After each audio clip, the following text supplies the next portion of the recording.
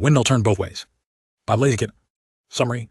12-year-old Uzumaki, Naruto loves to dream big about the future, but when he finds himself launched 4 years into it, not everything is as rosy as he envisioned. Konoha has been leveled to the ground. Atsuki is reading the fulfillment of their plans, and the fourth Shinobi World War is just around the corner. To make matters worse, his friends and enemies have both outgrown him, and things are more dangerous than ever. Determined to change the course of history, he tries to find out as much as he can about the future, while searching for a way back to the past.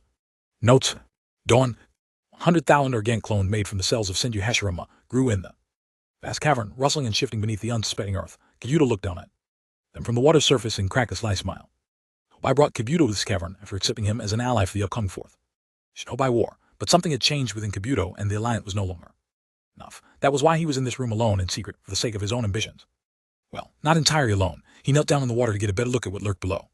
The silent defied the sheer amount of life in this cave. The reanimated bodies of Itachi and Nagato were standing behind him, still and silent as everything else, mindless puppets with blank eyes and vacant expressions. The one presence that Kabuto didn't take into account, however, was the one that watched him with suspicion. Zetsu the original didn't trust Kabuto, neither did Tobai for that matter, which was why Zetsu was now keeping an eye on their new partner. His head was poking out of the wall high up in the dark heights of the cavern, watching Kabuto carefully as he looked down at Zetsu's thousands of weaker siblings. What an incredible source of life energy. Hashirama was a really remarkable man, Kabuto murmured. Kabuto inclined his head toward the stem of the great plant, delivering a silent command, and Nagato walked forward and laid his hands on it. And what does he plan to do with that? Zetsu wondered. Nagato was absorbing chakra from the plant. His silver hair turned blood red, and Kabuto grinned to himself again. He stuck his hand under the water and shot a stream of snakes down toward the mob. The Zetsu clone didn't react, not even when the snakes wrapped themselves around a single one and tore it away from its brethren. It was dragged up to the surface and smuggled into Kabuto's voluminous cloak by the time Nagato came walking back to his side. Let's go, Kabuto said and flickered away. Itachi and Nagato followed behind him. Kabuto decided to abandon his alliance with the fake Madara for one simple reason. It was called the time-spanning incarnation jutsu. When Kabuto first discovered the hand-bound research notebook in a hidden room of Orochimaru's lair, he never expected the incomplete jutsu would become an obsession for him. Since the moment he discovered the seal and started piecing its missing elements together, it gradually wormed into his thoughts until he forgot everything else. The war, Ito, Tensei, all of it. At the time, he didn't question why. The idea was just too intoxicating to him. Why should he limit himself to stealing the fixed powers of shinobi that were dead and gone, if it were possible to take living ones, still malleable, still changing, to take them from a younger age, while their potential was still being realized? All it required was the summoning formula of the right power in a compatible vessel. It was harder than it sounded. If his theory was correct, this jutsu had the potential to utterly destroy the user. Time travel was a crime against the natural order of things, after all. As a rule, the past was meant to stay pressed and preserved between the pages of time and never opened again. That was why the idea to make one of his Ito Tensei puppets perform it was nothing less sheer genius. With the energy that he'd made Nagato absorb and the fact that the undead couldn't die even if the jutsu backfired, Kabuto felt certain it would work. And he'd chosen the perfect medium for the summoning. A Zetsu clone was a body with amazing powers of adaptability, one that would maintain its underlying properties even after superimposing another will upon it. It had the capacity to imitate living tissue almost flawlessly, yet it wasn't bound by the same rules.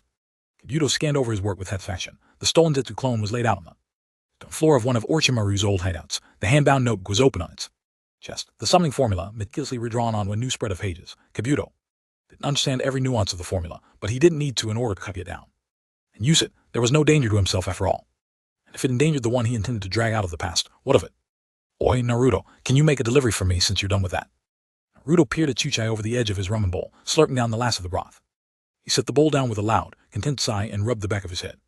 I'd like to, Gramps, but I'm supposed to be meeting Uruk-sensei here. He's running late. But, come on, Chuchai insisted, putting the delivery box on the counter. I'll tell him where you are. That bowl you just had as an appetizer will be on me. All right, Naruto snatched the bill slip and picked up the box. I'll be right back.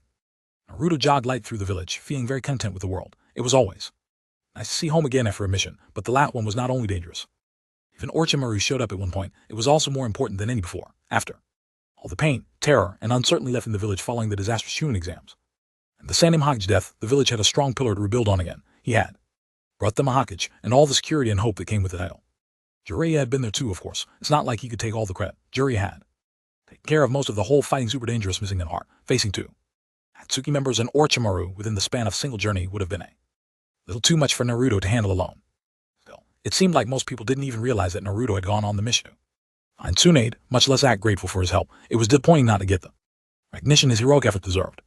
He couldn't be upset at a time like this, though, not when it felt like the great oppressive blanket of fear and mourning had finally been lifted off the village. Delivery, Naruto chirped, staying into the Yamanaka flower shop. Naruto, Ina stood up from where she had been sitting behind the counter. Oh, good. A tall, vague, familiar man with a long blonde ponytail came walking in from the back. Since Mom is out today, I thought we'd have lunch in the ship, fast service. Thanks for bringing that, Naruto-kun. Pointed at Naruto accusingly, other hand on her hip. But why are you the one bringing? Is there even anything left in that box? PFT, why would I need your ramen? Uruk-sensei's back there waiting to treat me, later. After raising his hand in a brief wave, he turned to run out. Wait, Naruto, Inu called after him, and he turned back. Sasuke-kun, has there been any? Naruto looked at her hopeful, anxious face and broke into a wide grin.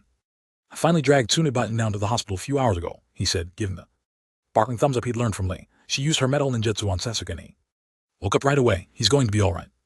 Inu covered her mouth, tears welling up in her eyes. Thank goodness. You can go to the hospital after we eat, Inoji said gently. I'll look after things here.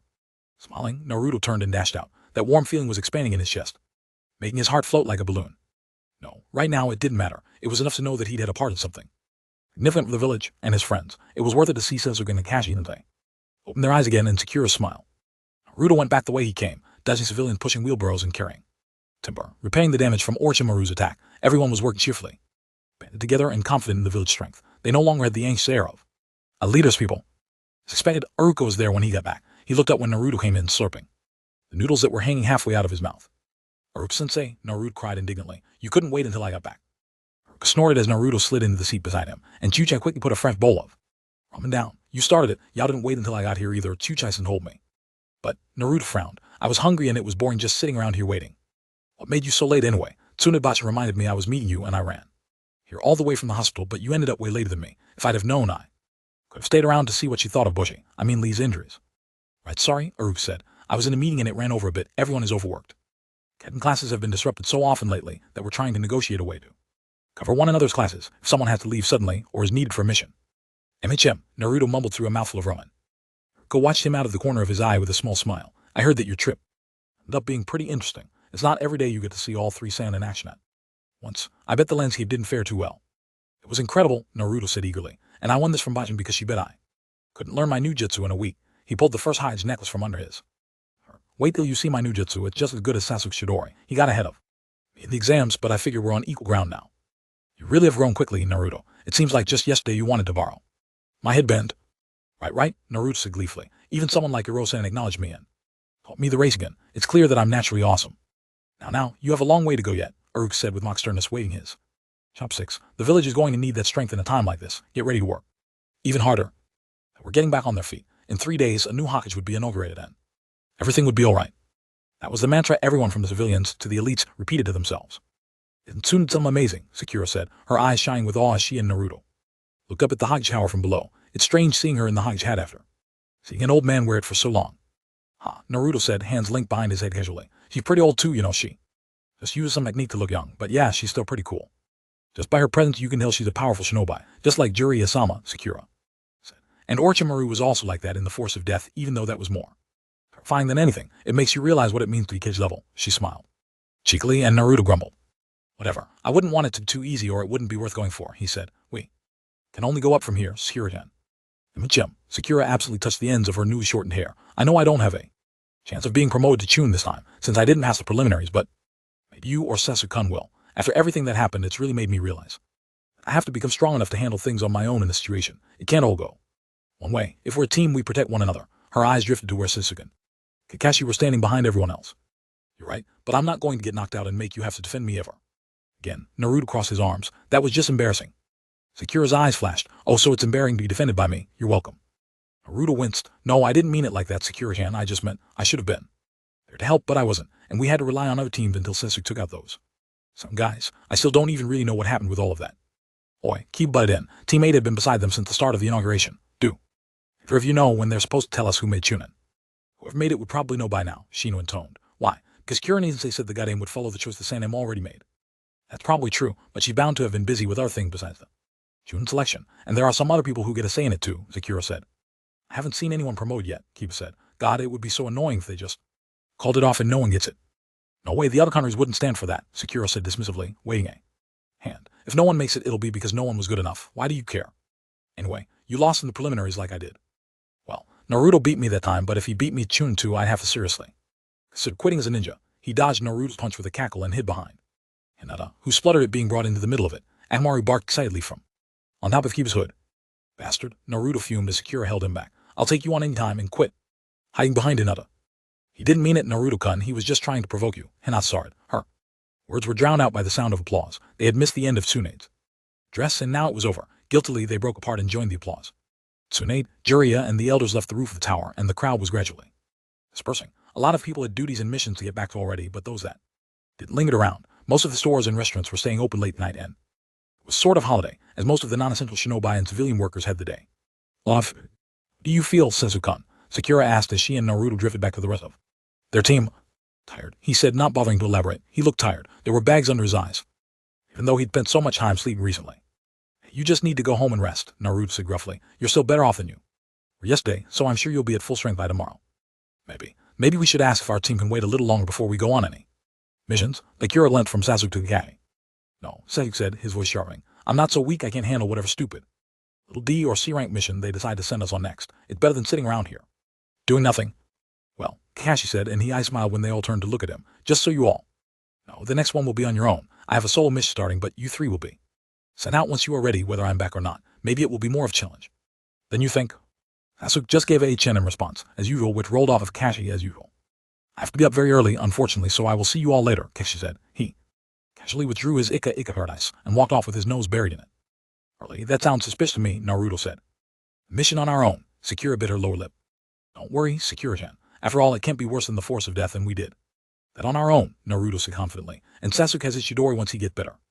I just got a super awesome new jutsu that I didn't have back then either. He hinted the last part heavily while looking at Sasuke, but the other boy didn't take the bait. He just stood there with his hands in his pockets and a dispassionate expression.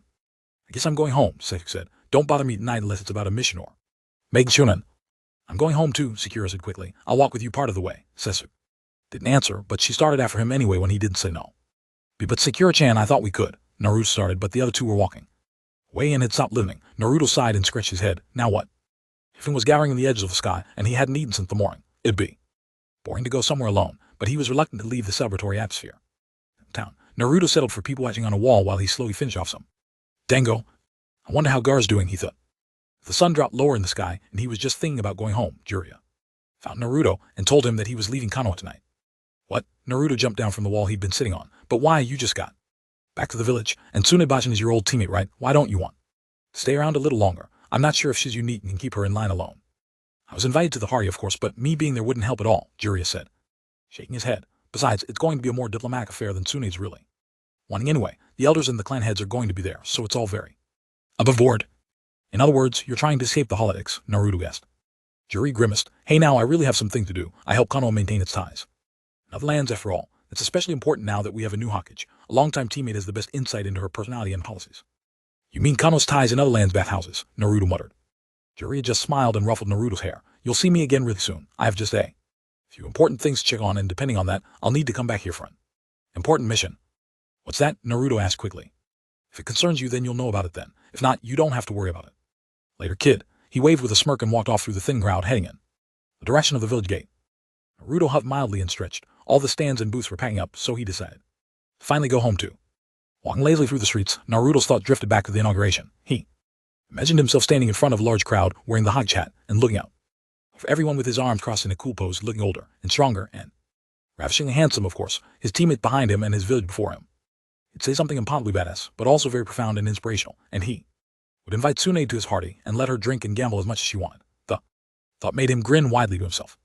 When Naruto got into his pajamas and crawled into bed minutes after arriving home, he was so absorbed in fantasizing about the future that, later on, he would wonder whether everything that came after was just the byproduct of his overactive imagination. There was one problem with that theory. None of his visions of the future included war. Dream. Naruto grumbled in a half-conscious protest against the sun filtering through his eyelids. He rolled over and made to pull the covers over his head, but couldn't find them. Frowning slightly, he moved his hand around to try to find his blanket, but he still couldn't feel it. Annoyed, he opened his eyes and blinked in confusion. Naruto sat up hesitantly and looked around. He was in the forest at the base of a very large tree. The light looked like early morning and the air was slightly chilly. He was wearing the same thing he went to bed in, a pair of orange shorts and a black shirt with a spiral on it. What the hell? Pause. Naruto shook his head and slapped the sides of his face, but nothing changed. It didn't feel like a dream. Was it Jinjutsu?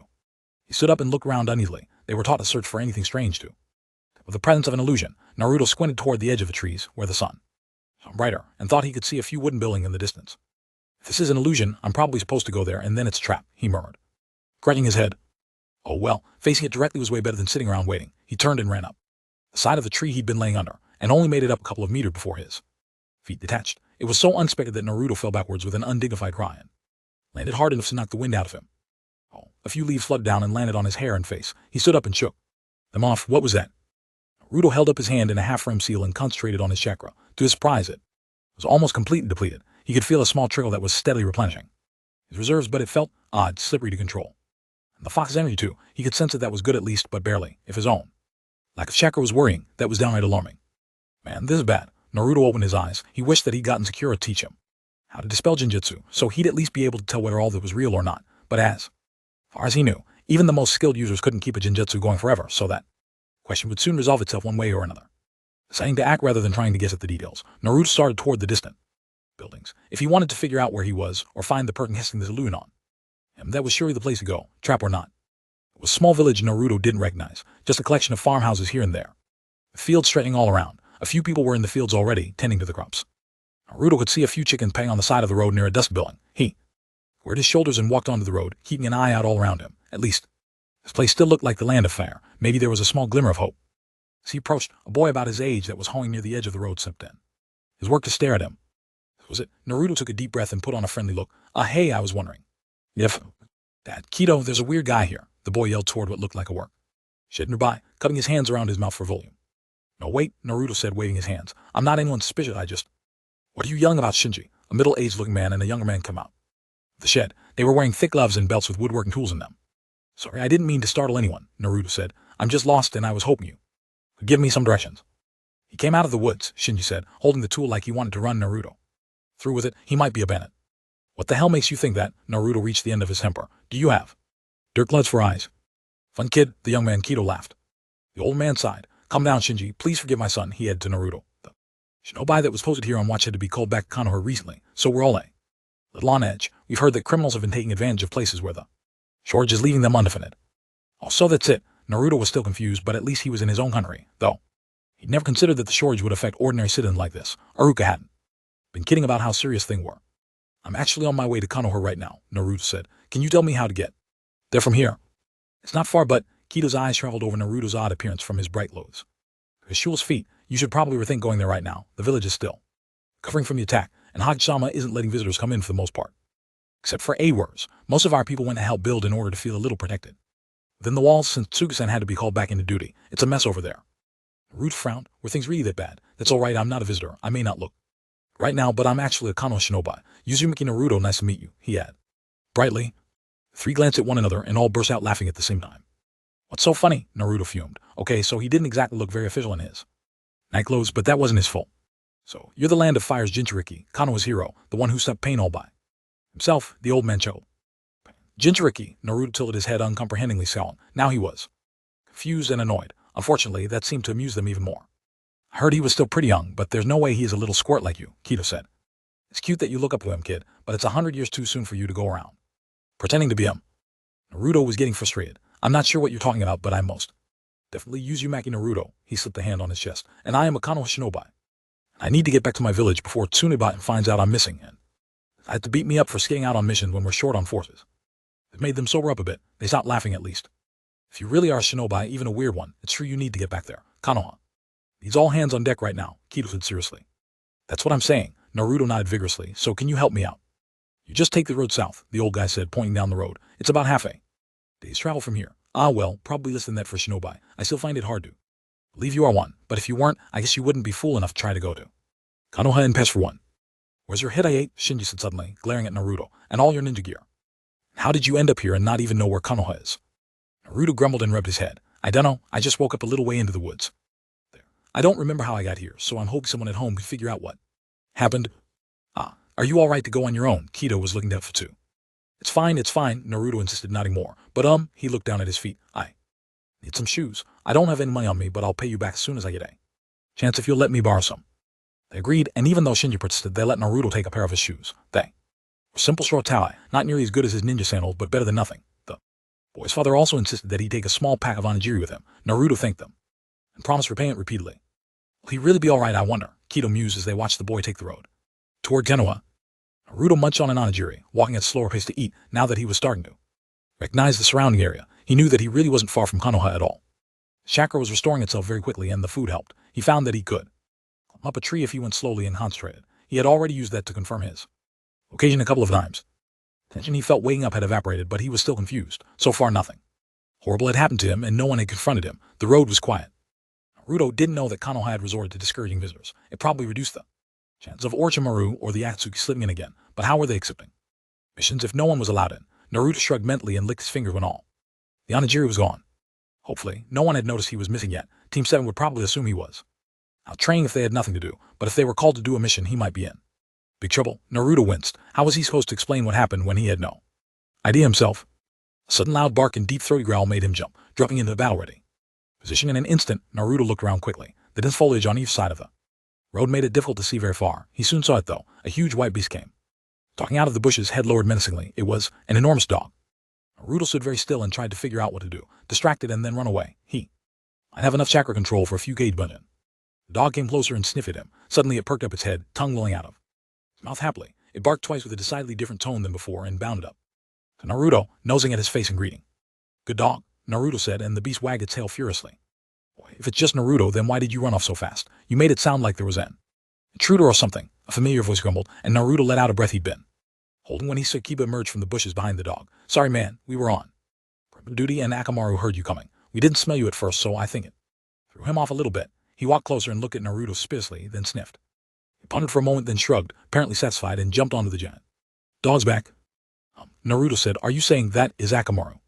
Kiba frowned. Well, of course he is, duh. But he's huge, Naruto wailed, and Akamaru whined through his nose.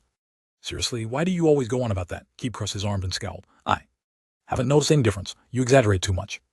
Naruto spluttered, wanting to protest and not knowing how, but Kiba ignored him. He and Akamaru turned to face down the path where Naruto was headed. I guess you're going back to the village. We'll go too, since it's time for us to change shifts. Anyway, our team's been on perimeter duty since early on. He didn't wait for an answer, and the alleged Akamaru broke into a light run. Wait, Naruto jogged to keep up with them. Perimeter duty.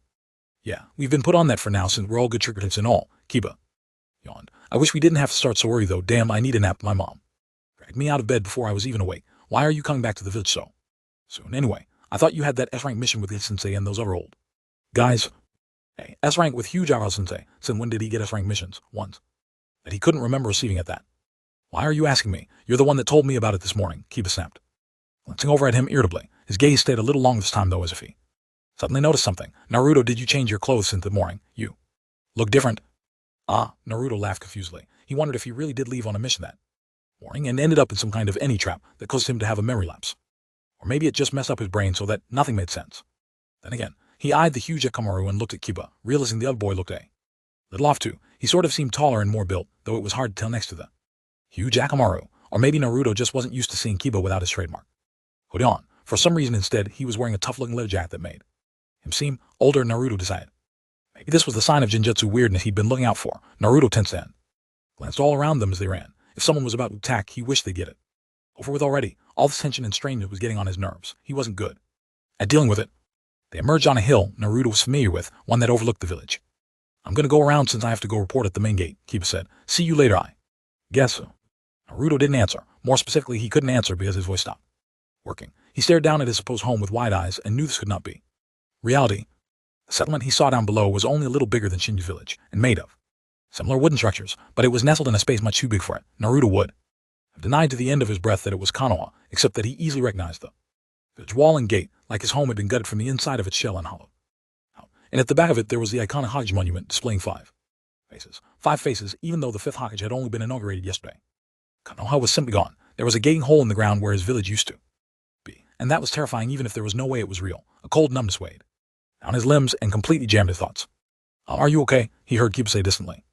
Akamaru barked. Naruto barely caught movement out of the corner of his eye before the feeling in his body suddenly returned, at the point where he felt a sharp pressure prick his throat. Kanai. Hey, Kiba cried, what are you? If you're going to impersonate someone, you should research it a little better, Naruto heard a chilly voice from behind him. Your disguise is out of date. Naruto turned his head a little to the left, away from the edge of the knife. Keikashai sensei, the man behind him tensed when he spoke. Oi, Kiba interjected loudly. What's going on? Naruto was going to ask the same thing, but when he turned his head more, he caught sight of an angry red Shirin, which swirled and pulled him into the blackness. Kai. Naruto opened his eyes and gasped as if emerging from deep water. The first thing he noticed was that he was bound tightly to a chair, ropes tied to his ankles, wrists, and around his chest. He was sitting in a dim wooden room. It was dingier than what he remembered of the Hokage. office, but that was unmistakably where he was. The desk in front of him had a banner with "Candy for Hawkage" draped over it, and the Hawkage herself was sitting behind it, arms crossed and looking at him with a great deal less warmth than he was used to seeing in her eyes. Morino Ibiki was standing behind her at a respectful distance, but still looked very imposing. "Whatever it was, I didn't do it," Naruto wailed, noticing Ibiki's presence. "Please don't torture me." Tsunade-sama, keep started, and Naruto looked to see both he and Kakashi there standing a little bit behind him. "I don't understand what's going on. What's got you and Kakashi so worked up? It's just Naruto." "Naruto left the village on a mission that morning," Kakashi said in a steady voice at Sene. Shivered down Naruto's spine. "Besides, can't you tell that the guy isn't our Naruto? He's younger, as if the enemy was working off old data to try and impersonate him. Kiba scratched his face. Does he? But he smells like Naruto." Tsunade leaned forward to rest her chin on her hands, eyes narrowed at Naruto. "If you put aside the fact that it is an outdated imitation, it is a perfect one, which apparently works even while the user is unconscious. It's strange that an enemy could do such a complete transformation, but make such a basic mistake as getting the age wrong. Hatsuki has created perfect copies in the past, using human sacrifices," Ivy spoke up, stepping a little closer. "Though the user of that technique has been neutralized now, they showed it was possible, and we can't forget that Orochimaru also had considerable expertise in ninjutsu transformations as well as actual physical alterations, with Kakashi Kabuto still at large. It's feasible. I agree, but the question is, why would they go through the trouble for a disguise that would be seen through right away?" Kakashi said. "And if they were going to send a spy, they wouldn't send one that could be taken out by a simple genjutsu." Naruto was a little irked by that comment, but he was too confused and afraid to really feel angry about the potential slight at the moment. "Look, I don't know what's going on either, but I really mean, come on, Butchen, Kakashi-sensei." Kakashi sighed and rubbed his head. "There is another possibility, that it is Naruto." Naruto perked up at that, turning his head sharply to give his sensei a hopeful look. That he found out the true purpose of his mission, and is pulling some kind of distraction scheme in order to escape. Tsunade pinched the bridge of her nose. "No," she grumbled. "I would rather it be an enemy." Nen. Kakashi thwacked him hard on top of the head with his fist, calling Naruto to screech indignantly. "Oh, well, what the hell was it for?" "Well, we know this one isn't a Cade button at least," Kakashi said cheerfully. "We'll know for sure once we get a reply back from Guy," Tsunade sighed. "If Naruto is still with them, they are supposed to confirm that it's really him." Naruto squirmed in his bonds. You guys keep talking about some mission with huge eyebrow sensei. As for me, I don't even remember getting a mission like that, so I think I'm probably having a really weird dream right now, or else I'm in some kind of genjutsu. First off, I know for a fact Orochimaru's attack didn't destroy the entire village." "Orochimaru?" Tsunade raised an eyebrow. "What are you talking about, pain of it? Akatsuki destroyed the village. That's common knowledge all over the world by now," Ibiki noted. "Unless their intention is to divert, I don't see how this can possibly be an enemy spy." "Akatsuki?" Naruto gasped. "Those black cloak bastards that put Sasuke and Kakashi in the hospital." Felt a hand on his shoulder and looked up to see Kakashi looking at him very seriously. "Naruto," he said slowly, "what is the last thing you remember?" Panic seized him. Did he have amnesia or something, and that was why nothing made sense? Tsunade was inaugurated as the Godame, and you and Sasuke were released from the hospital. Naruto looked up at Kakashi's face, trying to glean some meaning from his passive expression. "After that, Hirosen told me he was going to leave for a while to get some information. Then I went home and went to sleep, and when I woke up I was in a village a little outside of here." Tsunade stood up, hair concealing her eyes. Naruto gulped as she walked around her desk and toward him. She reached out a hand and he flinched, but she only pulled at the string hanging around his neck, pulling it from under his shirt and revealing the slight luminous green stone attached to it. "You gave me this, yeah? Don't hit me," Naruto said instinctively. He held the stone between her thumb and index finger, squeezing it slightly and frowning as if listening to it. "It was destroyed in the fight against pain," she murmured. "No one should be able to replicate this chakra crystal." "But Chan, Hey," Naruto said as she let go of the necklace and pulled his shirt up to wear. The ropes were tied around his chest. "Shut up and focus your chakra," she demanded. "Mold it as if you were going to do a jutsu." Muttering curses, Naruto did as he was told, and all the adult present craned to see the seal appear on Naruto's stomach. That's exactly how it looked before Sensei redid the seal when it nearly. Kakashi gave a sharp intake of breath. "Okay, is someone going to explain to me what the hell is going on?" Naruto said. "Seriously, I don't get this," Kiba agreed, and Nakamura whined. "Is it Naruto or not?" "Ibiki," Tsunade said sharply, turning to the man. "Relate all of this to Shizune. I'm going to send a small ambu unit to scout each of the nearby villages for any recent Akatsuki sightings. First will be the village he arrived in. Where was it, Naruto?"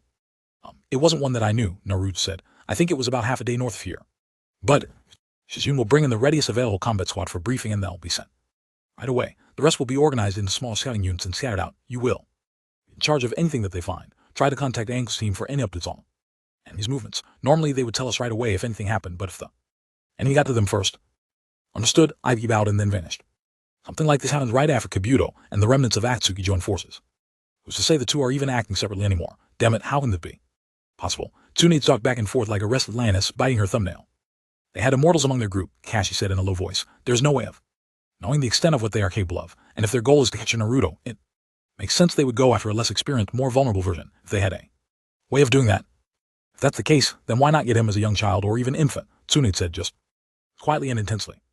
I don't know, Kashi admitted. Maybe they can only detect hosts if they've already made contact with the Biju's power, and Naruto didn't until after he became a ninja. Oi, Naruto said loudly. Eek, he squealed as Tsunade shot a dark glare at him. No matter what, you always cause us trouble, don't you? She growled. Suddenly her face softened and the corners of her lips even tilted up a little. I forgot how cute you were at this age. She ruffled his hair. Look at those puppy dog eyes, Kakashi. No wonder I couldn't resist coming back. But Chan, Naruto said, half questioning, half embarrassed. Naruto, Tsunade inclined her head toward Kakashi, who nodded and began untying Naruto's ropes. We're going to take your word for it for now and trust you a little, but you need to listen to us in return, all right? Sure, Naruto said cautiously. Does that mean you're going to tell me what's going on? We don't really know what's going on, but yes, Kakashi finished untying and patted Naruto. Ahead, Naruto scowled. You can go, Kiba, Tsunade said, but don't tell anyone about this for right now, if I'm not mistaken. You're supposed to changing patrol shifts, aren't you?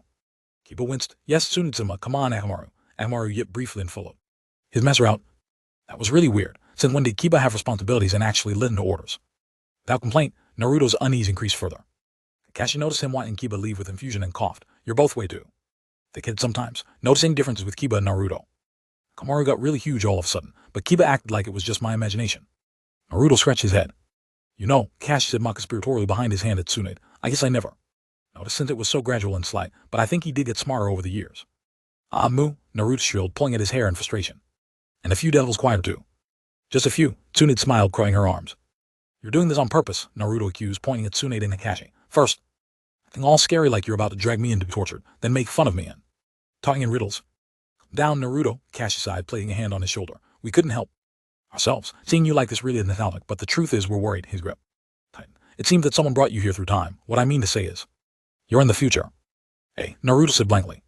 Future? Tsunade and Kakashi stared at him. Neither of them said anything. What do you mean, future? Naruto asked, looking back and forth between the two adults. What do you think? Kakashi asked, but he was asking Tsunade. It doesn't seem like he wants to go along with my crazy idea. Either this guy is really good, or we're dealing with the real thing. We can figure that out later, Tsunade said. Right now, whatever we believe, it comes down the same thing. Whether it is really Naruto or an exceptionally good fake, we have to assume that Madara or Kabuto is involved. We don't know anyone else that would have the power and motivation to do either. I believe he's real, Kakashi said. It would be pointless for them to make a fake like this. It would make much more sense to switch him with an appropriately aged replacement and route to the Lighten Country. Then again, I can see why they pull younger and less powerful version forward.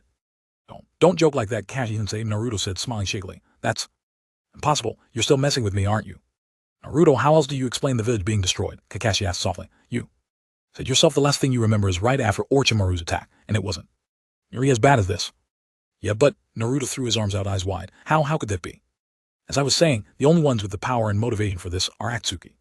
Tsunade frowned. Right now we're going to assume it was their doing. You are aware of this. It's that they are hunting for you, right? She dipped her chin, trying to remember. Yes, Naruto said slowly. Uchiha Itachi and a weird fish-looking guy tried to kidnap me. When we were out trying to find you, Bajan, and Sasuke showed up, but neither of us were any match if Hirosen hadn't rescued us. He lowered his gaze. Hirosen said that they were after the Kyuubi, even though he had come to accept his burden. He still didn't like saying it out loud.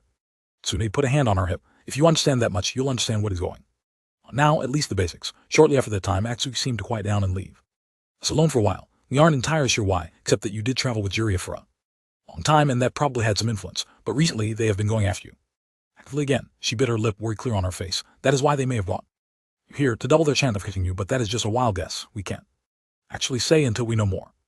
They're still after me. Wait, is that why they destroyed the village? Naruto croaked. To get to me. Tsunade hesitated, then nodded.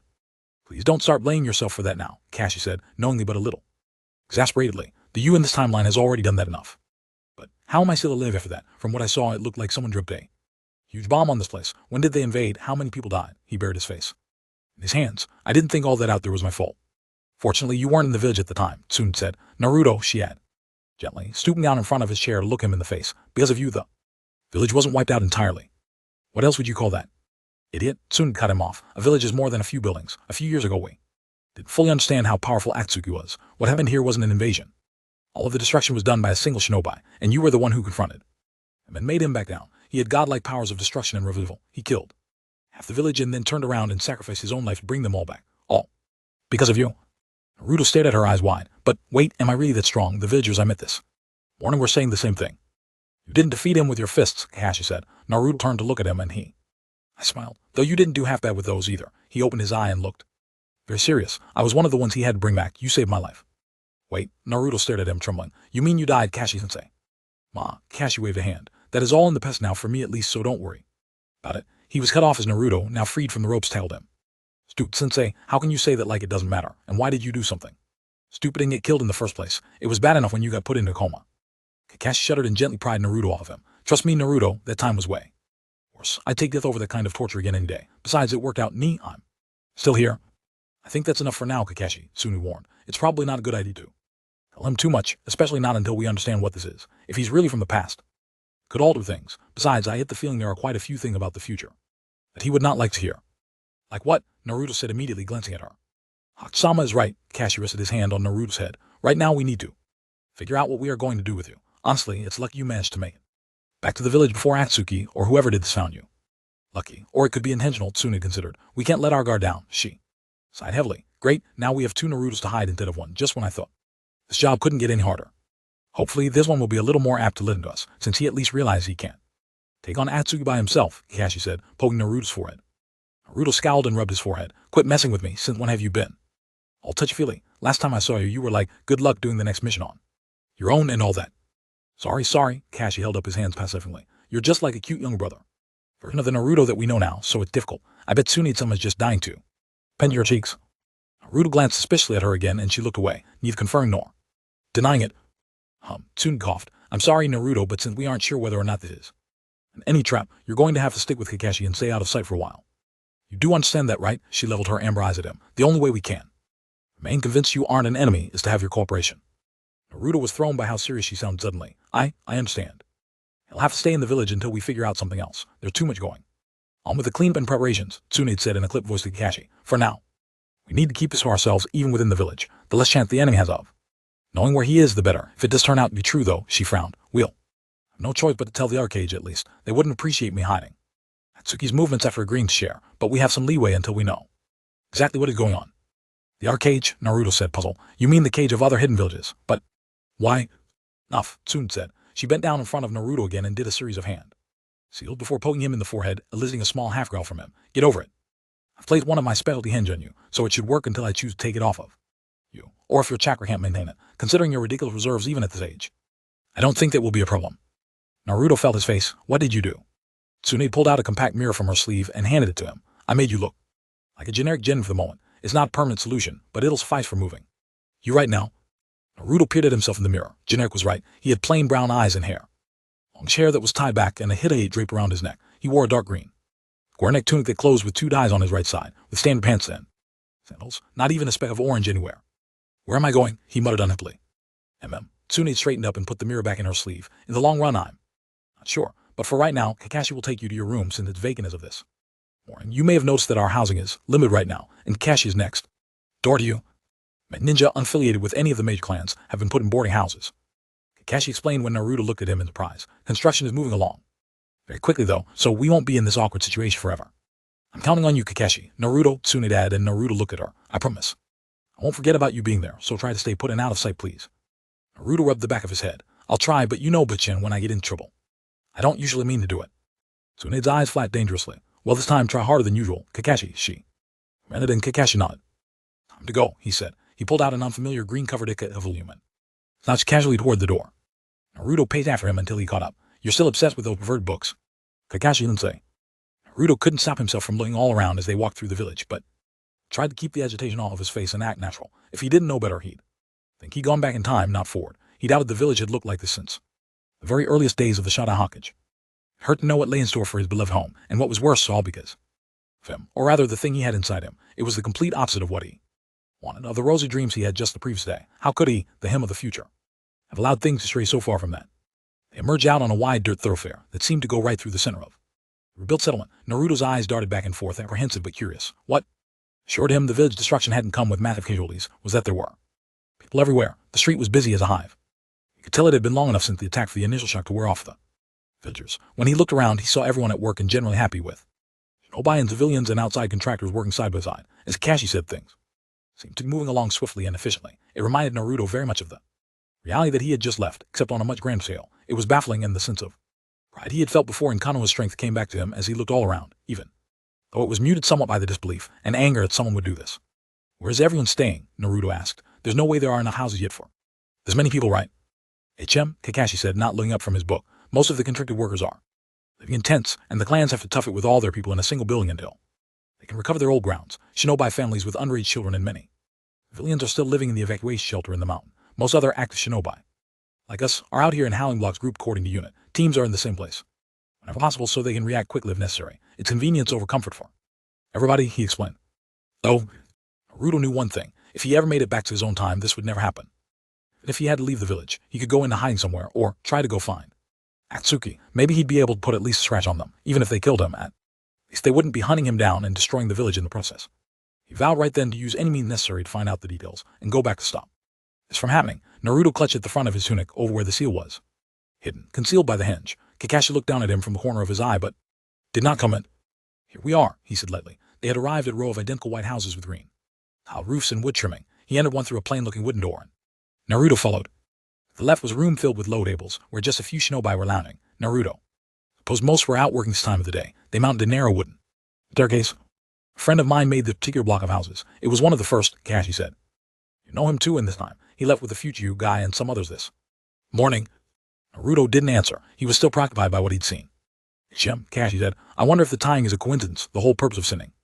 You to the land of lightning, after all, was to make it so Akatsuki couldn't find you. Maybe. Instead of looking for you, someone made you come to them. Naruto looked up sharply as they stepped out onto the second floor. You think they already know I'm here?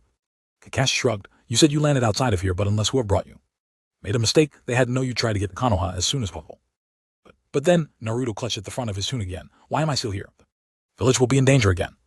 That's why you're disguised. Kakashi poked him in the forehead again. And I can't say he'll be able to stay here indefinitely, but he rested his hand on a doorknob and turned to look at Naruto seriously. I think you're misunderstanding something. We did send you off because we were worried about the village safety. After all, there isn't much of it left right now, and our enemy doesn't care about a beat ruin. You were sent away to protect you. To protect me. Kakashi motioned into the room, and Naruto walked in front of him. How do I put this? It's less along the lines of if you're here, Akatsuki will come here, and more along the lines of if you are here, it will be easier for Akatsuki to find you. How? What's the difference?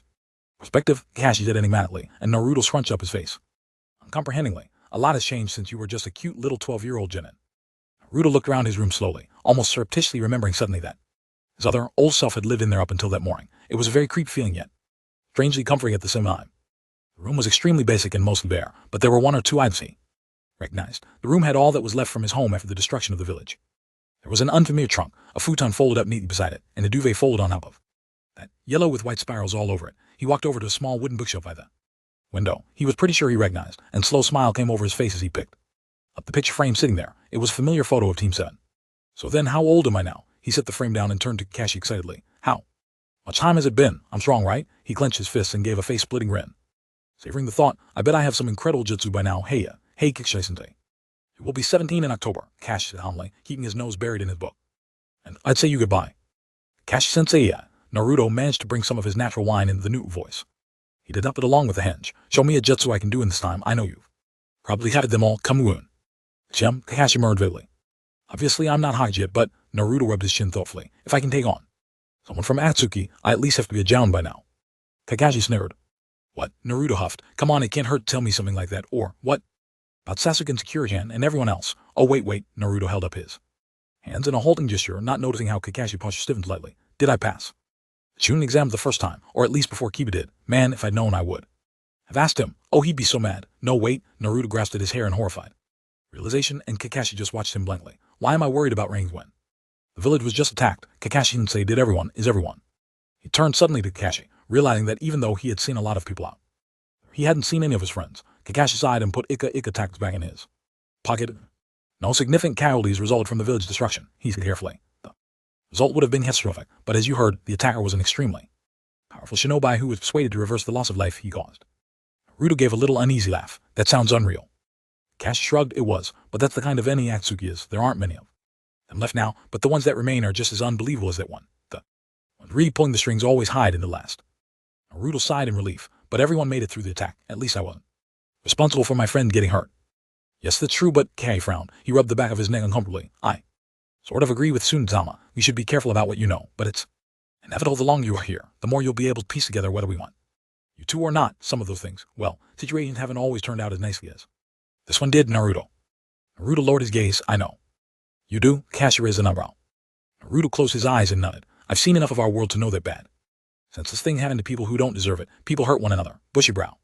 Didn't deserve to have his arm and leg crushed by Gaara, and Gaara didn't deserve to be shunned by the sand, but the sand didn't deserve to be fooled by Orochimaru either, even. Zabuza and Haku didn't really deserve to die, and you know the Sandom didn't, he opened his eyes and slowly looked up at his heater. It's scared me to think stuff like that is kept happening all the way till now, but I'm not surprised. It's why I've continued to get stronger. In order to protect what I can, right? This time, I even managed to prevent anyone dying, he grinned suddenly. Whatever else happened, I guess I didn't grow up too badly. Kakashi stared blankly at him for a long time. Then, with a soft chuckle, he stepped forward and placed a hand on top of Naruto's head. What do you know? Maybe we should have all given you a little more credit a long time ago. Hey, Naruto swatted the hand and ducked, glaring at Kakashi suspiciously. Anyway, I need to go see if Guy has responded yet. We can't have a basic grasp on this situation until we confirm whether the you of this time is still around, or if something happened to him. Can I? You stay here, Kakashi said firmly, holding up his hand as Naruto stepped forward. I didn't bring you here just to turn around and take you back. The less you see right now, the better, at least until it's allowed. I will tell you what we find out unless there's a really, really good reason for me not to, in which case I will at least tell you that I can't tell you. He smiled cheekily. Naruto grumbled and plopped down on the floor in front of a low wooden table. What am I supposed to do then? Kakashi sighed. It would be difficult for anyone to stay inside knowing they've arrived in their own future, but just try to bear with it until I find out something. If you get hungry, I'm sure you can find some ramen stashed around here somewhere. Other than that, just find a way to quietly amuse yourself. Ah, he suddenly appeared crashed on top of the table, holding up Ika Ika tactics in Naruto's face. Here, you wouldn't have read this one yet. No thanks, Naruto said resoundingly, crossing his arms. I don't read garbage. Still has no taste. Suit yourself, Kakashi said lightly before stepping out into the hall. Later. Be good now. He raised a hand in a lazy wave before closing the door behind him. Naruto groaned and flopped practically face first down on the table. He sat that way for several minutes, chin propped on the table and staring blankly at the wall. Now that he was listening, he could hear indistinct voices from somewhere below and the sounds of distant hammering and sawing coming from out in the street. Just sit around. You try sitting still in a situation like this, jerk, Naruto muttered, but with no real vehemence. He'd rarely felt so far out of his depth before. The last time had been when Atsuki had come for him. He pressed a shudder as remembered opening the door. Uchiha Itachi, looking down at him like an ant with his murderous red eyes as if he could rip all the limbs from his body just by looking at him. He probably could have. Pull it together, Naruto commanded himself, sitting up with a forceful shake of his head. This wasn't the time to be afraid. He needed to take this chance to learn as much as he could, whether anyone was going to help him or not. Naruto went to the window and looked out at the street and the very open skyline previously dominated by the sprawling, cheerful buildings he was used to in the past. The enemy had the power to do this. One shinobi alone, he'd heard of people that strong before. It was pretty much a given that all the Hokage and the Cage of other lands as well he's posed could take on whole armies or defend the hidden village by themselves. The Hokage was known for the power to change the fate of the landscape itself when he fought, and Naruto had been exposed personally to touches and glimpses of the capabilities. Ridiculously powerful ninja, like the Sannin and the Sannin Hokage and his brief encounter with Atsuki. For him to face someone like that by himself, like everyone said, maybe not on completely equal terms, but still to survive, and even when he was plenty confident in himself, but it was hard to wrap his head around it. As messed up as some things were, that part was pretty damn awesome. Naruto peered curiously around at his room again. There was nothing in it to suggest that its occupant had the power to go toe-to-toe with an S-rank missing nin. There wasn't much of anything in it at all, just 4 plain wooden walls and a small alcove with a sink. The toilets and bathing areas were probably communal. Naruto got up from the table and crouched curiously in front of the bookshelf. Probably the scrap of personality the room had. He definitely recognized it as a piece from his old room, as it was carved with various boredom-induced doodles and lines. He tried to imagine what it would be like to pick through the ruins of his home to find anything salvageable. Did it hurt? It was impossible to get his future self mindset at that point. It wasn't like he cared over much for his crappy apartment, and the fact that everyone was alive would mean a lot more. But still, everything he'd known was destroyed. He ran a finger over the few books that the little books held, looking for clues. He wondered if it could be considered snooping, if it was all technically his stuff. With dismay, he found several volumes of Ika Ika, including the one Kakashi had shown him. Tactics. Looking closer, he saw that their spines looked new and unscuffed in there. Pages were crisp and stiff. It didn't look like these particular hobbies had ever been read. At least, Naruto's hand landed on a small brown paper-covered book that looked much more worn out than the others. He curiously pulled it out and looked at the cover, the tale of the utterly gutsy shinobi. Now that sounded like the kind of story he could like, and judging by its well-worn edges, he did. Standing, Naruto laid it down by Team 7 picture for later and turned to the wooden trunk. Excuse me, he mumbled as he opened the trunk, still undecided about whether this could be considered snooping. He was delighted to find several stacks of his favorite instant ramen on the left side and clothes folded up on the right. Whoa. Naruto held up a mesh arm shirt that was several sizes too big for him. Below that were a few t-shirts. Below that he found a pair of standard black ninja pants, and he hopped up excitedly to hold them up to his waist. The hems trailed over his feet and he snickered gleefully, holding them at arm's length again, tried to calculate how much height age would bestow on him. Polite knock came on the door and Naruto scrambled, nearly get tangled on his own feet. While trying to stuff everything back in the trunk, realized that was stupid, finally was able to stand and not fall, then stood very still. His heart was thumping very fast. Naruto, are you there? A soft, neutral male voice came from behind the door. Finding. Chapter notes. See the end of the chapter for notes. Naruto stood very still and listened, but whoever was out there didn't say anything else. What to do? The smartest thing would be not to answer and wait for the person to go away. But he was transformed and no one would be able to tell it was him, so what would be the harm in seeing who was at the door? It was obviously someone who knew him, and that made Naruto curious. I heard you in there, the calm voice came again. Are you hiding from Sakura for some reason? Should I pretend that I did not hear you? If yes, not once. An expectant silence followed. All right, if no, let me in. Another silence followed. Naruto's eye twitched. How was he supposed to ignore that? Besides, they already knew he was there, so it would be better to let the person in than to raise suspicions. Yes. Quashing his doubts, Naruto walked over to the door and opened it. The visitor was an older teen boy with jet black hair and eyes, and unnaturally pale skin. He wore a purple long-sleeve button-up shirt with matching purple pants and black sandals. He was carrying a spiral notebook. Naruto could not see a headband, so he couldn't tell if the boy was shinobi or not. The only thing he was absolutely certain of was that he had never seen the person in his life. If the boy was surprised or embarrassed to find he'd been talking to the wrong person, he didn't show it. He just looked down at Naruto with his head tilted slightly to the side. Oh, excuse me, he said mildly. I thought that was my teammate's room. Teammate? Naruto echoed. Yes, Uzumaki Naruto of Team Kakashi under the command of Hade Kakashi. I was under the impression these were his living quarters. The boy's voice never seemed to vary in tone, but kept the same light, vaguely pleasant intonation throughout. It wasn't a monotone. Exactly, but it was the same type of artificial lightness one found in instructional videos and public announcements. It was unsettling. He left on a mission earlier this morning, Naruto said, trying to act normal. Hokage is letting me stay here temporarily while some more apartments are being built. He smiled resolutely through feebleness of his own excuse, but the other boy seemed to accept it. I suppose that makes us neighbors then, if only temporarily. My name is Sai, he said with a weird smile that didn't look right on his face. He held out a hand. It's nice to meet you. He paused, looking at Naruto very intently. Crap, I haven't thought up a fake name or anything. Naruto thought frankly. Now he's waiting for me to say something. Stooped face, Sai said finally, and he gave his weird smile again. I hope that we can be good friends. Silence fell. If one listened closely enough, they could hear the snap of his self-control. Breaking. What did you call me? Naruto bared his fist. It's no more stupid than yours with that creepy-ass smile you've got. What's your problem? Sai laughed sheepishly, which made him seem a little more human, but only made Naruto more confused. No good, huh? He glanced at Naruto and then away, scratching his cheek. Maybe Naruto and Sakura were right. I should probably stop trying to give people nicknames. Hey, now Naruto wasn't sure whether to be angry or not. Well, whatever it was they hold. I'm sure I agree with them. Sai dipped his head. Sorry to bother you. He made as if to leave. Wait, Naruto started. Here was a person that didn't know they weren't supposed to tell him anything. If there was any way to get information out of him, Naruto wanted to try it. Yes, Sai said curiously. If you wanted to leave him a message, I could pass it on. If I see him, I don't know when he's coming back, Naruto said.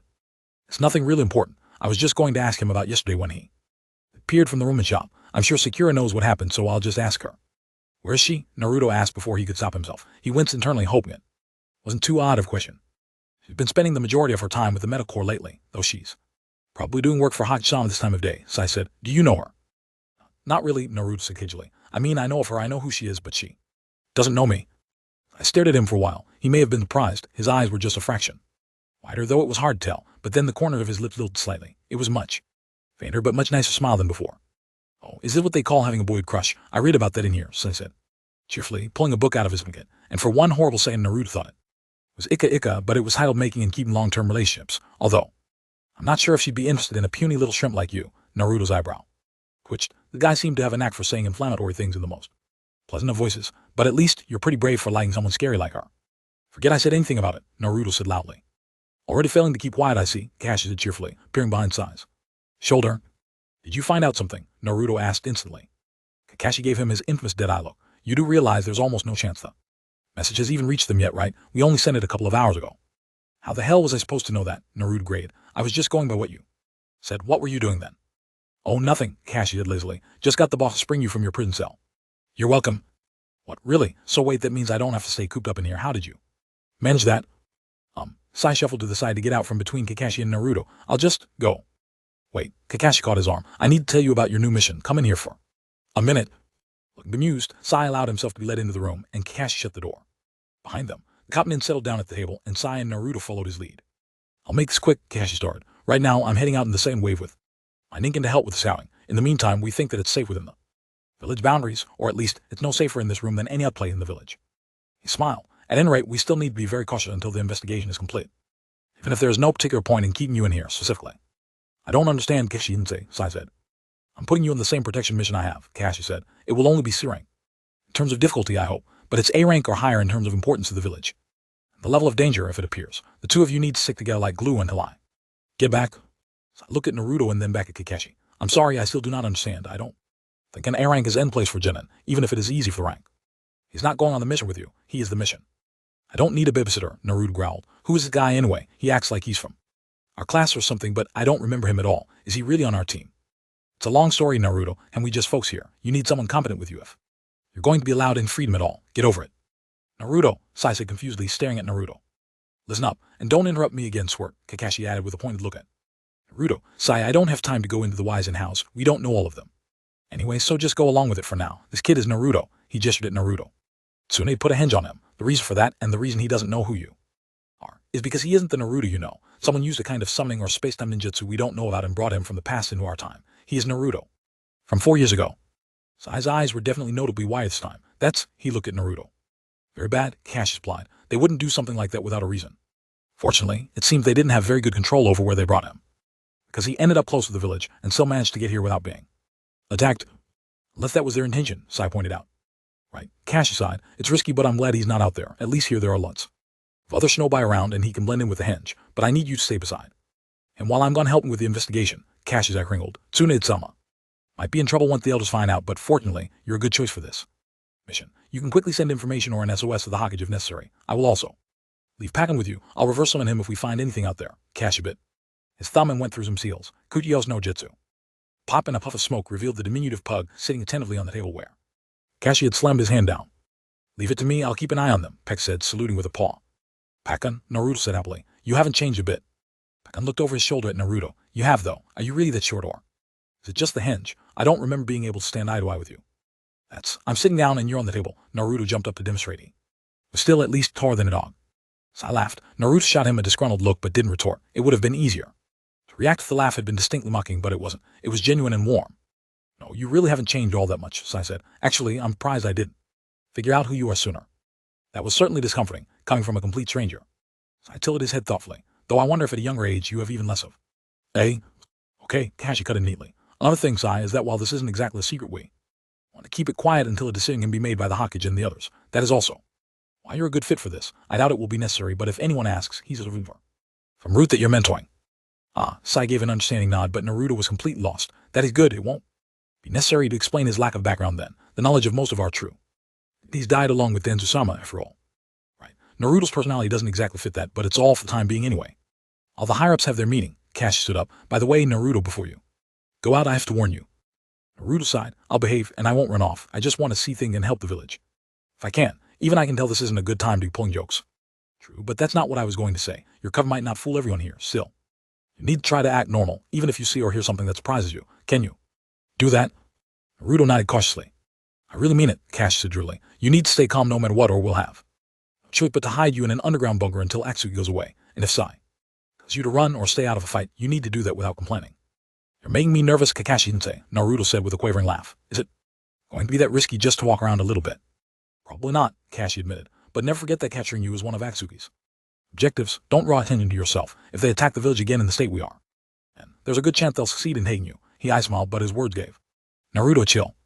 Okay, I get it, he mumbled. Right, we can't keep you in the dark about everything, but Sai tried to keep him out of anything that's too big to be dealing with right now. He says that he left the night of Tsunade's inauguration before. Kakashi didn't finish the sentence, but his hand gave a strange, deliberate twitch like a hand sign, only it wasn't any Naruto recognized. He barely saw it, but Sai looked very grave and nodded. Understood, he said. Be good and stay out of trouble, you three. Later, and Kakashi disappeared with a puff of smoke. Cade Bunchin, Sai said. They must have already left. Yeah, Pan raised his paw. They were ready to go as soon as Kakashi showed up. He didn't even have to give Hachishama his puppy dog look to convince her. They're both so soft on the brat. Feeling awkward and unsure what to do, Naruto walked over to the trunk and started putting away the clothes he'd pulled out. So, he started slowly. Why are they sending out a search right now? I mean, what are they looking for?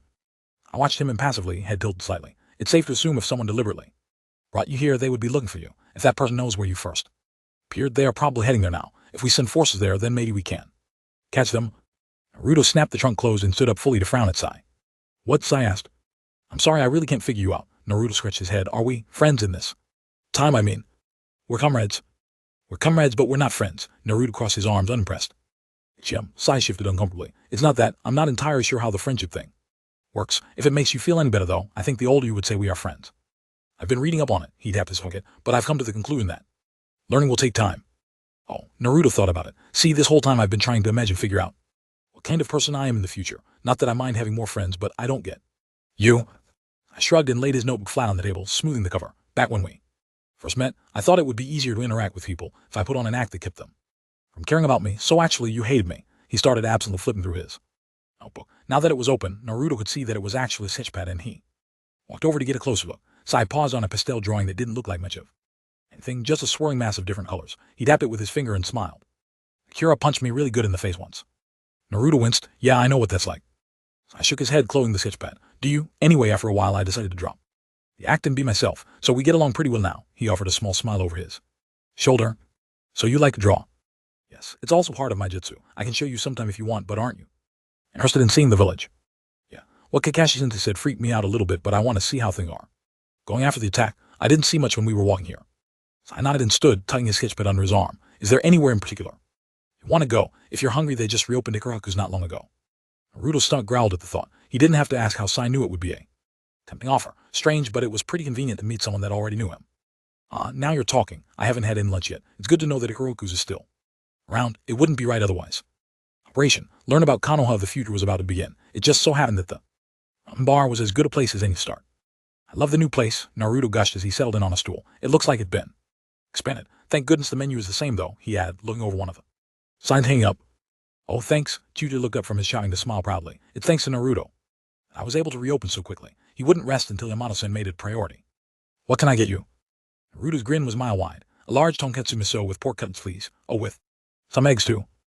Name for me, Sai said. Sure, Chuja said. He tapped the blunt edge of the knife against his shoulder. Contemplatively. Sorry, I don't remember seeing you in here before, kid. What's your name? Chuchai had a sharper memory for faces than any ninja. He made it a point to keep a rapport with all of his customers. It's Shinji, Naruto mumbled out. He glanced at Sai nervously. Apologies, Chuchai-sen, Sai took over. He was en route. That group, huh? Chuchai said with dark understanding. If it wasn't bad form to speak ill of Hokage, even just candidate one, he muttered and turned around to start his work. Saying that it had been so easy to deflect suspicion at the simple mention of root picked. Naruto's curiosity. Kakashi's lazy attitude had given him doubts, but it really seemed to work. What is this root thing anyway? Naruto whispered to Sai behind his hand. Later, Sai said. After they got their ramen, Naruto ate quietly, turned halfway in his seat to watch the street. Through the open doors of the shop, plenty of new questions occurred to him while he was sitting there, but he didn't want to ask while Chucha was working in the background. Pekka staring at him none too subtly, and Naruto gave him a few pork cutlets from his bowl. I wonder if they found anything yet, Naruto said. Nothing worth summoning me back anyway, Pekka said, and I don't hear the village. I aren't going off either, so that's a good sign. Maybe it wasn't anyone after all. Maybe it was just a freak accident. That seems unlikely, Sai said. He put some coin down on the counter. You don't have any money on you, do you? Naruto made to pat himself down, then remembered that he traveled to the future in his pajamas. Ah, crap, I forgot about that. Sorry, I can pay you back if you think they'll let me pick up a few D-rank missions around the village or something. I should help work while I'm here anyway. It's no problem. Sai counted out the amount for Naruto and put it down. Then he turned and strode out. Naruto tried after him. Would you like to visit Sakura? Sai asked suddenly. Hey, would that be all right? I mean, I'm not going to complain if you're suggesting it, but it should be. I'm not certain, but I believe Kakashi-sensei gave you those warnings because he knew you would want to say hello to your friends. This way, we'll check at the medical corps first. Naruto caught up to him. If you say so, I want to see how strong everyone's gotten. I can't tell you much about that since I only joined your team this past year. I do know that Sakura couldn't have started apprenticing on Tsunezama until after she became Hokage, so I suppose that might be different. Sakura's apprenticed on Tsunebachin, Naruto said curiously. How so? She's a medic nin now, Peck said. Our little Sakura-chan has gotten to be very reliable. That's awesome, Naruto grinned. But something confuses me, Sai. I didn't understand. You said I was your teammate, but all that with Kakashi-sensei, and just now when you said you joined our team this year, are you saying you're really a permanent team member? How does that work when we've already got our team set? So I was quiet for a moment. Peckin looked up at him but didn't say anything either.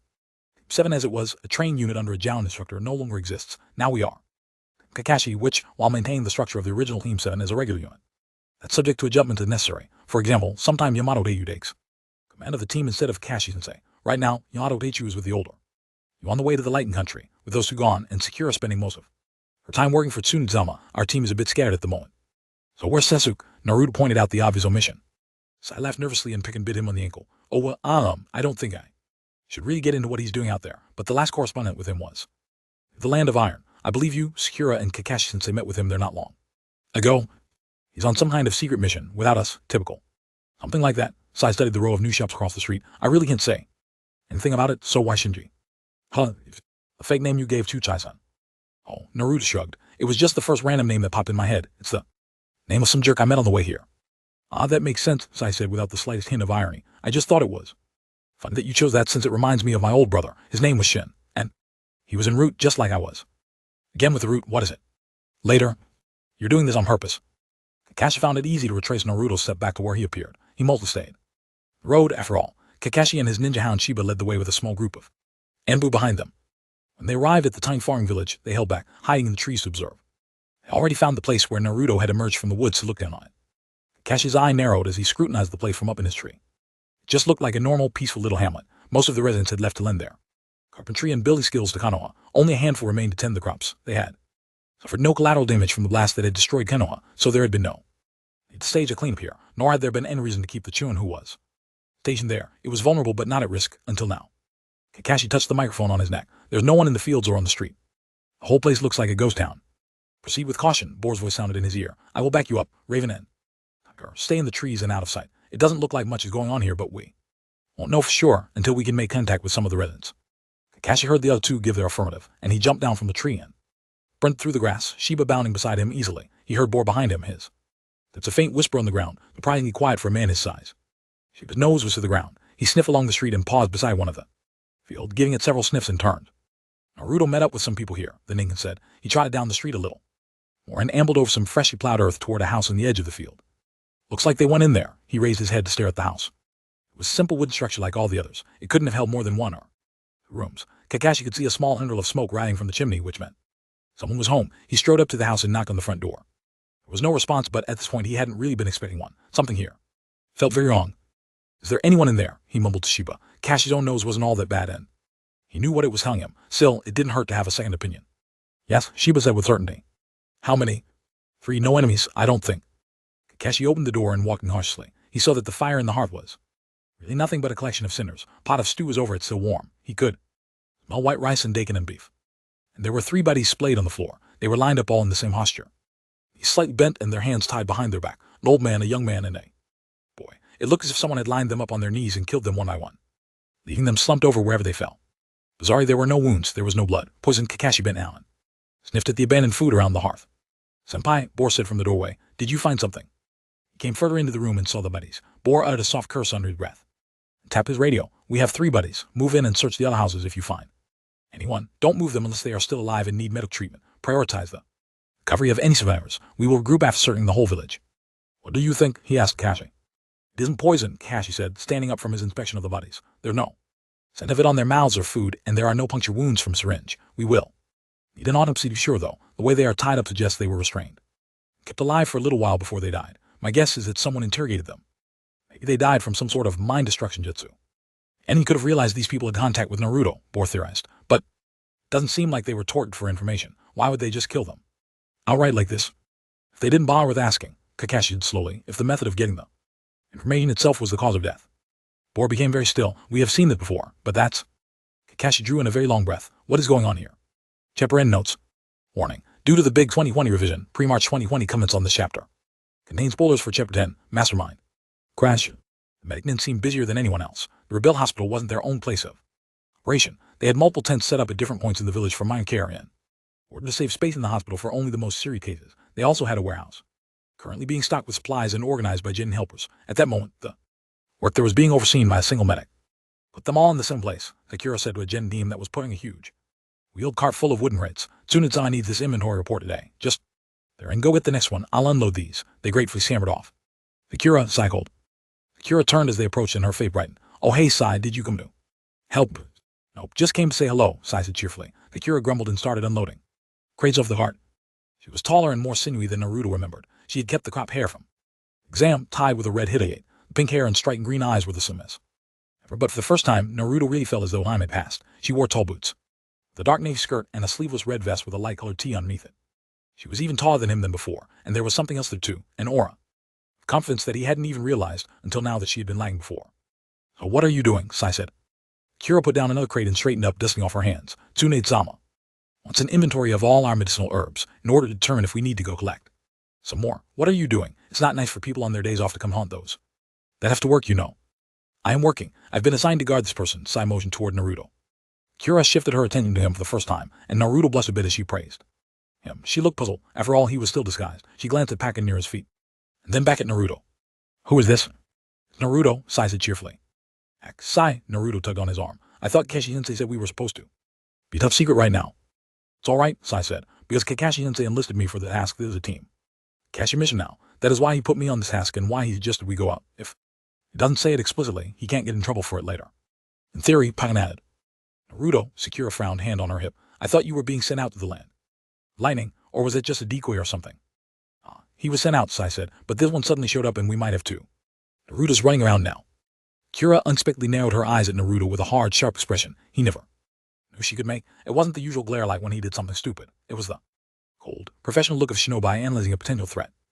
I was about to take a little bit of break, she said lightly, a tone that didn't match her expression. Let's go hitch up some. She turned on her heel and walked toward the back of the warehouse. The boys followed.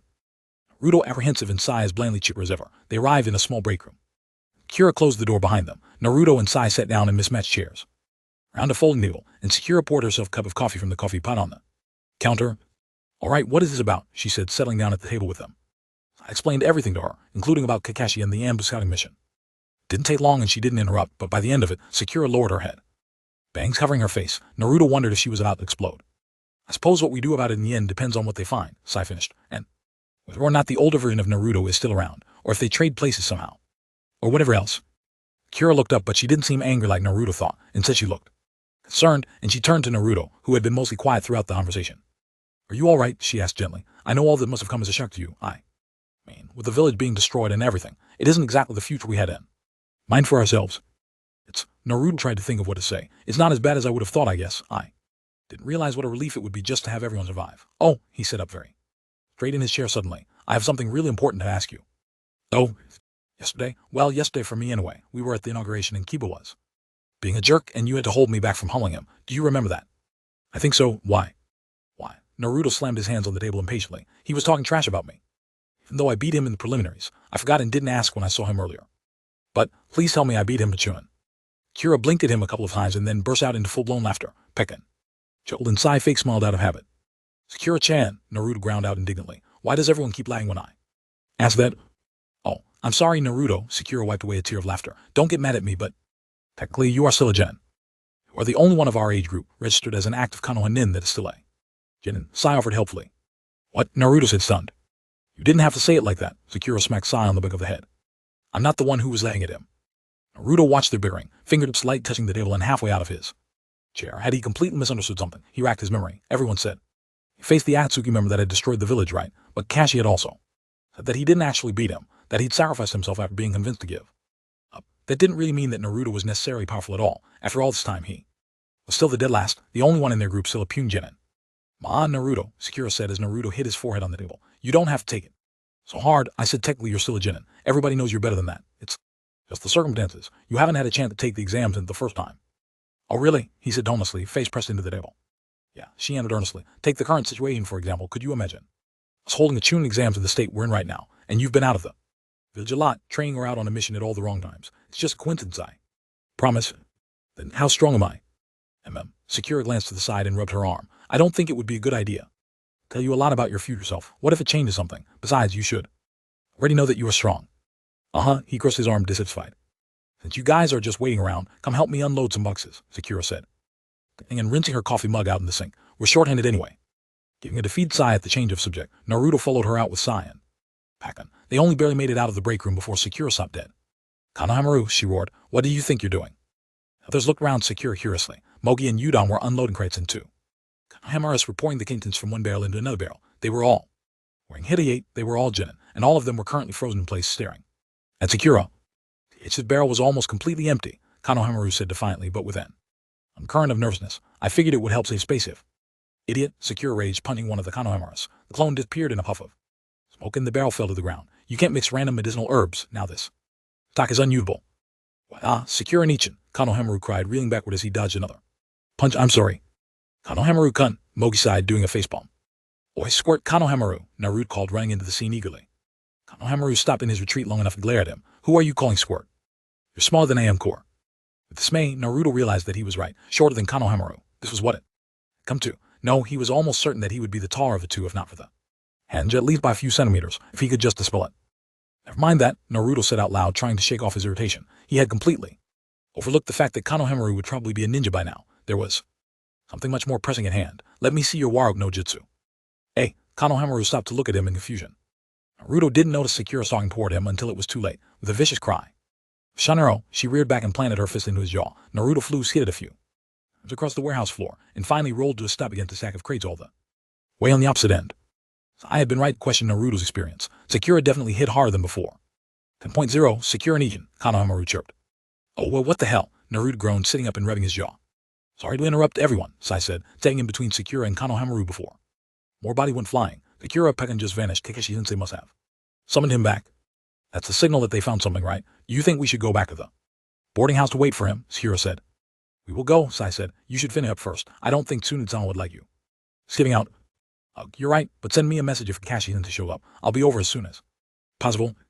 Naruto had dragged himself back to the group, still rubbing his face and muttering under his breath. Sakura sighed and reached out toward him. Naruto winced, but she just placed her hand on the side of his jaw. A moment later, her hand glowed with green energy, and the pain and swelling faded away.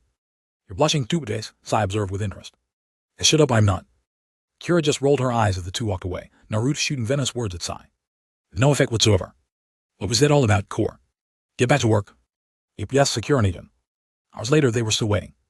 Naruto thumbed the edges of tail of the utterly gutsy shinobi. He'd taken it to try passing time, but ended up fidgeting restlessly instead of reading. There was something slightly awkward in this atmosphere that made it difficult to focus on anything. I was sitting at the small wooden table across from him, sitting peacefully. He had changed into a more battle-ready gray outfit, complete with hitayate and implements for his jutsu, just in case they got hauled out. Sakura was sitting in the sill of the open window gazing out at the darkening sky, an occasional breeze lifting the ends of her hair.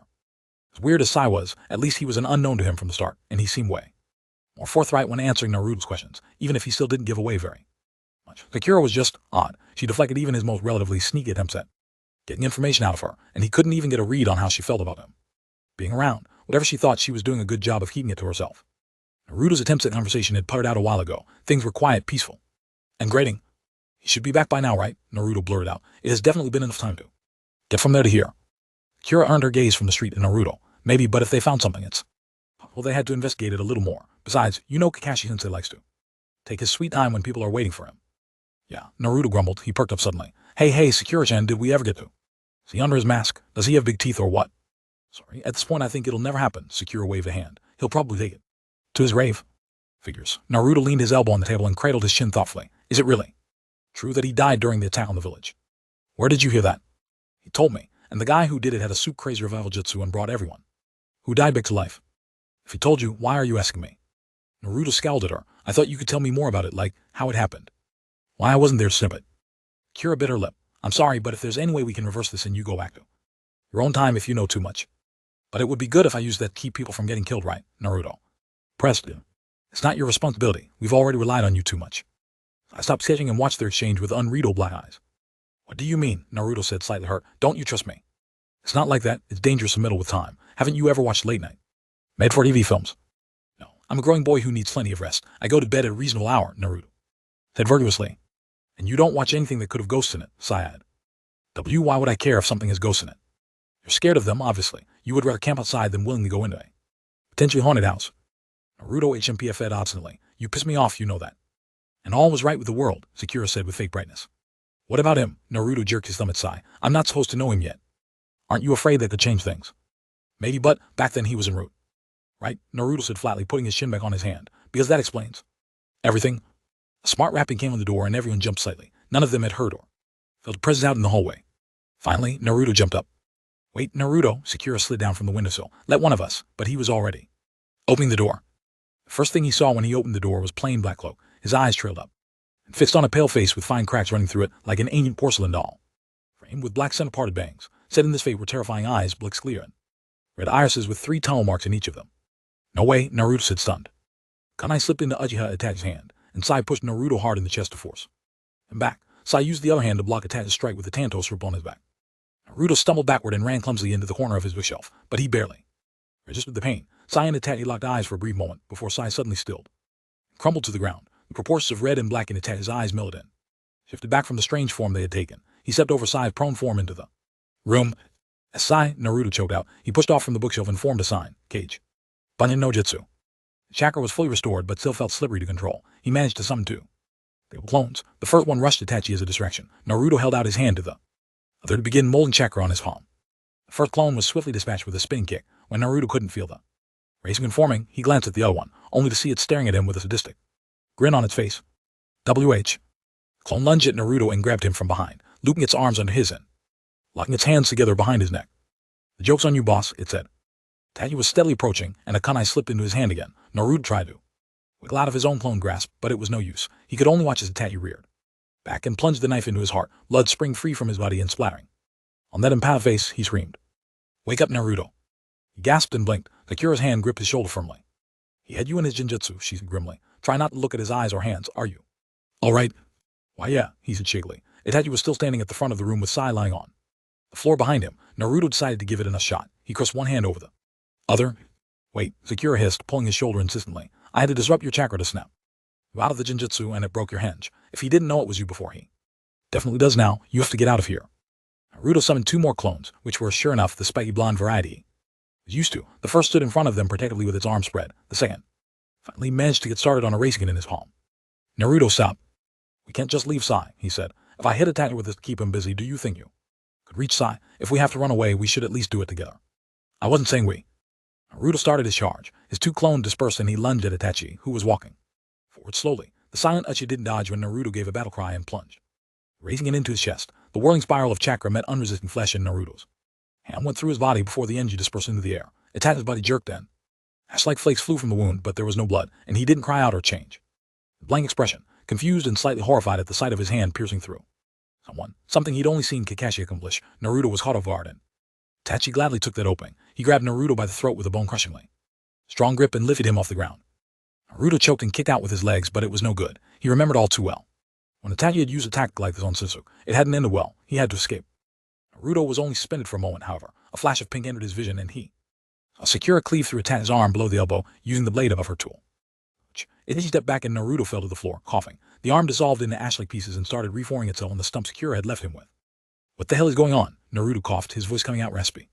"I'm not sure," Sakura said tersely, putting away the blade and standing in front of Naruto, with her fist raised in a stance. "We once fought someone we thought was Itachi, but it turned out to be one of Hain's techniques, but this doesn't look like that technique." "It couldn't be anyway," her fist tightened. "I have an idea of what this is. I really hope I'm wrong, though."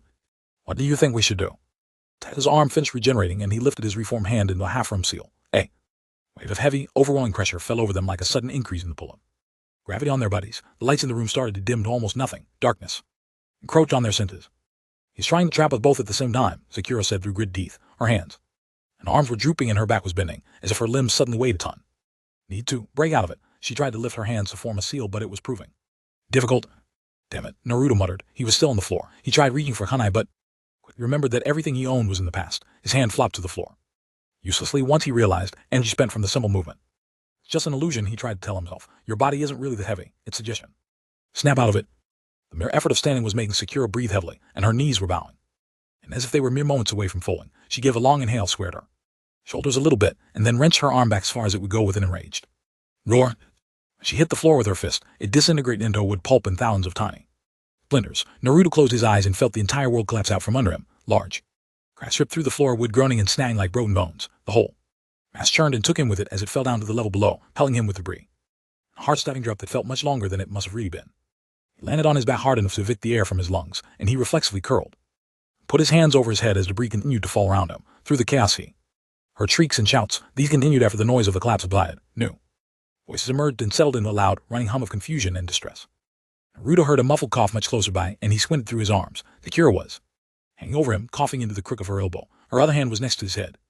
He realized that she'd shielded him with her body. She didn't appear to be badly wounded, but her arms and face had scratches on them, and the end of a beam was propped up on her back, looking like it had fallen on her. "As Sakura-chan," he said through what felt like a mouthful of sawdust. "Are you okay?" she asked, turning to look down at him. "Am I okay?" he yelped. "You just made a floor of building fall on top of yourself." "It's all right, no broken bones or concussion." She frowned suddenly and put a glowing green hand around his head as if checking him for concussion. "More importantly, we broke out of that genjutsu, otherwise we'd probably be dead." Naruto sat up quickly and she didn't try to stop him. Apparently he wasn't concussed though. He felt a little bit like he was. Itachi and Sai. "Oi, what happened? What's going on?" "An explosion. Someone alert Hagishima." Kira stood up, wrestling a little with the beam before managing to slide it safely to the side. I don't see Itachi. He may have run away, with all these people around. Not even he can take on the whole village, she said. We need to find Sai, though. He was unconscious. Naruto peeked warily over the edge of the little hole of debris they were in. They had landed in the lounge/eating area on the first floor. Most of it was piled with debris. Everyone that had been in the building was gathering around the image, part of the first floor's wall had been knocked out, and a crowd from the street was also rapidly forming. Several cooks were huddled at the doorway to the kitchen. It was adjacent to the dining room, and there was no clear path for them to get out.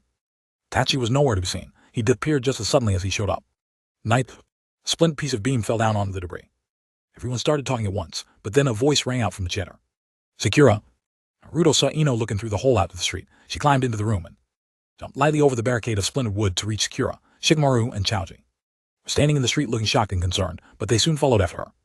What happened? Ino landed lightly in front of her best friend and gripped her by the arms. Are you okay? We were just passing by and heard this huge crash. I'm fine, Sakura reassured, but there might be people buried in the collapse that need help. Hey, one of the cooks called anxiously. There were 4 or 5 shinobi sitting out here. Kira turned to them, straightening her neck to see over the large pile in between them. Can't you guys get out? Were there any civilians in the dining room? I don't think so. The maid left hours ago and all of us cooks were in the kitchen getting dinner started. Boy, anyone under there, if you can answer, speak up, Ino shouted, cupping her hands around her mouth. I'm here, called a voice weak from somewhere in the mess. Help me, pleaded another. I think my leg is broken. Kira cursed to herself and clambered gingerly toward the voice. Hold on, we'll get you out.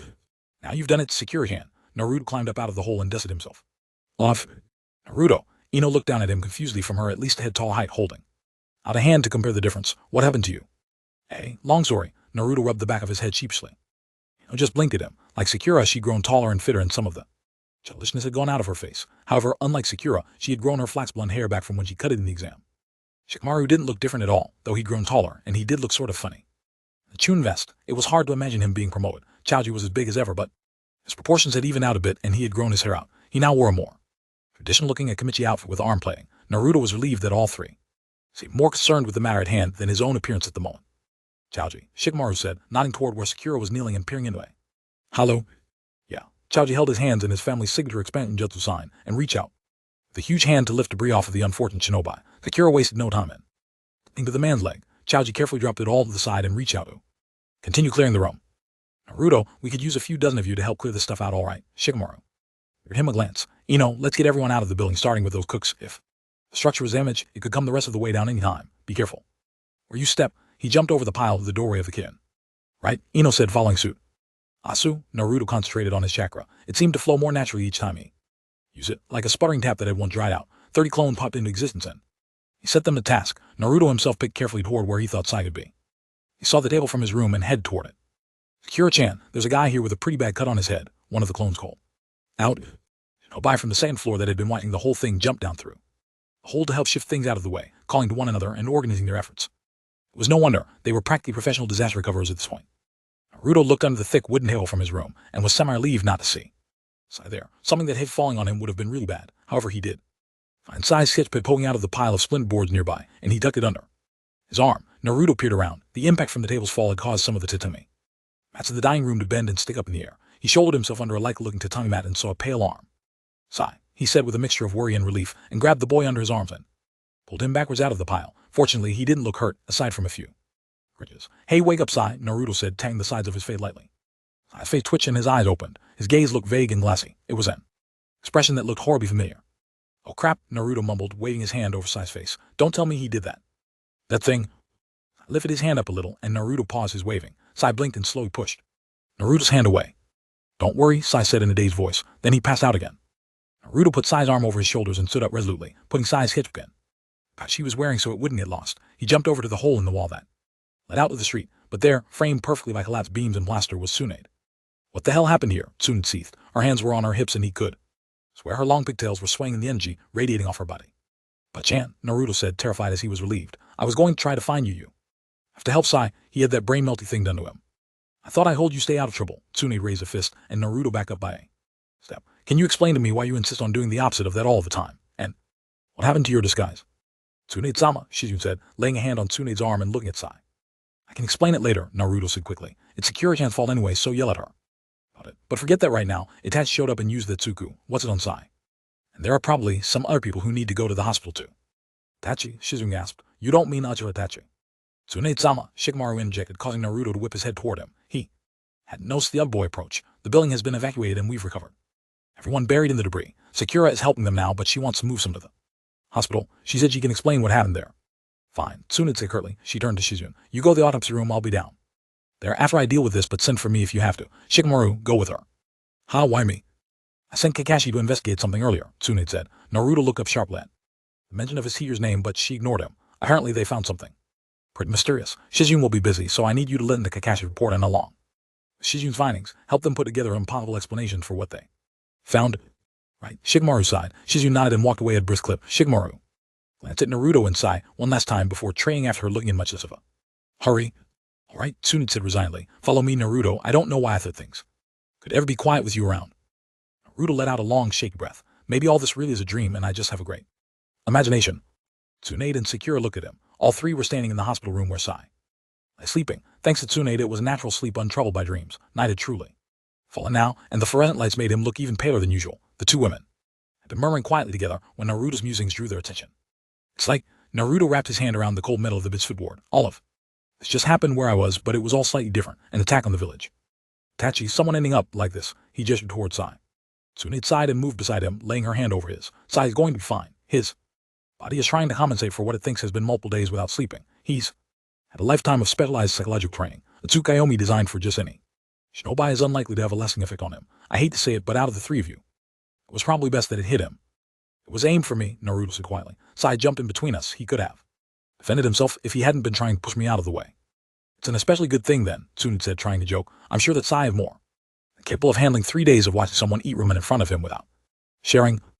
Naruto shrugged unenthusiastically. Tsunade pulled back. In all seriousness, that likely would save you from being captured. Confrontation was only meant to last a few seconds. Sai gave you time to realize what was happening involved a bunch of witnesses, her voice turned wry, and cause a massive amount of collateral damage. Kira flinched at the jibe, but she didn't try to argue. The door to the hospital room opened, and everyone their heads to see an aged woman enter. Her face was deeply lined, her hair in a tight silk bun, and she wore loose but elegant clothing. Naruto recognized her as a member of the Third's entourage, but since she was one, the adults that seemed to consistently act as though he didn't exist even when he was in the same room, he'd never bothered to pay her much attention either. Tsunade put her hand on the footboard beside Naruto's and turned her body toward the visitor. A seemingly unconscious movement that blocked him most of the way from view. Naruto peered around her arm curiously. Koharu, Tsunade said, did you need me for something? Koharu frowned, possibly in reaction to Tsunade's somewhat rude way of addressing her. But she chose to return. Tsunade, why are you here instead of the autopsy room? I understand that you haven't even bothered to hear Haddock's report yet. Naruto could sense the tension in the room, even if he wasn't entirely sure why it was there. The way Koharu scolded Tsunade was surprising to him. He didn't think anyone would try to talk to her like that, much less get away with it. What was more surprising was Sakura's body language, somehow even more defensive than Tsunade's. Her back was to Naruto, so he couldn't see her expression, but her shoulders were hot and fists were clenched at her sides. He didn't know much about the situation, but he was at least fairly certain that Sakura decking the old one would be an even worse idea than punching out the floor of the building. Shizune is more than capable of handling an autopsy. We need that data before any conclusion can be made anyway, Tsunade said. In the meantime, I was hearing Sakura's report on the attack inside the village, which I thought took precedence over whatever happened outside.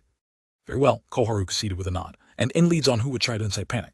By making it look like Uchiha Itachi appeared suddenly in our midst, you think it was done as a distraction, to turn our eyes inward. It was neither a distraction nor a trick, it was really him. Tsunade loosened her grip on the footboard and gestured at Sai's prone form. This boy was definitely on the receiving end of his Tsukuyomi. That is not a power that can simply be imitated. Koharu's normally squinted eyes opened as she fixed Tsunade with a serious look. But he's dead. Naruto, who was listening intently to the conversation in order to learn anything he could out of it, felt a swooping sensation in his stomach, as if he'd missed a stare. From what Sakura described, it was almost certainly Ito Tensei, Tsunade said steadily. Koharu's posture stiffened. Sakura still looked as if she was barely keeping herself from saying anything. Naruto continued listening hard. We can discuss this on the way to the autopsy room, Koharu said finally. In the meantime, what will you do with Naruto? You never gave an answer about that. Naruto was listening so carefully that he physically jerked when his name was said out of nowhere. She had to know he was there. He wasn't out of sight entirely, but she wasn't looking at him. She only looked at Tsunade, who continued to stand in front of him. Naruto and Sakura will stay in here with their teammate until I get back, Tsunade said. I do not think they will try to go after him again tonight. Besides, we shouldn't think about moving him from the village until we can make an arrangement among the allied shinobi forces with regards to his protection. Koharu scoffed. Unusual circumstances aside, you really think the other nations will accept the idea of 2 Konoha Jinchuriki if the original 9 are already accounted for? There is no need to volunteer the information that there may be another one. Have you even checked to confirm whether there is even an issue worth talking about? Not thoroughly, Tsunade said through clenched teeth. We're not going to talk about this Here, come on. She marched toward the door. Sakura, keep an eye on Naruto and Sai until I. Get back, please. Yes, Shishu, Sakura said. She closed the door as the other two left. Naruto sat down slowly in a chair beside the bed, and Sakura sat down in a chair on the opposite side. She looked at Sai, but now that Naruto could see her face, he could tell that she wasn't really seeing him. Her nose was wrinkled in disgust, and she was glaring at Sai as if he'd mortally offended her. No doubt that had actually happened at some point with his weird personality, but in this moment it didn't fit. Sakura-chan, Naruto said quietly. She blinked and her eyes snapped to him, the harsh expression melting into polite questioning one. What is it between you and that old lady? I've never even seen you give me a look that bad. Sakura took a deep breath, held it for about 10 seconds, and then let it out slowly. Her eyes dropped to where her hands were lying in her lap. It's not her, she said eventually. Not really. Not personally, I suppose. It's that whole mindset I hate. She's definitely not the only one, and not even the worst. It's more of that kind. Thing has hurt my friends. She took another deep breath and blew it out noisily. After everything the village has been through, I'm just sick of it. When I think about it being directed at you, even more than it already has, I get so mad she clenched her teeth and said no more. Hey, it's okay, Naruto frowned. I don't know what you're talking about, but if it's something from after my time, well, it's not upsetting me, so you shouldn't let it upset you. Sakura looked over at him fiercely. You're right, it doesn't matter that much anymore. If you'd shown up while that man was still around, she pursed her lips. Anyway, I probably shouldn't get into that. If I did, I wouldn't be able to keep my mouth shut about other things. Why? Naruto leaned forward eagerly. Sakura-chan, if you tell me, there might be a chance I could. No, Sakura growled. Okay, he kissed around for another topic. What were they talking about a minute ago about me leaving the village? Kakashi-sensei was saying something like that too. You from this time just left the Lighten country, Sakura said, to make it harder for Atsuki to find you. I'm not surprised it's the first thing they thought of. Tsunade-sama must have told the heads already. It's a big deal. It is, Naruto frowned. I mean, obviously me coming from the past is a big deal, but that old lady seemed to care less about that than getting me into hiding as soon as possible. We've had a little more time to see just how serious our enemies are, Sakura said dryly. Naruto rubbed the back of his head. It's just weird having people make this much fuss over me. Last time, Itachi and that fish guy both appeared in the village and took out a few gentlemen, but nobody was saying I needed to be sent away. Atsuki has managed to capture most of the Jinchuriki, so people are finally starting to care a little about the ones left. It's not always out of the sheer goodness in their hearts. Was that word again? Naruto frowned. He could ignore it if people didn't keep using it. In reference to himself, Jinchuriki. That's what it's called when someone has a tailed beast in them, Sakura said slowly. I don't know when the term got coined, but it was a long time ago. You didn't know it. Tailed beast? Naruto scowled. A pit of unease was growing in his gut and his heart was starting to beat a little faster, but he wasn't sure why. His body was reacting to something his mind hadn't quite connected together yet. Sakura stared at him. She was starting to look as uneasy as he felt. You do know why. The Atsuki wanted to capture you in the first place, right? I thought. She fell silent. Naruto nodded emphatically, feeling his heart beat somewhere in the vicinity of his throat. He was too afraid to say it, but he was starting to understand. Because, Sakura looked around helplessly, as if searching for a more delicate way of saying it. That's what the Hyubai is. Naruto shot up out of his chair, staring at her in wide-eyed realization. Sakura looked almost as alarmed as she stood up too. Naruto, I'm sorry I thought that. You knew Akatsuki was sea crap. I wouldn't have wanted you to find out like this. Naruto just shook his head. He knew exactly why Akatsuki was after him. The problem was, last he checked, the only people who knew the Kyuubi was sealed in him were all old enough to actually remember its attack on the village. There was even a law about it. Even he wasn't supposed to know about it. And after he'd found out, a small part of him had been glad for the law, because most of the people who knew the truth couldn't trouble themselves to regard him as human. The problem was the thing that always hurt him the most, even before he knew what it was, had always been locked up tight, and now it was apparently common knowledge. In a way, it made sense. After all, the whole village had been leveled to the ground just to find him. That was bound to make it obvious he wasn't just a normal kid. People would have to have answers. They would need to know exactly why their homes were destroyed. They needed to label the source of their pain in order to be able to understand and move past it. Sorry, he muttered. I need a minute. Wait, Naruto. Sakura called in alarm, but he'd already opened the window and climbed out. Naruto figured Sakura would be coming after him soon, maybe even with Tsunade in it. Possible that both of them would be very angry. That was okay. He just needed a little breathing room. Jinchuriki. He rolled that word over and over in his mind. That's what they called it. Sakura. And the old lady said there were others like him, too. That shouldn't have been such a surprise. He'd met someone else like him already, right? But Naruto had never considered the wider implications when he met Gaara. He just empathized so immediately and intensely. The other boy that all his focus had been on trying to help him. Naruto hopped down from the rooftop into a narrow gap between two buildings and leaned back against a wall, concentrating on breathing deeply with his eyes closed. Hiding in close dark spaces was an old hat that he rarely did anymore. It was usually better to face fears. Problems head on, but sometimes the instinct to hide and let it all sink in would come back. Gaara had been a frightening glimpse at what could have been. Everyone in Suna knew what he was. Even his own siblings were terrified of him. That was the first time Naruto had been a little grateful his own age group didn't know. They didn't get the chance to decide he was a monster before he could show that he wasn't.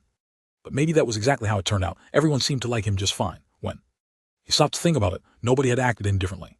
The bustling sounds of the street slowly came back as a measure of calm returned. Naruto Knew he could trust his friends. It was just a minor shock after walking around the whole day. Unaware, even the first people he'd spoken to in this time had known, and they weren't even citizens of Konoha, yet they hadn't sounded disgusted when they talked about him. That had to count for something.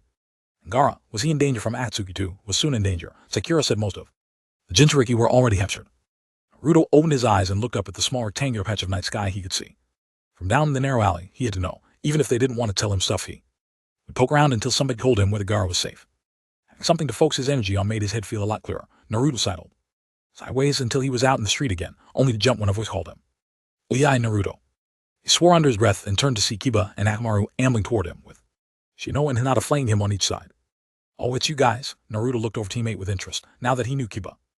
He was older, it was much more obvious. Shino was so covered with clothes that if he hadn't been with the rest of his team, Naruto wasn't sure he would have known him. Hinata had grown her hair out and stood taller, and it wasn't just her literal height, the way she was. It made her look less curled into herself than before, though her feet were still a little pigeon-toed. The biggest difference, though, was that she was looking right at him, whereas before, she would have been looking at the ground near his feet.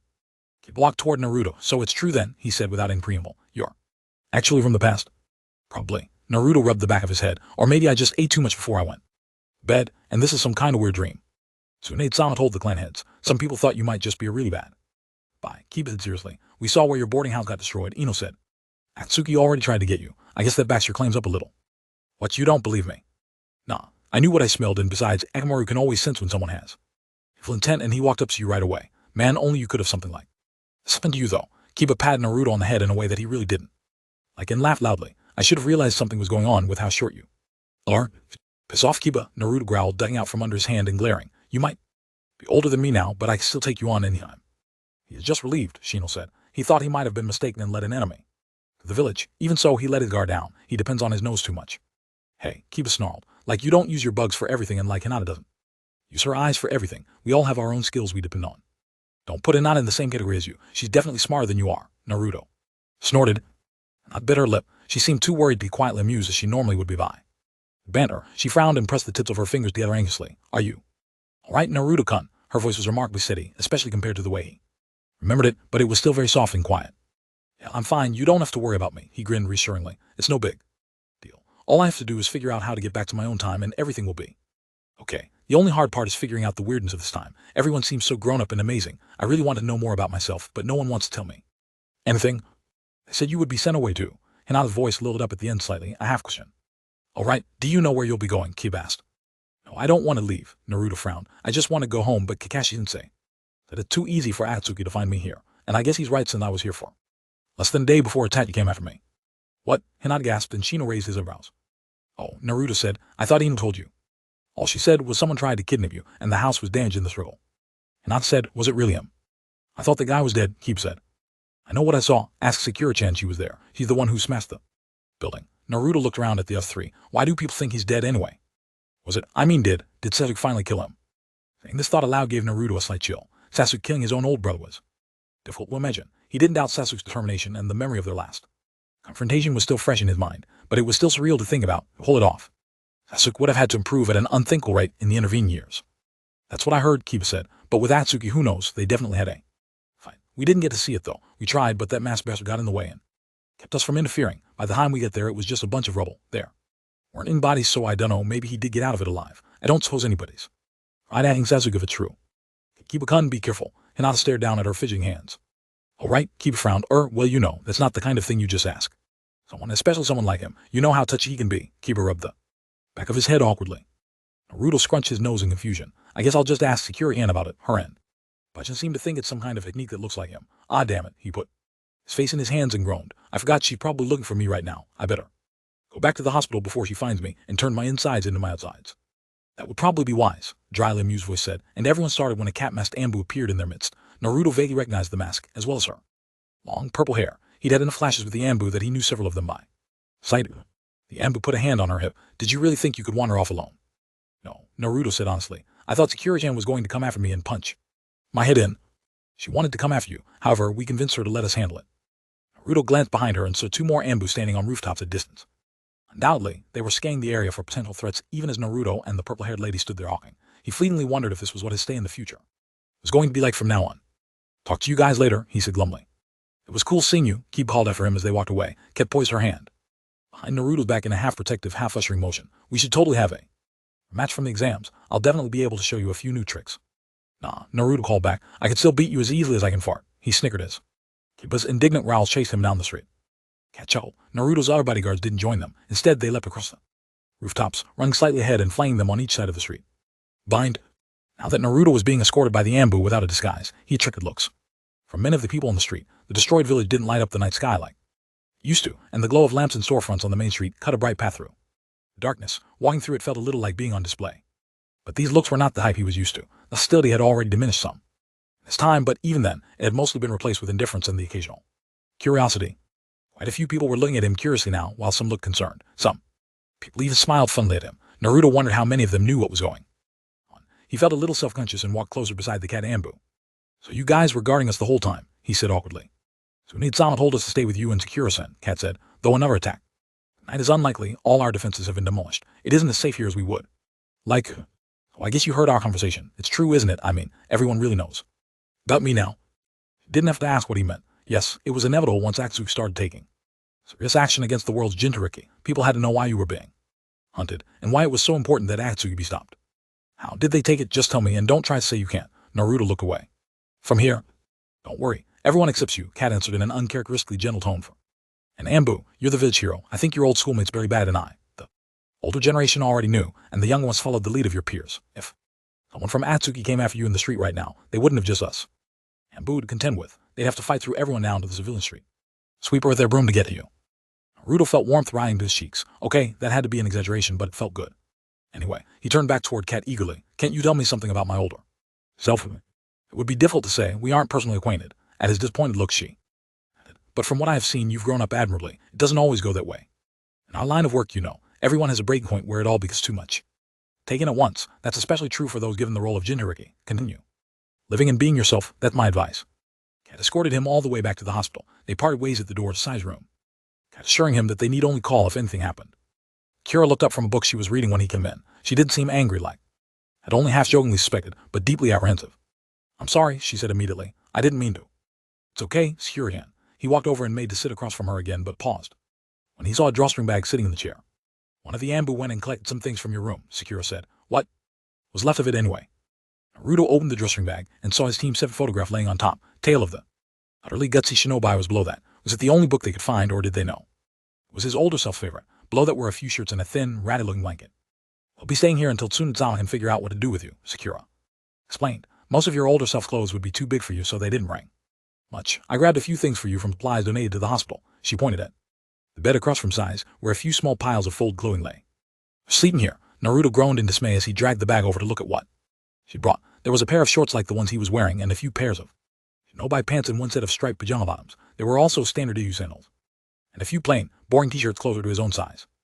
Kira smiled wryly. Sorry about that. They have the room secured now, so you're not going anywhere else tonight. You might as well get comfortable. I'm kind of glad. This way I can look after my patients and you too.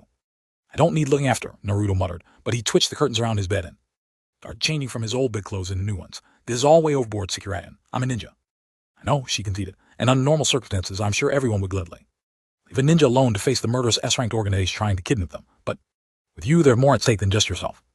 Naruto murmured an indistinct stream of curses and grumblings as he pulled on the pajama bottom Sakura had scrounged for him. He set his sandal down below the edge of the curtain and packed the straw tabi carefully in the bag. He would return them to Shinji if he was ever allowed out of the village ever again. He put on one of his older self shirts to sleep in. It felt a lot more comfortable than any of the other clothes from strangers. It was his favorite style and it smelled familiar. It was one the few tangible connections to someone that seemed like a bizarre abstraction in his mind. Naruto pulled the curtain back and crawled into bed with his book and turned on the little bedside lamp. He may have to stay here, but he was determined to stay awake until Tsunade came back to tell them what was going on. He would not be left out of hearing any updates. She brought to Sakura.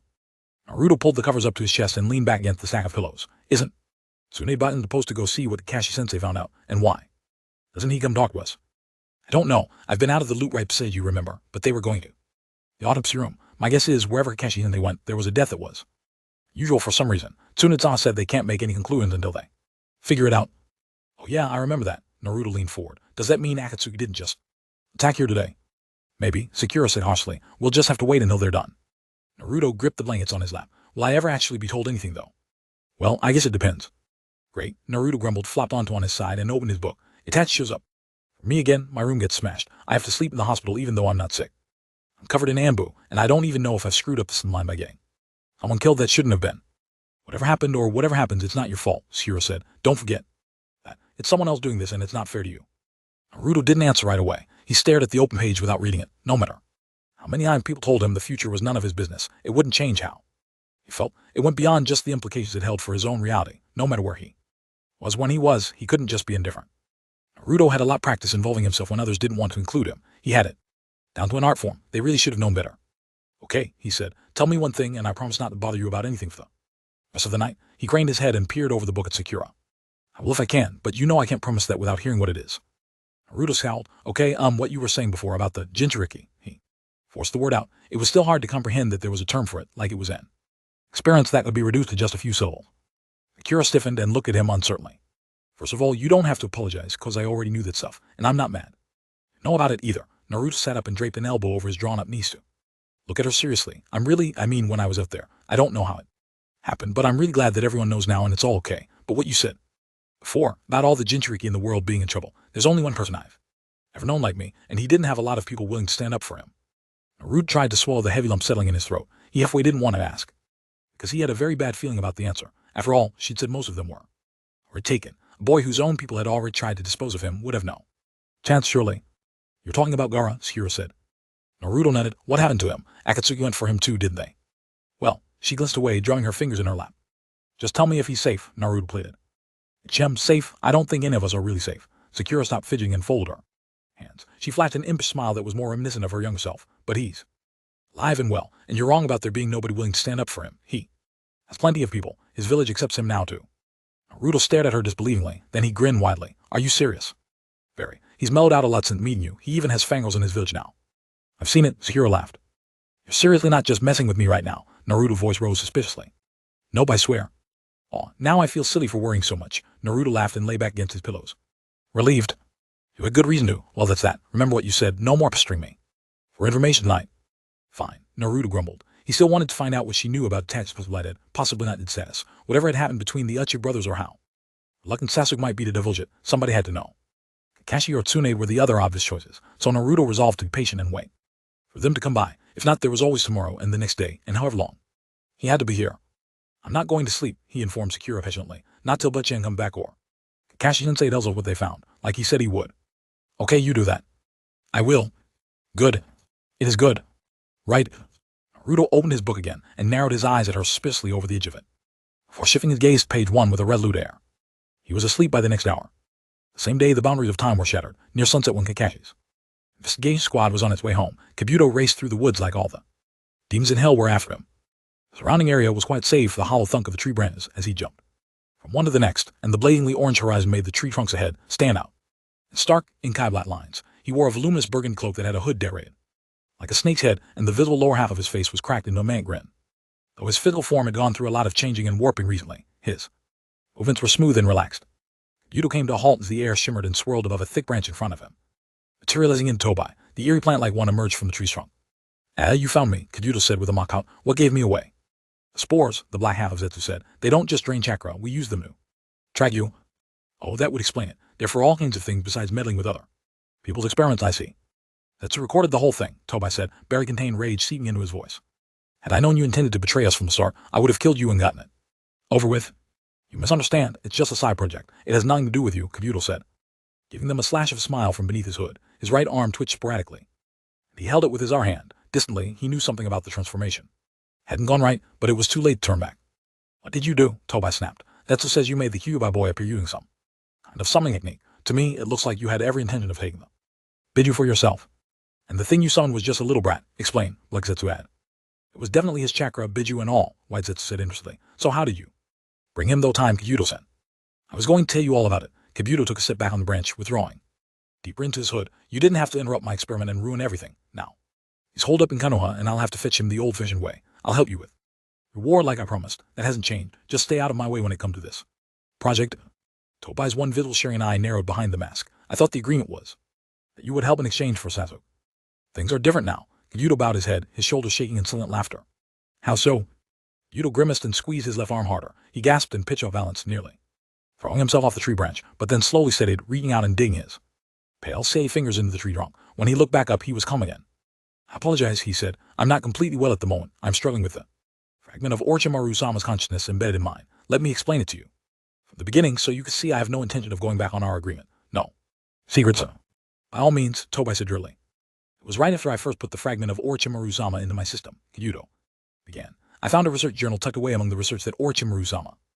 While trying to improve the Edo Ensei, the journal contained a theory of using a similar to summon and bind someone here from another time, rather than from the world of the dead. It even came with a hypothetical seal formula for enacting it, though it was incomplete. Originally, I was only interested in it for what it revealed to me about the Edo Tensei. Comparing the formulas helped to increase my understanding of the underlying theory of summoning and binding human life energy, and how to bring it under the caster's personal control. I've never heard of such a thing, Zetsu rasped. Kabuto continued on, undeterred. My mind kept drifting back to that incomplete jutsu. There were two principal problems with it. First, there was a large chance it would destroy the caster, since it requires a cost of life energy to use, the way a true reanimation does. In addition, the ability to create physical reality from imagination is rare, and it requires a high level to jutsu, which I am sadly lacking in. You mean the Sharingan or Rinnegan, Tobai said, but why would that be necessary to summon someone already alive, when Edo Tensei doesn't? It is precisely because they are already alive. With Edo Tensei, it is a matter of moving them from one world to another. Orochimaru-sama's immortality technique was the same. He moved from one vessel to another. Ordinary chakra can also be split among any number of bodies, but one's own life energy is finite. Naruto-kun is already alive in this time. The only way to summon a living earlier version of him, rather than a mere echo or chakra construct, is get that spark of life elsewhere. Then a living sacrifice, Tobai guessed. He paused thoughtfully. You mean it is like Gato's shout no jutsu, attaching someone's energy to a living body so it takes on the user's form and abilities. Very close. Kyudo pushed up his glasses. There's also the aspect of navigating the time dream so that the form you want appears. That part is actually much harder than reading someone in the world of the dead, you know. There are a few other differences, but I won't bore you with the details right now. More importantly, you should know that I made all of these discoveries gradually, and I'm being sincere when I say it wasn't my intention to take it this far. Kyudo held his hands out in front of him. Around the same time I solved the jutsu, that bit of Orochimaru-sama's consciousness was physically changing my appearance. I didn't think the two things were connected at first. I thought those were my choices alone, but now I believe I've been manipulated into doing all of this, including targeting Naruto-kun. Specifically, I do not know why. You want to get away with it by saying it wasn't really you, Zetsu snorted. Kabuto raised a hand to his head. He could feel the muscles of his face trying to move. I will have every intention of cooperating with you as agreed, but this consciousness is a little stronger than I anticipated, and it seems to have other plans. This is ridiculous, Tobai said bluntly. You want us to believe Orochimaru isn't actually dead? Kyudo's face pulled itself into a smirk. Oh, he is very much alive. I'm finding that out more and more, but mastering this fragment and winning the fight for my body will make me even stronger. Orochimaru-sama's incredible force of will is truly awe-inspiring. All the more reason to pit myself against it, with my own existence on the line. Good for you, but if we can't rely on you, there's no point joining forces. Can't we just kill him, Zetsu did hand? Kabuto stilled himself again and raised his head to grin at them. Then how about we make a new arrangement? When Naruto awoke in a hospital bed, the first thing that crossed his mind was to wonder how badly he'd been hurt to end up here without remembering why. Then he saw Sai sleeping. The bed across from his, eerie pale skin reflecting the morning sun on his unconscious face. And it all came back. Damn it, I fell asleep, Naruto blurted aloud, throwing his covers off and sitting up. He didn't see anyone around besides Sai. He got up and pulled the curtains around his bed and dressed hurriedly. The clothes he'd been given were boring, but Sakura had done a good job. Choosing the right sizes at least. With dismay, he realized that he didn't have any fresh underwear. Should he ask? No, that was where he was putting his foot down. He would not let Sakura choose his underwear for him, ignoring the flush of embarrassment he felt. Rising to his face, Naruto quickly decided that would be a good excuse to leave. Now he just had to escape before anyone realized he was awake. He had just reached the door before someone opened it from the other side. It was Kakashi, smiling at him in the most irritatingly knowing way imaginable. You're in a hurry, going somewhere? Oh, hi, Kakashi-sensei, Naruto said in an overbright voice, backpedaling quickly. I was just going to go find out where they keep the donated clothes and stuff. Sakura got some for me last night, but she forgot to get me any underwear. Be honest, I'm glad. I don't think a girl would be really good at picking underwear for a guy. You gotta have some room to move, you know what I'm saying. Well, I guess I'll see you. No, a very unimpressed-looking Tsunade steered him by the shoulder when he tried to sidle into the hall. You can worry about that later. We have things to do, and we don't have all day. I would have thought you'd appreciate us coming to visit. Sure, if you're gonna tell me what's going on. Naruto stopped resisting and looked back and forth between Tsunade and Kakashi. Yeah, Kakashi said. I don't feel like repeating myself, though, so I'm going to wait until Kira gets back. He settled against a nice comfortable patch of wall and pulled out Ika. The tactics, Naruto made a face. Kira's checking on some other patients right now, so don't look so sore, Tsunade said. I need to give you a look over anyway. Have a seat. She indicated Naruto's hastily made bed. Naruto sat on the edge of the bed, growing uneasy. He hated anything medical. I don't have to take off my pants, do I? Wait, there's not going to be any needles, right? Tsunade sighed. The main thing is making sure your seal and chakras are okay. We didn't get a good look at the seal last time, so you'll need to take off your shirt, but the pants can stay. Relieved, Naruto peeled off his shirt and Tsunade pulled a small wheel cart over to the side of the bed. It had a machine on it that he recognized from the regular checkups that were mandatory for active duty shinobi. It resembled a light tech machine with an arm that skated over paper according to what it measured, only it was a device that measured chakra, but I probably could use it to detect lies or test somebody's identity. Good, it would prove once and for all that he wasn't an imposter. Knowing the drill, Naruto extended his hands and Tsunade put a small circular sensor on the center of each palm, where chakra was most easily manipulated and could be easily brought to the surface. All right, Tsunade said, straightening up. Let's see what's going on with you, she flipped the on switch, and the sensors began to hum and buzz, making his hands go numb. Naruto watched as the machine's little arm drifted back and forth in a bunch of squiggly lines that he'd never been able to comprehend. Suddenly, he felt very nervous. If this thing could prove his identity by coming out normal, the opposite was also true. What if there was really something wrong? Immediately, he thought of how slippery his chakra had been to control yesterday. What would he do if it said he was an imposter? How could he stand up for his innocence against an impartial machine? Don't be so nervous, Tsunade said, frowning over the paper. This thing is supposed to measure your chakra flow in a state of rest, and you're gearing up like you're ready to jump out of the nearest window again. She raised an eyebrow. Sorry, Naruto took a deep breath. I just remembered something when I first woke up. Here, I could hardly feel my chakra. I tried running up a tree, but I just fell off. It started coming back pretty quickly, but I still had a really hard time controlling it. It was like, tried to think of how to describe it. It was like when we first started learning how to use chakra at the academy, and I had to concentrate really hard to get it to do what I wanted to do. It got better though.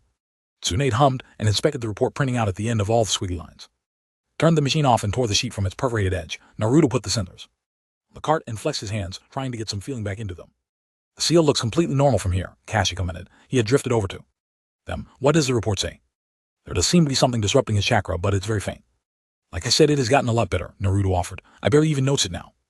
I don't think there's anything surprising about that, all things considered. We have no idea how the time travel may have affected you. I think this is pointless, but everyone wants data on you, so Tsunade picked up enough sheet from the wheel cart and held the two side by side. Fluctuating to side, your chakra's makeup matches your records at this age perfectly. Except, her eyebrows scrunched together in confusion. What is it? Naruto leaned forward.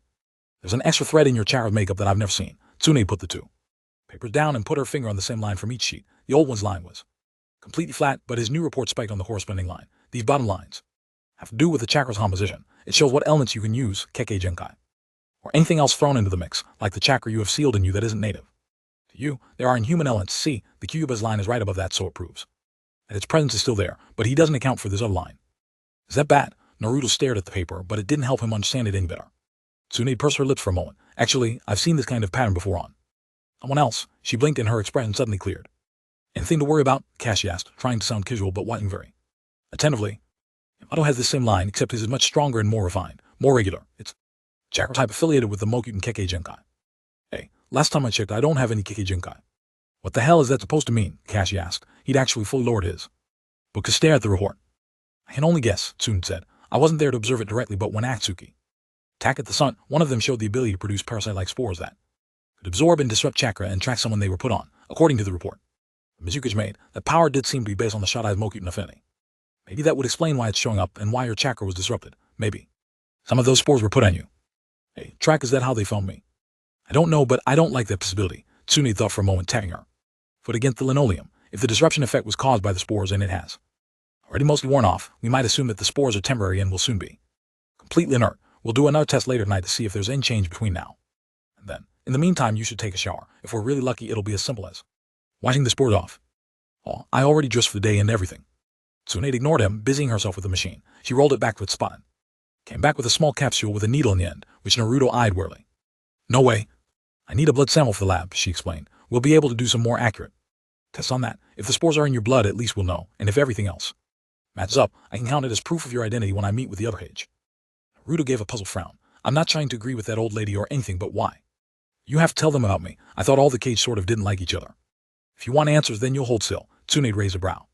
Naruto reluctantly held out his arm. He winced and looked away, but didn't realize Tsunade was done until she pressed a square of gauze to his arm. He looked it down, but the small puncture healed itself within seconds. At least no one can say you aren't in good health. Tsunade frowned slightly at the violin. Her hand, but she must have been satisfied with the amount of blood drawn because she tucked the violin into her sleeve. Tell me about the Cage, Naruto said stubbornly. Fine. Since all the world's jinjuri have been threatened, the 5 great hidden villages have formed an alliance, Tsunade explained. Part of our agreement sharing anything we know about Akatsuki and what their plans might be. Something like this falls squarely in that category. Regardless of what certain people might think, cooperation is the only way the alliance has meaning. Naruto grinned. I like that. Am I going to get to go with you to the meeting?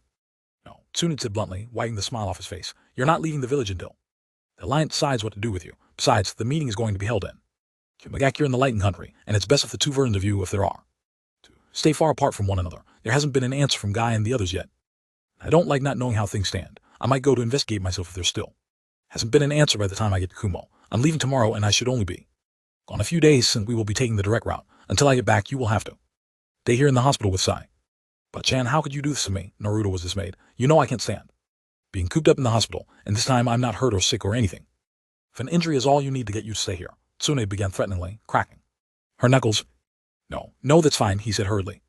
Good. I promise when I come back we'll have worked things out, and you won't be alone either. If you have to be sent somewhere, I'll send you with people that you know. She patted his knee and stood walking to the door. The floor is yours, Kakashi. I'll send Sakura along soon. Present. Chapter notes. See the end of the chapter for notes. At Tsunade's prompting, Kakashi put his book away and knelt beside Naruto. He brought up hand and touched his glowing finger slightly to the Kyuubi seal. It reappeared at the touch. It's all okay, right? Naruto asked. He couldn't tell anything from the small visible patch of Kakashi's face. It's exactly how it was before, Kakashi said, pulling his hand back. Really, I think that's proof enough. It would be nearly impossible to replicate your seal, especially as it was 4 years ago. It's different now. Only few people know it was reset and how and why. Let me guess, you can't tell me that either, Naruto grumbled, pulling his shirt back on. To his surprise, Kakashi seemed to be genuinely considering it, his brow furrowed. Thoughtfully, Naruto sensed weakness. If only a few people know anyway, it doesn't matter if you tell me. Come on, Kakashi didn't say. I'll keep my mouth shut about it, I promise. It's my seal, so I have a right to know. Yeah, I think you do, Kakashi said. Now that you've seen what's happened to the village, but you've decided to change history the moment you get a chance, regardless of what any of I'll say, using any means necessary, am I right? Naruto jetted out his lower lip. Wouldn't you do the same thing? I'm not saying I blame you. It's too late to hope nothing will change when you go back, even if you tried to keep it the same, you probably couldn't, so it might be good to warn you out. That incident at least. Naruto nodded, not daring to speak lest Kakashi change his mind. Your seal is designed so the Kyuubi chakra slowly merges with yours over time. It also lets you use its power in life-threatening situations. You've seen how powerful it can be. Yeah, I get why Akatsuki would want to steal it. But your version of the seal will start to weaken very soon. The more you use that power, the more quickly the seal will corrode, so you have to be careful. There's no telling what would change if it happened too early.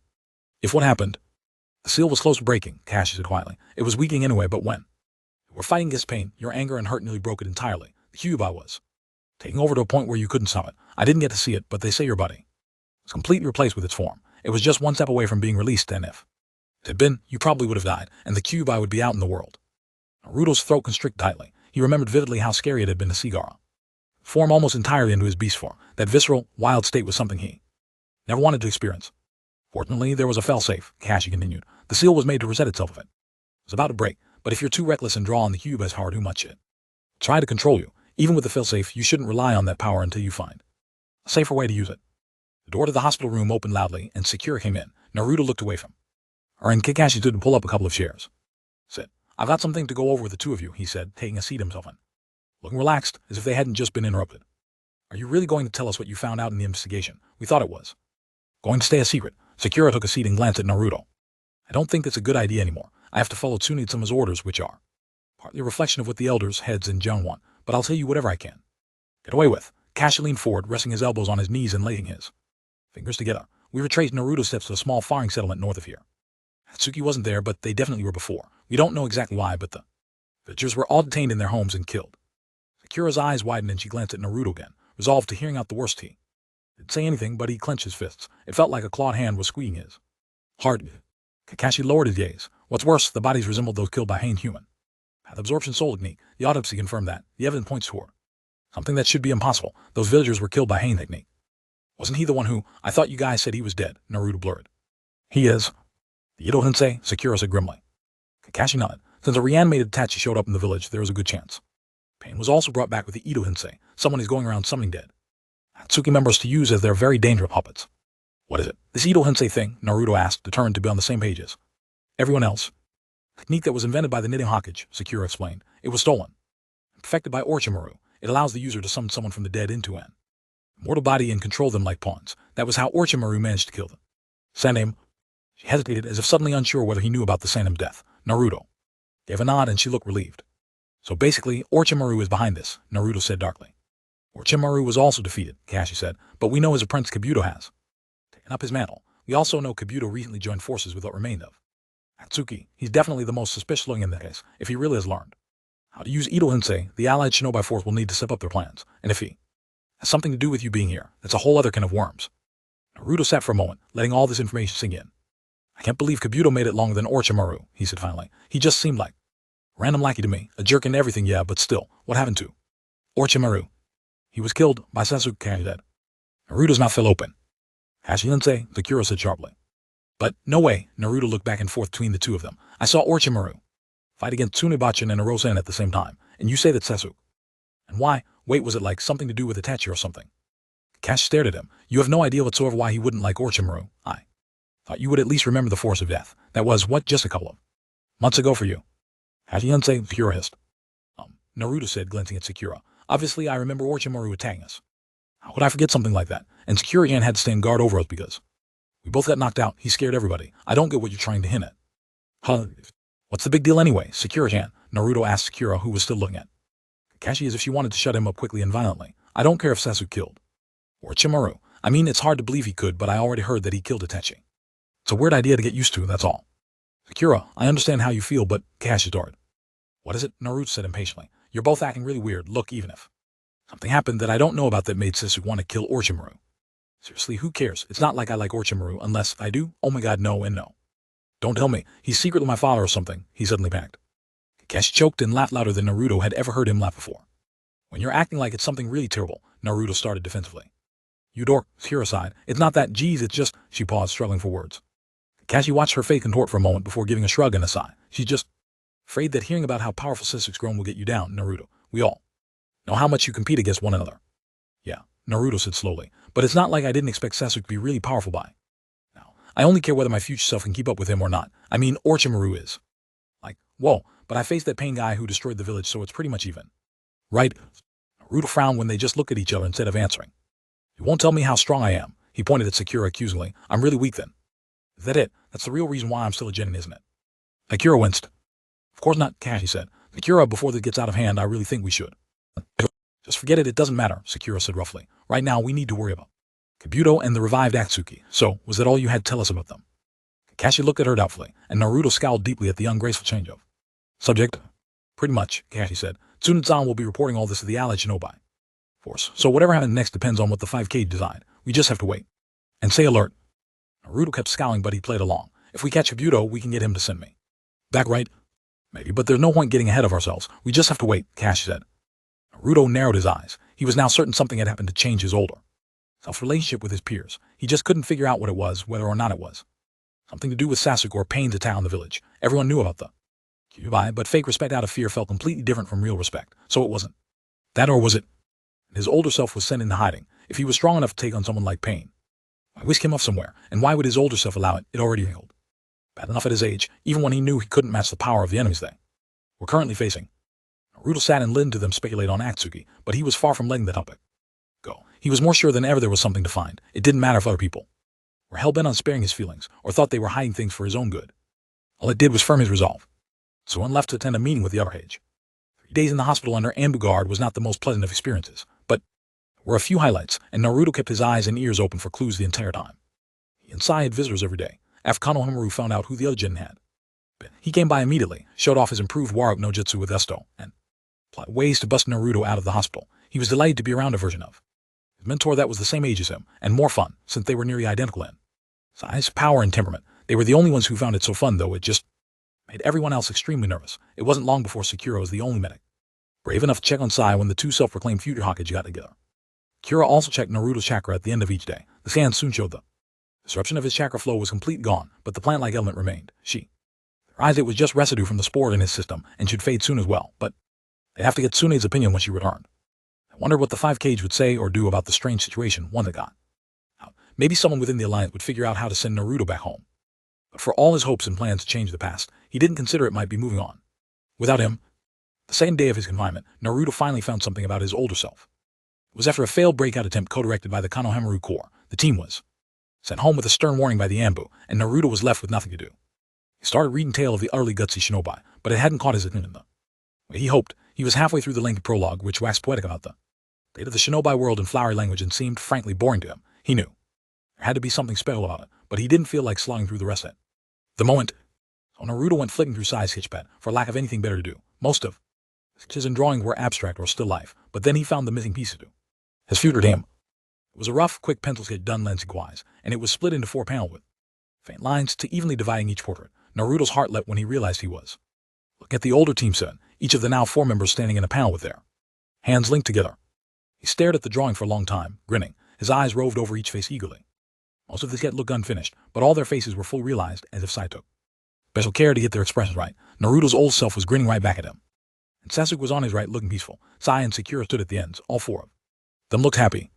The young adult grinning brilliantly between the whisker marks on his face didn't look like someone suffering under the weight of Akatsuki, nor did he look monstrously powerful or inspiring, but Naruto liked the feeling it gave him. It was like his older self was laughing at him for worrying. Sasuke also looked happy, though it was muted happiness compared to his neighbor, and it suited him even though Naruto had never seen him look like that in real life. Was it because he'd finally gotten his wish? When would he get to meet the real thing? What was Sasuke doing right now?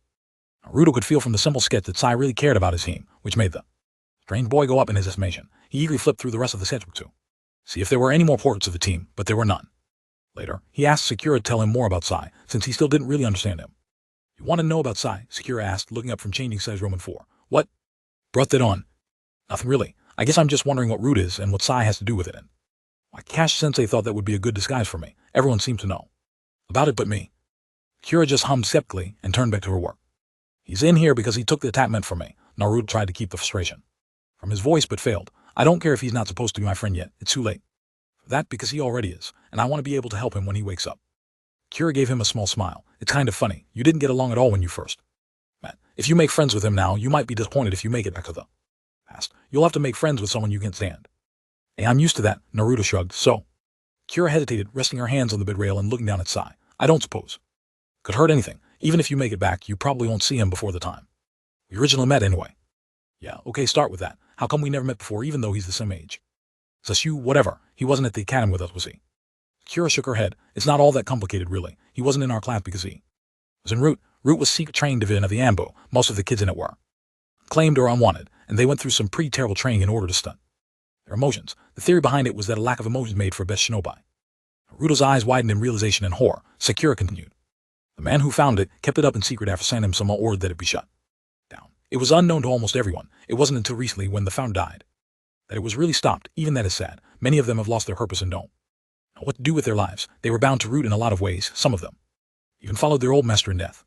So who was? Someone you're better off staying away from, she said sharply. If all the Hokage from the Sandaime to the Goddamn couldn't sniff him out and stop him, there's nothing you can do. It all worked out, mostly. I wonder if that's the reason Sai didn't want to tell me about Root, Naruto mumbled. He doesn't think I could help him either. Sakura rested a hand on his arm. Sai knows you and he knows Root. I'd say he's the best judge of that. Besides, he just wants to put it behind him. When is he going to wake up? Could be in time. Sakura moved to feel Sai's forehead, and her hands glowed green for a moment. The mental damage was minimal, and Tsunade-san was able to treat it right way. It was good we were able to get him here so quickly. It's really just a matter of his body catching up, and he's been out for 2 days already. I would say another day at most is long. Is he stable like this? I wonder what he saw. Don't worry, Sakura assured him. I think there are only a couple of things that could really shake Sai, and since the Tsukuyomi was meant for you, I doubt any of those come up. Don't worry, Sai had told him that too. If Kabuto was commanding Itachi, does that mean Kabuto made up whatever happened in the attack? How does that work? How should I know? Either way, you're probably really like it missed, Sakura said darkly. Sai finally woke up on the 3rd day, at a time when the room was particularly crowded. Noisy. Team Guy and Mind's Guy had come to visit him and Naruto, and most of the commotion from Lee eagerly challenging Naruto to battle right in the hospital room after gushing over Naruto's reclaimed youth. Kakashi was also there, looking as if he wondered how he'd ended up in the wrong place at the wrong time. Neji, Ten, and Sakura were respectively exasperated, amused, and irritated. It is a hospital room, not playground. Sakura roared as Lee hopped from one foot to another and tossed out a few warm picks, nearly knocking over a partition screen. Lee, Ten said exasperatedly. Sakura's right, you can challenge whoever you want later. Right now, we need to consider Seisen. You are right, Lee stopped king at the air and bowed his head apologetically. Next. I'm then Naruto-kun. It looks like you bounced back from your injuries, Naruto said excitedly. The last time I saw you, you were hurt pretty bad. That is all just a memory now, thanks to Tsunade-sama and Gai-sensei, Lee said. It's great to see all of you, Naruto looked over the whole of Team Guy. Bushy brow, I think. You've changed the least out of anyone I've met so far. How are the rest of you getting along? Keeping busy as usual, Ten said. You know how it goes. Never a dull moment with this team. And the last time I saw you, you were trying to beat me up, Naruto joked to Neji. Neji smiled faintly. I hope you don't mind me saying that I remember it fondly. Just as long as you're not holding in grudges, Naruto rubbed the back of his head sheepishly. I guess you've probably figured out by now how I won. I didn't fully understand it at the time myself. Neji shrugged. It doesn't matter. I deserve to lose for underestimating you even if I was unaware of your power. Besides, it was the most profitable loss I've ever had.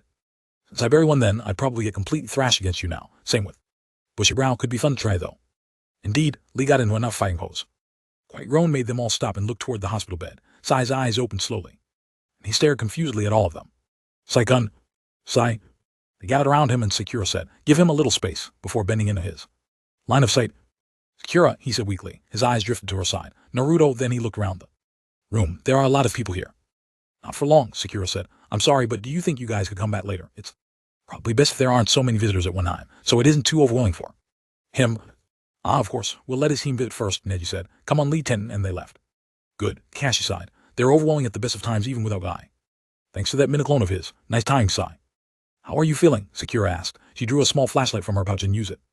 Peer in each of his eyes. I'm fine, I think. Sai blinked when she put the flashlight away and tried to sit up. Sakura helped him by tucking some pillows behind his back. I'm pretty hungry and thirsty, though. I remember that. Hope you like soup, Kashi said lightly. That's all they let me have. While after I woke up from a Tsukuyomi-induced coma. Now that you're awake, your recovery should be relatively quick, Sakura said briskly. You'll need a little more rest until you get your full strength back, though. What was it? What did you see? Naruto ignored the sharp look Sakura threw at him. His gaze settled on him. Naruto saw with a rush of relief that his eyes weren't dull or uncomprehending this time like he feared they would be, but there was something unreadable there. I can't, he said softly. Why? Is it just something else I'm not supposed to know, or it occurred to him too late that he might be acting extremely tactlessly, or maybe you don't want to talk about it? I shook his head. What I saw was not reality, so in that sense it wouldn't matter, but that attack had been molded for you to destroy you. It would not be kind to tell you what I saw. Naruto leaned back. He believed him without question. Are you sure you're all right? I'm fine. Illusions are just that. It will never happen. Sai looked at Sakura, whose mouth hardened into a thin line. What won't? Naruto, why don't you go down to the cafeteria and find some food that's not too solid for? I'd eat, Sakura said. Oh no, Naruto pointed accusingly from her to Kashi. You guys are going to talk behind my back again. Naruto, go, Kashi said, a warning in his voice. Don't make me some bull drink you. Down there. Grumbling, Naruto went out into the hall and slammed the door behind him. He had only given up so quickly in order to listen at the door, but then he saw that there was an Anbu guard posted right outside of it, ruining his plan. I wonder if the Anbu know they're supposed to be guarding me, not hospital doors, he said petulantly and loudly to himself. Well, see you later, I'm going to go get myself kidnapped now. The large boar-masked Anbu was completely unmoved by this declaration, and Naruto walked down to the cafeteria, muttering expletives under his breath the entire way. Inside the room they were all silent for a while. Kakashi crossed his arms. Sai stared across at the opposite wall, frowning thoughtfully. How bad was it? Sakura prompted. Bad, Sai said after a moment. It was not easy to go through, but it was easier to stay grounded. Keep my head clear when I thought about Naruto being there instead of me, and what it could have done to him. Tell us about it if you can. Kakashi moved to stand at his bedside. Unless it would be better to wait, Sakura added quickly. Don't force it.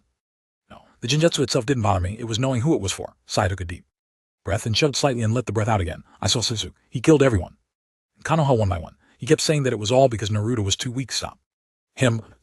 Kira buried her face in her hands, and Kakashi clenched the guardrail. That's the older Naruto's fear, Kakashi said. The younger one wouldn't get the full meaning of it. You really think it wouldn't affect him just as much? Sai asked placidly. I think that was a really close one, Kakashi said. I think we need to tell him the truth about Sasuke now before someone else does. No, Sakura said fiercely. Hearing about it first from the enemy or even one of the other villages, particularly Kumo, would be doing him a disservice, Kakashi insisted. Tsunezala is going to send him to one of our allies. If anyone says something to him, you know he would stand up for Sasuke first and ask questions later. Kira shook her head. It will hurt no matter what. It'll hurt even if he makes it back without knowing, because he'll have to experience it the same way again. But right now he's, for the very last time, he doesn't have that burden hanging over him. For once in my life I have the chance to protect him from that burden instead of her breath hot. She grimaced in. Look down. I'm not in a rush to see that weight put on him again. Kashi-sensei, Sai said quietly. I was inclined to agree with you before, but during those days I spent in the Tsukuyomi, and the days I spent afterward dreaming about it, all I could think about was how glad it was me and not him. Perhaps I'm not the best judge right now, since I'm still recovering, but I'm not yet ready to throw him into that hell either when I know he will have to live in it every day of his life afterward. We have to undo this as quickly as we can, Sakura said. And if it can't be undone, Kashi said, and what if the Naruto of our time is gone? Yamato Keiichi and the others would have said something if he was gone, Sakura said in a low voice. Kashi shrugged and let it drop. He didn't exactly agree with them, if he could have his way. The entire fiasco with Sasuke would have never even happened to begin with, but it had happened, and it would happen, even if Naruto made it home without ever knowing. Privately, he thought getting it out of the way might actually save Naruto a few years of pain and uncertainty. He sighed. I guess we'll see how it goes. Chapter end notes. Due to the big 2020 revision, pre-March 2020 comments on this chapter contain spoilers for Chapter 15, Team. Past. Chapter notes. See the end of the chapter for notes. Seven was getting out of balance, and Kakashi knew it. Some might argue it was doomed from the start. But there had been a moment before the exams when everything seemed to be going well. The spark he'd seen in them had grown. They finally fell on track. Then Orochimaru disrupted everything. He planted a seed of discontent that just might tear the team apart if something wasn't done very soon. The day after Tsunede's inauguration, Kakashi finished his solo mission in record time and called a team meeting for the very next morning. He had no solid plan yet for re-establishing the team's camaraderie, but some group training would be a start. Kakashi arrived at the designated training ground. He looked up from his book and frowned. And hope that they'd bonded while he was gone flew away the moment he observed the scene. In front of him, Sasuke was sitting underneath a tree, arm crossed and faced like a steel door, glaring in the other direction. Sakura sat near him, but not so near it would force him to move. When she saw Kakashi, she stood up, dusting grass off her shorts. The third and loudest member of his team was nowhere to be seen, which was somehow the most conspicuous part of all of it. Kakashi-sensei, you're late, Sakura said, though without the indignation she usually put into it. She looked pleadingly at him and then looked back at Sasuke. Kakashi sighed. Rather than reconnecting with one another, their rapport seemed even worse than before. He had only been gone for a day and a night, had they managed to have a huge falling out while he was gone. Look at Sasuke, who stoically ignored him, even though Tsunade had deemed Sasuke physically fit enough to be released from the hospital. She had suspended Team 7 from doing missions until Kakashi could evaluate their readiness to return to action, which is what he planned to do today. The problem was, it would be difficult to ask his team with only 1.5 of his team members present. Sasuke honestly didn't look entirely there. Yo, he said with practiced laziness. Where's Naruto? You three didn't have a fight, did you? No, Sensei, Sakura said, sounding confused. I haven't seen Naruto since we said goodbye. Tsunade's on his inauguration. Have you, Sasuke-kun? No, Sasuke said shortly. Knowing him, he probably mistook the place or the day. Kakashi closed his book and slowly tucked it into his back pouch. Neither of you saw him stay at all, even though all three of you had the day off. Sakura crossed her arms. It is kind of strange. He's an idiot sometimes, but I don't think I've been later than you for one of our meetings, right, Kakashi-sensei? Kakashi considered. I'll go check at his house, if it takes me longer than half an hour for me.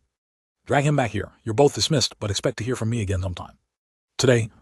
Okay, Sakura said, while Sasuke gave an eloquent snort. Kakashi hesitated, wondered for half a second if it would be better just to wait, but then turned away from the training ground, set off toward Naruto's apartment. He took to the rooftops, brows knotted together in consternation. It really wasn't like that.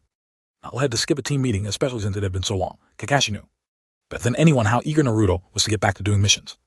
In a matter of minutes, he was at Naruto's front door, tapping languidly. He jabbed at the doorbell a couple of times, hearing it buzz within the apartment. He waited a few minutes, but there was no response. Okay then, Kakashi was seriously starting to doubt his student was at home, but he decided to go check at the bedroom window anyway. If something had happened he didn't know about, it was possible Naruto could be refusing to answer the door out of sheer stubbornness. Kakashi crawled around the side of the building to the balcony off Naruto's room and peered into the bedroom window, only to find to his slight confusion that Naruto was simply laying in bed. He was sprawled out with half of his bed covers on the floor in his usual chaotic way, but his face was relaxed and blank. He wasn't snoring or twitching or generally being the bundle of energy that he was. At all times, even while sleeping, was he sick? Oi, Naruto! Kakashi slid the window open and hopped down to the floor. Rise and shine. We have work to do. Nothing. Even when Kakashi closed the window with a snap and kicked the bed covers the rest of the way off him, Naruto didn't wake, not twitch, not grumble. His eyes didn't even move. Under his eyelids, Naruto, Kakashi called, a tinge of worry slipping into his voice. Was this some kind of prank? But even he knew that this wasn't the kind of prank Naruto liked to do. He didn't make others worry for his safety intentionally. He cherished the care of others too much to abuse it like that. Naruto, Kakashi said a bit more forcefully, shaking his shoulder. Naruto's head rolled from one side to the other, but his expression didn't shift in the slightest. He couldn't fake his level of insensibility if he tried. Kakashi realized something was very wrong. He felt Naruto's forehead and the sides of his face. His cheeks weren't overheated or flushed with fever. They were icy cold. No, the word slipped from Kakashi before he even realized it. It felt like all the air in the room had suddenly vanished, constricting his chest tightly, making it difficult to breathe. He leaned to poise his ear over Naruto's face. He couldn't hear him breathing. He pressed his ear over Naruto's heart. He couldn't hear it beating. Kakashi's thoughts were running all over one another, but he forced himself to try to calm down and block out everything and listen with all of his might. Nothing. No, there was something. It was very faint, but he thought he could hear a heartbeat. It loud frighteningly slowly, but Naruto was alive, barely. Without wasting any more time, Kakashi scooped up his student's small body and left via the nearest exit the window. He wasn't going to the hospital. Protocol be damned, he would see the newly instated goddamn Hokage right now, and no one was going to get in his way. Tsunade looked up sharply when someone barged into her office without knocking, half prepared to give them a tongue-lashing, but the words died in her throat when she saw them. Usually unruffled Kakashi out of breath, desperate and clear even on his masked face. Kakashi, what she stood and walked around her desk toward him. Her eyes jumped to the he gathered in his arms, and she felt her stomach drop down to her shoes. Naruto looked so pale, still dead. Tsunade could feel the room around her getting farther away. Everything felt strange and distant. She dimly saw a pair of trembling hands that looked like her own touch the icy skin of his face, tracing the whisker marks. She was currying herself, but numbly, somewhere far in the back of her mind. She should never have given him the necklace, never should have formed an attachment to another all too mortal being. How stupid, he lured into a false sense of security again. He's alive, Tsune-sama, Kakashi said urgently, pulling her back to reality. Please, you have to do something, or... Suddenly, Tsune could feel the ground underneath her feet again. If there was a chance, she would not fail, not this time. She put her glowing palms over Naruto's chest and discovered the weak, sluggish heartbeat. She moved her hands over him, checking the other organs in his chakra system. There is no physical image, she said in a clipped, trembling voice, but his chakra system is almost entirely empty. His levels are so dangerously low that he can't wake. He barely has enough energy to keep his vital organs functioning, and I can't feel the Kyuubi at all. Kakashi didn't look surprised. No doubt he'd already come to his own conclusions. Tsunade forced herself to continue. How long has he been like this? I don't know. The last time Kira and Sasuke saw him was the night before last. It could be over 24 hours. We're taking him to the hospital. Tsunade turned around to her assistant, who was watching. With widened eyes, Shizune, find out where Juri is. Send him a message to report back. Here immediately. I want to know what he's found about Atsugi's movements. Kakashi. Follow me. Kakashi followed after her silently. The unspoken hung heavily in the air between them. When they made it to the hospital, Kakashi laid Naruto gently down on the hospital bed. Backed up as Tsunade barked orders at the several nurses that were milling around. No one told him to leave, so he faded quietly into the background. It was highly improbable that a guard was necessary at this point, if someone had managed to extract the Biju from Naruto. Never mind how, that was a question that would come later. They most likely didn't care. Whether he lived or died, without the Kyuubi he had no political or military value. Yet, Kakashi stayed anyway, suspended in a state of morbid fascination as the medic men fought to save his student life. He knew, and Tsunade knew, that no one in history had ever survived having their tail beast removed from them, ever, yet they had to try, even if it was delaying the inevitable. This was the first time that someone in his life had died slowly enough for him to contemplate the process. Kakashi couldn't say if that was an improvement. He lost track of exactly how much time passed, but it was enough for several Anbu to come, looking for Tsunade, who had after all skipped out on her work without warning. After raiding the first two mercilessly for interrupting her, she posted them outside of the hospital to tell others that there was a medical emergency, and she was not to be disturbed. Kakashi didn't move from his position leaning on the wall until all the other medical personnel were allowed to leave, and Tsunade flopped down into a bedside chair. He came forward and stood there silently, waiting for the verdict. Naruto had on a breathing mask and was hooked up to so many other machines that he couldn't figure out what all of them were. But the steady sound of his pulse on the heart monitor was reassuring. He is stable, Tsunade said tiredly, reading Kakashi's silence. There is no telling when or even if he'll regain consciousness, but his life isn't in danger as long as his body keeps doing its job. Him surviving this long without any support at all is frankly miraculous. What exactly is wrong with him? Tsunade got out of her chair heavily. Being perfectly honest, the Kyuubi is gone and all, but the bare minimum of Naruto's life energy is gone with it, having the tail beast taken. He should be dead already, but it seems he has his mother's resilience. Kakashi narrowed his eye. It had to be Atsuki. Most likely. I hope Jiraiya will help us piece together what happened. He's supposed to be monitoring their movements right now. To think that they could get into the village and take the Biju undetected. What are the chances that Naruto will survive? Kakashi asked, ignoring the vice-like breathing in his chest. Tsunade closed her eyes briefly before answering. The life support will not work. Definitely, and he will not be able to simply recover. His body is essentially an empty shell. The only thing that might work is to recover the Kyuubi and reseal it inside of him. Then we have to take the offensive against Atsuki as soon as possible.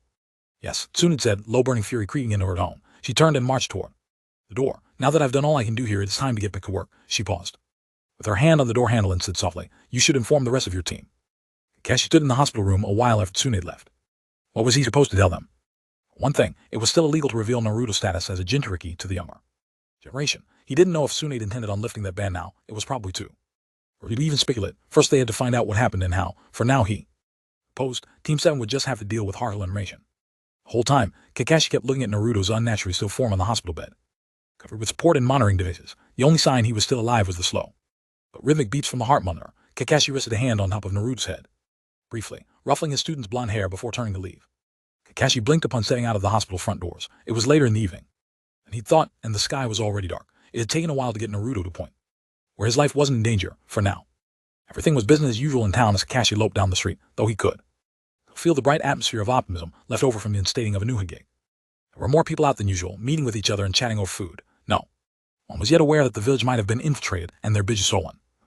Peace that they had gained after Orochimaru's attack could be shattered at any moment if the perpetrators decided to unleash the Kyuubi on the village once again. If that had now, while their forces were still spread thin trying to keep up with missions, it could very well be a disaster worse than the one that had ended the Undames. Life. When Kakashi reached the place where he'd told his team to meet, no one was there. Not surprising, considering he'd told them to go home. He hadn't really expected them to be there. Maybe he was just stalling, trying to formulate what to say. He considered going to the memorial tablet to mull things over a bit longer, then decided. He said it wouldn't do to conflate the past and present any more than he already had. It was hard not to, with a persistent image of his young student laying there as if dead. Kakashi started toward the nearest house, the Haruna residence. He only had to tap on the door a couple of times before Haruna Mibuki opened the door, warm light from inside filling out onto the doorstep. Oh, Kakashi-san, Sakura had just about given up on you. Sakura, she called back into the house. I said I'll do it in a minute, Mom, Sakura yelled back from somewhere upstairs. Boot gave an aggravated sigh and turned around fully to call up the stairs. Not that you. The girl, Kakashi-san is here. Hey. Sorry I'm so late, Kakashi said, straightening the back of his head. This shouldn't take long. Sakura came thumping down the stairs, and Ibuki left the front step to let her have by. Sakura stepped out onto the porch and closed the front door, most of the way behind her. Kakashi still didn't know exactly how he was going to explain everything, so it was just as well that Sakura spoke up first. Kakashi-sensei, where have you been? We waited for you a while. Then Setsuna said. He was going to go train since we weren't getting a mission. I went by Naruto's apartment, too, but neither of you were there. Right, Kakashi said, shifting his weight and putting his hands in his pockets. Sakura. Something's happened to Naruto. He's in the hospital now. It may be a while before our team return to active duty. Sakura looked extremely confused for a moment, but then her pink brows scrunched together. Was it Uchiha Itachi again, after Setsuna just got out of the hospital? Well, we don't know, Kakashi admitted. For all they knew, it was Itachi. Jury had already thwarted one kidnapping attempt by him. I found Naruto unconscious in his own bed. But so far, there have been no eyewitnesses to help us determine who attacked him, or when. None of the neighbors saw or heard anything unusual, and the Berry Corps didn't detect any intruders entering or leaving the village. But he'll be okay in a few days, won't he? Just like with Setsuna, Sakura frowned up at him. He could see the gears in her mind working, trying to figure out why an attack like this would fall on Naruto, of all people. Kakashi sighed. He wanted to assure her that Naruto would be back to normal in no time, but that was a weak lie that would fall apart the moment they saw how many machines he was hooked up to. He at least had to be upfront about that. No, Sakura, it's something much more serious than that. I hate to say it, but there's a very real chance he might never wake up. Saying it like that was putting it mildly. Naruto wouldn't wake up, not until the Biju was returned to him. That was an irreversible fact. Sakura was clearly thrown. But wait, Kakashi-sensei, what are you talking about? He was perfectly fine just a couple of days ago. How could he possibly be that bad off now? What could do that to him? Kakashi looked off to the side. We have some ideas, but I can't say anything about that just yet. Nothing been confirmed. You and Setsuna can visit him tomorrow. Tsunade-san wants to monitor him overnight to make sure he's stable enough before she allows visitors. Okay, Sakura said uncertainly. What did Setsuna say about all this? I still have to tell him. Kakashi turned to leave. I'll keep the two of you posted on our team status as well. Later, he held up a hand in a light wave and stepped onto the street.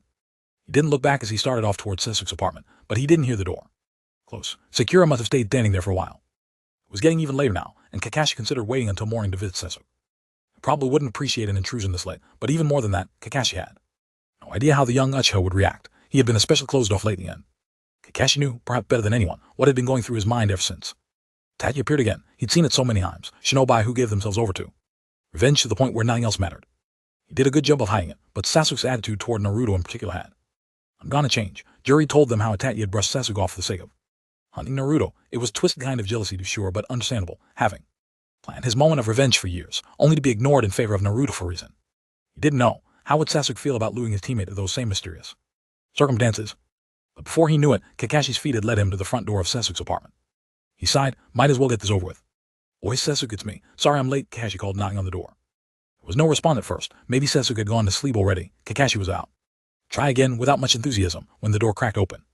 First, all Kakashi could see was bright red cheering eye glaring out of the darkness, but then the door opened wider, and Sasuke's glare smoothed into a neutral expression, eyes shifting back to normal. Kakashi quickly noted the kunai he held behind his back, as well as a few small bruises and scratches on his arms. What happened? Did you get into a fight? Kakashi asked sharply. It's nothing, Sasuke sounded tired. Are we returning to mission soon or not? You might not like this, Kakashi paused. Our team has been suspended indefinitely, but given the state of things right now, it probably won't take long before we're given new assignments to fit our reduced firepower. What are you talking about? Sasuke started angrily. It's not you, Kakashi interrupted. Naruto's been attacked. He's in the hospital now. I can't give you the details yet, but you and Sakura will be able to visit him starting tomorrow if you want. It might be a while before he can recover. Sasuke's fist clenched. Just like with Sakura, Kakashi could see the young Uchiha's mind working, trying to comprehend the reason someone would go after Naruto. His students were all so easy to read still. How could he know their thoughts, yet remain unable to do a single thing to help them? Why? Sasuke started in a low voice. Why him? What's he got to do with anything? Tell me what happened. I'm sorry I can't. Why? We don't know all the details yet, but we're doing everything we can to find out what happened and who was responsible. For now, you'll just have to accept that. Kakashi knew telling Sasuke to accept something was about as futile as trying to stop the sun from rising, but he knew enough to piece the truth together himself, more or less. The bigger concern is what he would do after realizing this was probably the work of Atsuki. Sasuke glared up. You said it might be a while before he can recover. What do you mean by that? What's wrong with him? Kakashi sighed. To put it very simply, Naruto's life energy and chakra have been almost completely removed from him, leaving his body an empty shell. He has just enough to stay alive, but he wouldn't last long without support. And before you ask how it happened, that's exactly what we're trying to figure out. You can see him tomorrow. Tsunade-san wants to Give you a final checkup anyway. Our team has been unlucky lately, hasn't it? Duh. Okay. Kakashi took a step to the side, turning to leave. I'll see you then, and I'll let you. Guys know about missions when I hear anything. Sasuke remained silent as he left. Kakashi didn't believe for a second that the boy was satisfied with his mediocre explanation. But he certainly understood the most important part. Naruto could easily die, and there was very little any of them could do about it now. Their most hyperactive team member was sometimes idiotic and often annoying, but he had always been a constant for all of them. There were no guards posted at the hospital. But then, who would come after a half-dead kid now, when there had already been plenty of opportunity to finish him off? It was easy for Sasuke to sneak onto the grounds and find the long-term care room where Naruto was being held. There was a medic in the room when he arrived, checking all the data on the machines and jotting it down. Sasuke waited until they replaced the bed's clipboard and left before quietly opening the window and stepping down into the room. Kakashi hadn't been exaggerating, even if the severity of Naruto's condition wasn't made completely obvious by all the machines and monitors he was connected to. The Sharingan could see just how faint and weak his teammate's energy was. Normally he was brimming with it, now he could barely be considered alive at all. He stepped closer and looked down at Naruto's unusually pale, still form. It wasn't fair. Sasuke still didn't know which of them was stronger. He didn't understand Naruto's strange power, and he didn't know why Itachi came to the village specifically to seek it out. He had just begun to realize that he'd misjudged some things, and now he'd lost the chance to find out for sure. It was the only thing left to do before leaving. Someone had taken that chance away, and Sasuke didn't know why, and it angered him. Everything about it angered him. But worst of all was wasting time here right now. Instead of going to meet the guys that would take him to Onigashima, they wouldn't wait for him forever. But Sasuke told himself the true reason for coming here was far more practical, even if it meant he would never know the truth. There was still one thing left to gain from there. Friendship. He gripped the wrap handle of the kunai in his hand tightly. No more stalling. He needed those eyes. And if Naruto was done for anyway, why not put what remained of his life to good use? Sasuke poised the knife over his friend's body, the carefully maintained metal shining as it hovered near several vital organs. It would be so easy. There was no one around, and Naruto was completely defenseless. He wouldn't even feel it. There was no better time than now. He could almost hear Itachi's voice in his ear, egging him on. There's no reason to hesitate. Without eyes like mine, you'll never be strong enough. You won't even stand a chance. You're weak. Hatred surged in Sasuke's veins so powerfully that the knife shook. He wanted to rip apart the very image of Itachi inside his mind. But how satisfying would it be to kill him using the power that he told Sasuke to gain himself? Even if he won, it would still be losing in a way. Was that why he had suggested it? Had he known it would ruin Sasuke's desire to gain that power at all? It didn't matter. When the time came, he would be strong enough. It wasn't necessary to follow everything Itachi said. He would gain power in his own way, to prove without a doubt that he was the stronger one. Sasuke put the kunai back into the holster strapped to his leg. He took a few steps backward, before leaving soundlessly, sparing no glance behind as he went out into the night. It was early morning, and Kakashi stood in front of yet another door. This time it was the office of the Hokage. Kakashi knocked. Come in. Kakashi entered the office and saw Tsunade standing near the windows. Jiraiya was beside her. Kakashi. Jiraiya greeted in his usual jovial tone, but it was with a smile that didn't quite reach his eyes. Kakashi recognized that look. It was the same one he wore when Minato and Kush died. Tsunade had obviously already informed him about what happened. Jiraiya-sama. Kakashi inclined his head. It didn't take you long to get back here. I was already on the way back, Jiraiya said, crossing his arms. I finished tying up some loose ends and started back here to train Naruto, or at least that was the plan. Wait, so? Tsunade gave a brisk nod. He hasn't heard anything about Akatsuki capturing the Kyuubi. Not a single clue to connect it to them, even though they have the motivation. From what I can tell, they're still taking bounties and doing mercenary work for whoever will hire them, Jiraiya added. There hasn't been a peep out of them since Itachi showed up. I came to the conclusion they wouldn't be making any big moves for a few more years at least. That's why I came back.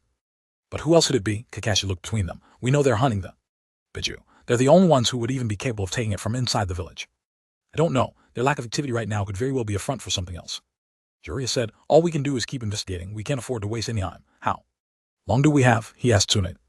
I can't really say, Tsunade said softly, eyes downcast. The way things are right now, his death won't happen suddenly. He might be able to last for years like that as long as we can keep his body functioning. It's more likely he'll become too weak to fend off disease or infection and succumb to one of them. Jiraiya put a hand on her shoulder. We'll save him. You'll see. Before you know it, he'll be awake and complaining about all the time he has to spend in the hospital before we can start training. Kira sat next to the hospital bed with her hands folded neatly in her lap, watching the averse faint rise and fall of Naruto's chest as he breathed. She looked at the clock sitting on the bedside table. Where was Sasuke? He had yet to come visit unless he had stopped by earlier on. Kira chewed on her lower lip, an ominous feeling twisting her stomach. That's what it always felt like when she thought of Sasuke these days, ever since he'd gotten that strange bruise on his neck. Was he out training again? Did he not care if Naruto was in the hospital? Kira heard the door open and she looked that way quickly, half expecting to see their other teammate standing there. But no. Tsunade walked in and picked up the clipboard hanging at the foot of the bed, reading over its contents. Tsunade-sama, Kira started. HM. Tsunade spared a moment to look up at her. Have you seen Sasuke at all today? I thought Kakashi-sensei said he was coming back one more time for a checkup. No. Tsunade carried the clipboard over to one of the machines and started jotting down a Few notes. If he doesn't want to show, that's fine. It was only as an extra precaution. Anyway, oh, Tsunade looked up from her work. Sakura bit her lip and squeezed her hands in her lap. Why don't you take a break for a little while? Tsunade suggested. Maybe go to Sasuke's house and see if he'll visit Naruto at least. Tell him he doesn't have to talk to me or anyone. Else if he doesn't want to. Amen. Okay. Sakura nodded and stood up to go, but she didn't leave right away. She looked down at Naruto one more time before turning to Tsunade again. Tsunade-sama, why can't Naruto wake up? Kakashi-sensei didn't really explain it to me, but everyone says you're the best medic nin in the entire world, so if you can't make him better then. Tsunade closed her eyes briefly before looking at Sakura again. Most of his life energy is gone. Even if he's healthy otherwise, he can't wake up unless it comes back. But how could it just go missing like that? An enemy's jutsu, most likely. That's why we have to find out who is responsible and get them to reverse it. So, isn't there anything we can do, the rest of our team I mean? Sakura rubbed the elbow for her other arm with her hand. Jim, I don't know. Tsunade gave a small smile. For now, why don't you just work on getting the whole team on board with supporting him, all right? We'll see what fellows from there.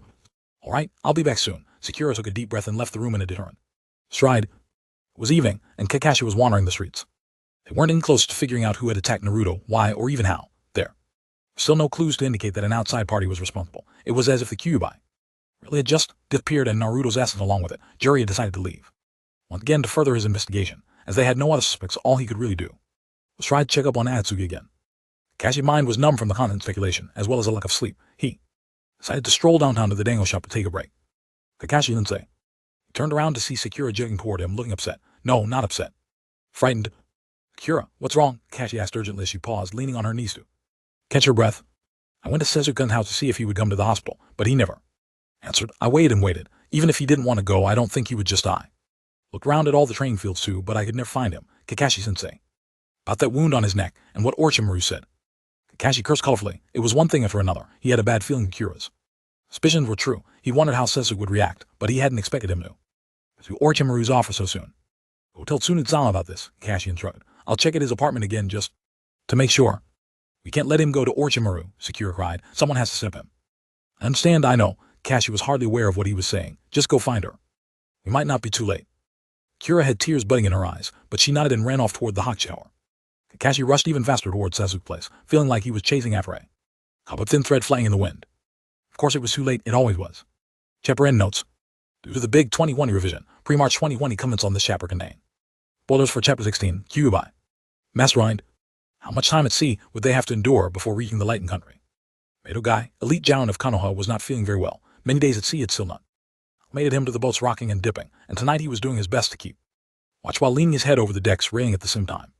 Guy-sen, Aob called from behind him. You should go on to bed. We'll be fine out here. Without you? No. Guy lifted his head to demonstrate that he was perfectly fine, but a wave of nausea swept over him, and he quickly had to lean back over the railing again. Yamato sighed. I've never seen anyone stay sick for so long.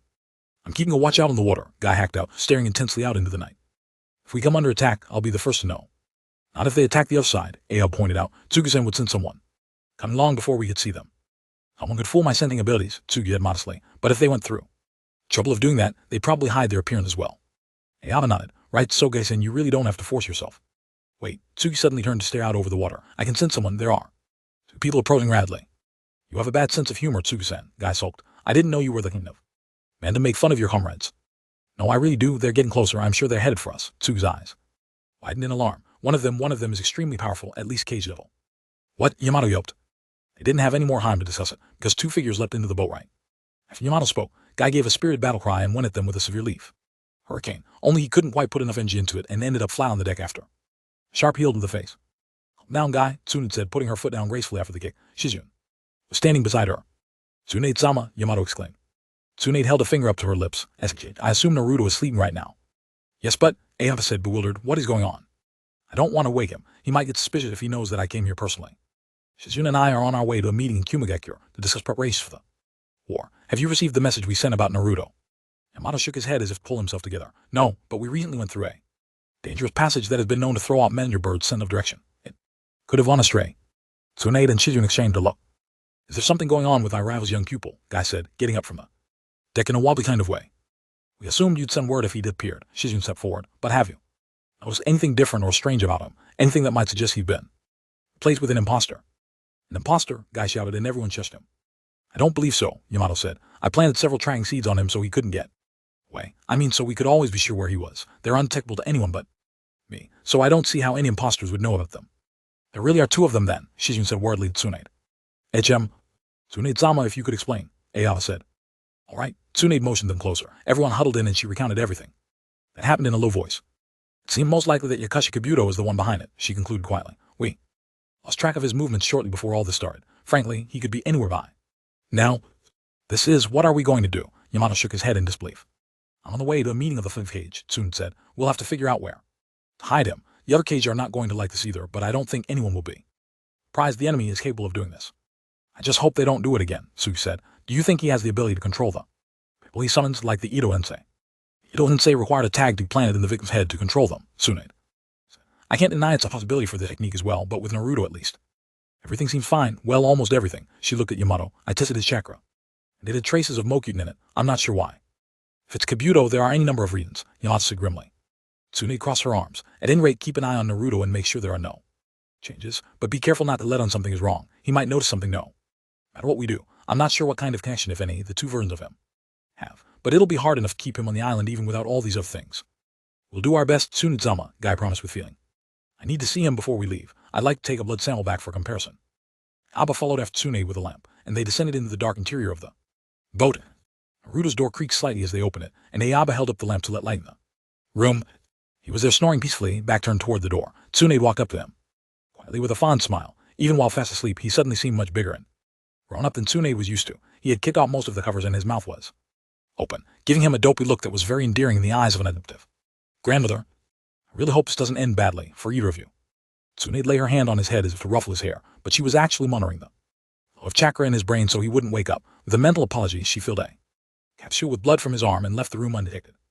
Tobai materialized in a dark, damp underground cavern, after spending so much time around Kabuto, he started to chafe his hideout resemblance to the gloomy spaces Orochimaru always loved. At least he didn't have snakes built into every pillar and torch here. Speaking of, Tobai sat down in a stone chair with an air of weary irritation. The space in front of him swirled and Kabuto came into view, hunched within his hood. That's his face appeared through one of the walls, molding and shifting until it became recognizable.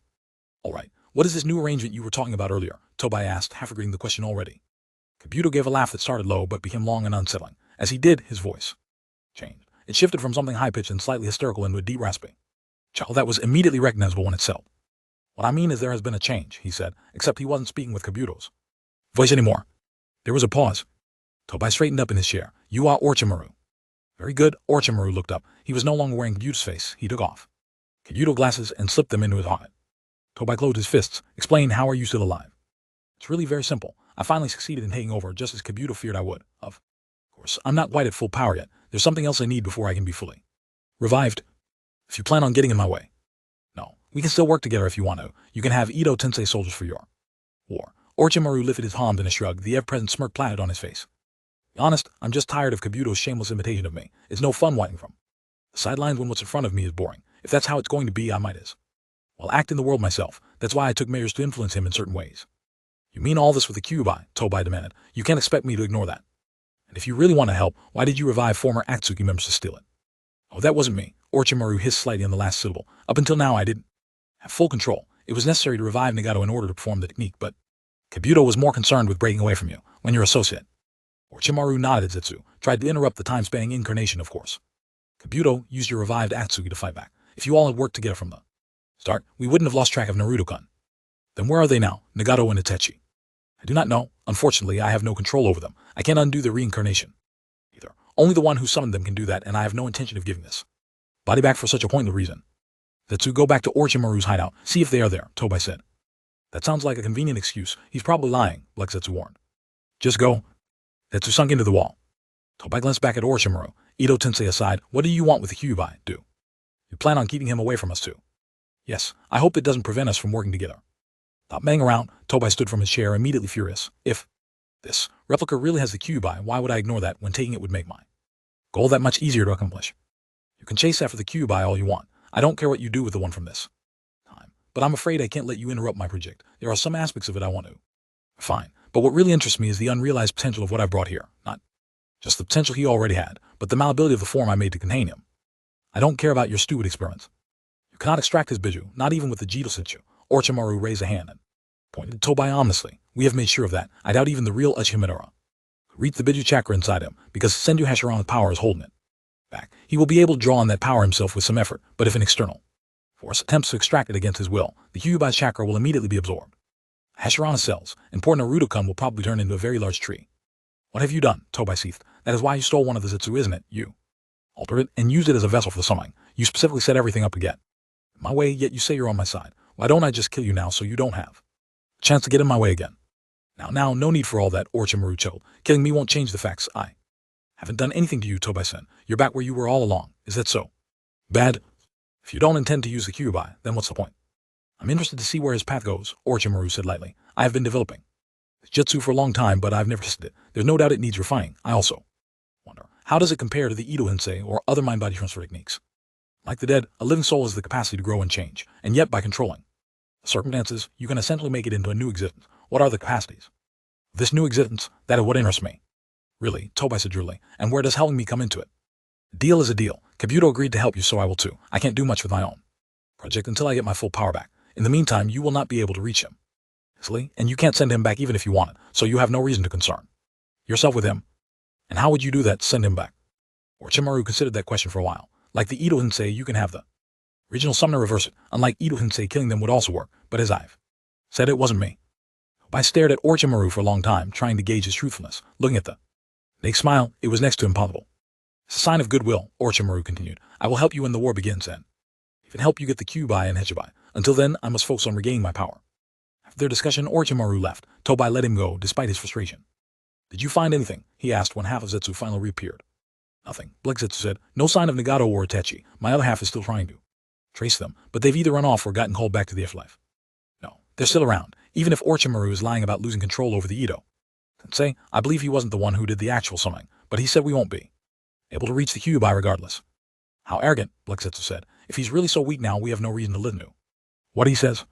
Tobai shook his head. Weak or not, he set the plot up indirectly, making it almost impossible to unravel by force. True or not, we can attempt the extraction anyway. It's no loss to us if it doesn't work. Yes, we may be able to find a use for the young one anyway. He could be a weak point against the allied shinobi by force. He makes them vulnerable, and they probably realize that. By now, they're probably handling him like he's made of glass. So then, Tobai smiled behind his mask and walked out of the room, Zetsu following behind. He walked down a dark flight of stairs. He opened a wooden door that creaked softly. This room was only a little brighter than the stairwell, unlit save for the glowing green light that came from dozens of tanks lining the walls. Each tank contained a floating, disembodied eye. The boy sat on a raised platform, not facing them, not looking at anything. He couldn't see. How much longer do I have to stay like this? Sezuk said. A while yet. How are you feeling today? Fine. I'll be even better once I can leave here. A smile almost as unsettling as Orochimaru's spread below the bandages covering half his face. I have a promise to keep. After all, Tsunade returned from a 5-cage meeting the next morning. She gave Sai checkup and said he would be ready to leave the hospital very soon. Okay then, Naruto said, so impatient he was practically bouncing. So what about me? I get to leave soon too, right? What did you guys decide at the meeting? I want to know too, Tsunade-sama, Sai added cheerfully, and Sakura nodded. Right, Tsuade said, handing Sai's chart to a nurse who excused herself with it. After the meeting of the 5-cage, it has been decided that you will be placed under the direct protection of the Case-cage. The Case-cage, Naruto said nervously. He crossed his arms and tried hard to remember what he knew about the man. You will be perfectly safe with him, Tsunade said with a smile. The Case-cage is a bit of a mouth hen when it comes to you, Naruto.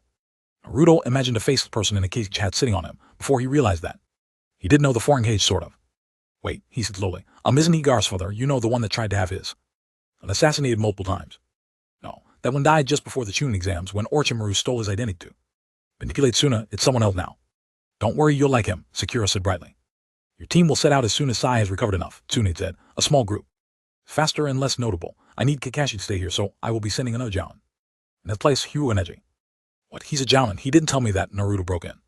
Tsunade didn't hume the outburst. I'm sending him because aside from Kakashi, he's the Jounin you know the best in Hanoha, and that you'll be the most comfortable working with. Byakugan should also be helpful for making sure you aren't being followed. I'm trying to keep you with people you're familiar with in your time, except for Sai. No, it's cool, Naruto interrupted again. Me and Sai are friends now. Well, he says he doesn't know, but he's willing to go along with what I say, and I say we're friends. That was faster than last time. Tsunade raised a brow at Sai and Sakura. Sakura waved a hand. That's just because we had to break Sai in before he was nice to you around. Sure, Sakura-chan, Naruto said. From what I heard about how you acted back then, break would be the right word. Hey, Sakura said, reddening slightly. You were incredibly rude too, all of us were. Not Yamato Heichu, Sai offered. He treated us to a stay at the onsen and even saved Naruto from your violence. How so? Sakura asked suspiciously. I declined to answer that on the grounds it might spur you to violence against the Naruto with us. Wait, what? Naruto gulped. Tsunade coughed. As I was saying, your team will meet the delegation from Suna. At the border between the land of wind and the land of rivers. From that point on, the Kiskage will be your guard at all times when you're not in Sunnyakure. When and where. The goal will mostly be up to him. Cheer up, though. You should feel honored. Usually you'd have to have the status of a daimyo to have the privilege of Cage as your personal guard. She sounded amused. But then, why can't you just be my guard? Naruto wrinkled his nose. I told you, you need a place that's actually defensible. Suna is heavily fortified and difficult.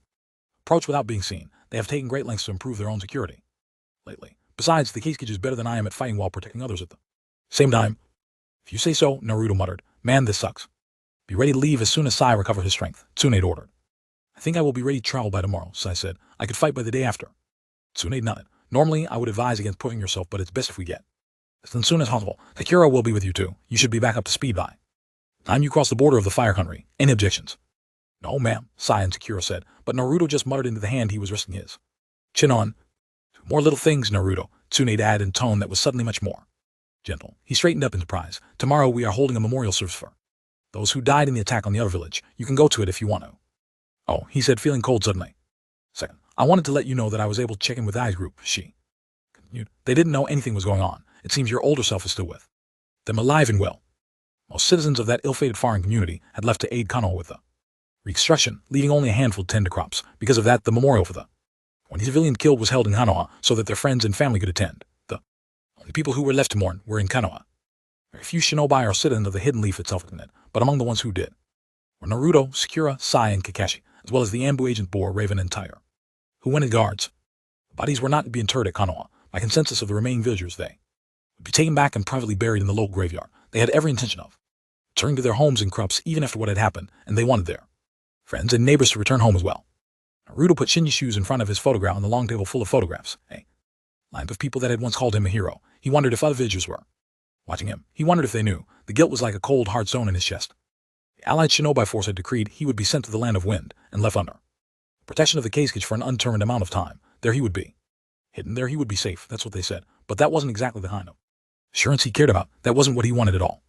I'll fix it, I promise, he vowed as he stood in front of the photographs. I'll make sure you never have to die because of me. There were only two things he wanted. First, he wanted everyone to stop hiding things from him. The only way he was going to be able to do anything the right way was to know the truth. Second, he wanted to find Yakashi Kabuto and make him send him back to his own time. At the moment, though, he only had a few vague plans. Older Naruto was the first mystery he wanted to figure out. If his older self was still around, what did that mean, and why was he taking it easy on a nice cruise when Atsuki was after both of them? With any luck, the Kiskage would be less tight-lipped, and he'd be able to put together a few more clues while staying with them. Naruto moved on, returning to his friends, who watched him with a pitying expression that he really didn't like. Are you all right? Sakura asked softly. It doesn't matter compared to how they're doing, does it? Naruto said, indicating the villagers. They stood together in black-clad clusters, drifting slightly in front of photographs, leaning on one another. The shinobi were a little bit apart from them and definitely stood out, even while wearing black like everyone else, but no one asked why they were there. I guess you're right, Sakura said with a small sad smile. When are you three leaving? Kakashi said. I'd like to go too, but they went and gave me an important position in the alliance for some reason. Or tomorrow morning, if I start resting in bed again as soon as it is over, Sai said. We're stuck at the hospital again tonight, Naruto grumbled, booing. We can play cards some more if you like, Sai offered. No way, I keep losing to you. Sakura laughed. Your poker face is no match for his, Naruto. I bet not, Kakashi said. I'm sure we can get some people to come by and keep you from getting bored, especially since you're leaving tomorrow. Since you can't go out, it would be the next best thing. I would like that too, Sai said. Naruto looked at Kakashi thoughtfully. He had mostly overlooked it in the surprise at how well people in general seemed to like him these days, but there was something subtly different about his sensei from what he remembered. Kakashi had looked out for his team from the very beginning, but he seemed warmer.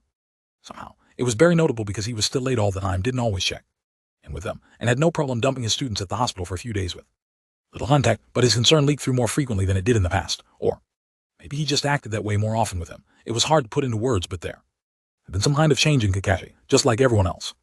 Are you ready to go back? Kakashi asked, catching his look, or do you need more time? His tone was genuine, not wry. I'm ready, I guess, Naruto said. Kira linked arms with him. Hey, I'll play cards with you guys too, and we should get a ramen delivery to the room tonight as a treat. She put her other arm through Sai's and dragged them both along. Hey, I'm not going to run away, so you don't have to pull me, Sakura-chan. The future had its good points too. Naruto wished he could separate all the good things and the bad things, keep just the parts he wanted in the future. He'd been alone for so long. Now these people made up a circle of friends bigger than he ever imagined having. It was like reading the benefit of someone else's work, intruding in on something that didn't belong to him, at least not yet. It was strange how terrible and wonderful the future turned out to be. Oh, I get it, Sai said from Sakura's other side. Physical contact is often used to show support and provide comfort in stressful times. We can reinforce and display our camaraderie at the same time by walking arm in arm.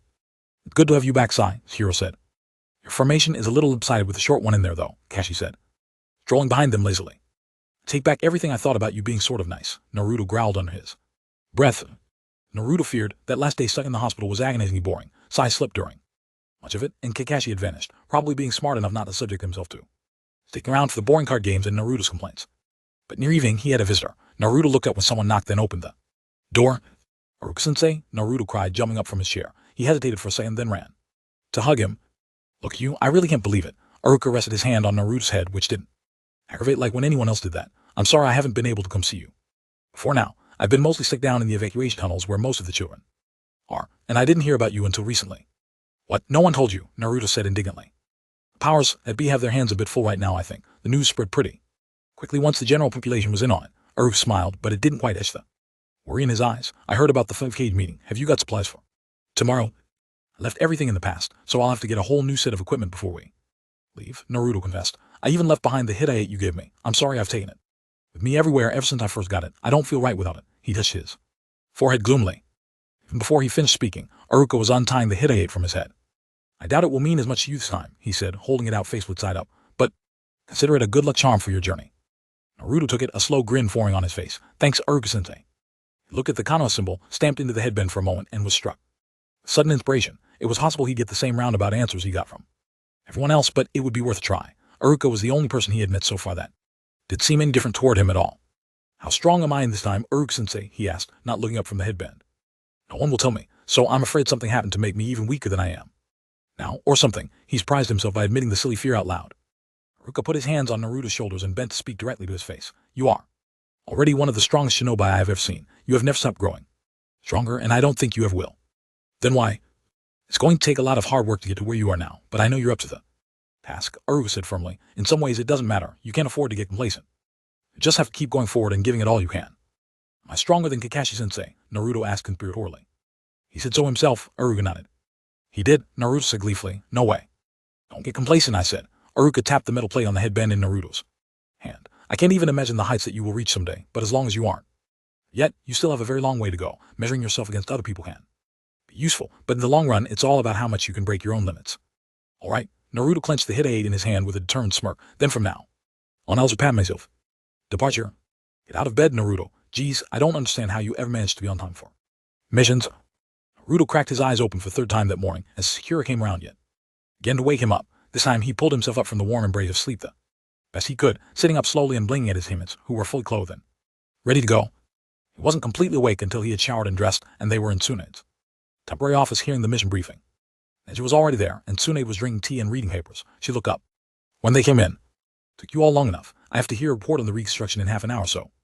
Let's get this over with. She held out a scroll and Neji stepped forward to take it. The four of you are to rendezvous with the delegation from Suna on the border between the land of rivers and the land of wind in 2 days' time. The coordinates are in your scroll. From there, they will escort you across the desert into Suna. If for some reason you aren't able to reach the meeting place on time, have Sai send a message ahead with your Ida.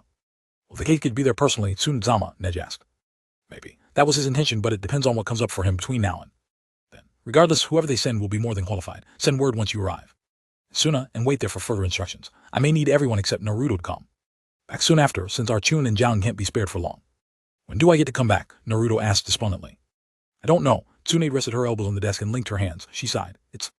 You're made aware of something. The true leader of Akatsuki, who calls himself Echa Madara, has declared all-out war on the allied shinobi force. That's the real reason we teamed up in the first place. We aren't sure how he intends to do it, but knowing how powerful he is, and given the recent evidence that they're using the Ito Hensei, all of us are preparing for war. Where you go will depend on the enemy's movements and how safe Suna can remain. What? War? Naruto felt himself wake up very suddenly. How can one guy declare war on entire countries? And who the hell is Uchiha Madara? I thought all the Uchiha were you. No, I don't have time to go into the details right now, but your teammates will bring you up to beat about that on the way. Tsunade held up a hand when Sakura looked like she was up. Protest? No, that much is necessary. Suna is in the midst of preparation just like everyone else, and keeping company with the case will make it impossible to hide the war any longer. Naruto, when you can come back depends entirely on the war. You might not be able to come back even if Suna becomes unsafe. As you've seen, we're hosting many small communities from around the land of fire. Our broken down villages of the least strategic importance right now, and it can only stay that way if you are somewhere else. Naruto pressed his lips together tightly, fighting down the horror at what he was hearing. The warehouses stocked with supplies, the patrols, the cancellation of all regular missions, the alliance. It all made sense now. He thought it was a little unusual that regular missions had. It stopped when the opposite had been the case after Orochimaru's attack in his time. Now, he knew why. You are right, he said finally. It's probably better if I'm not here, but there has to. It's something that I can do to help. I can't just hide behind people forever and let them be in. Danger for me, whether it's Suna or Konoha or anyone.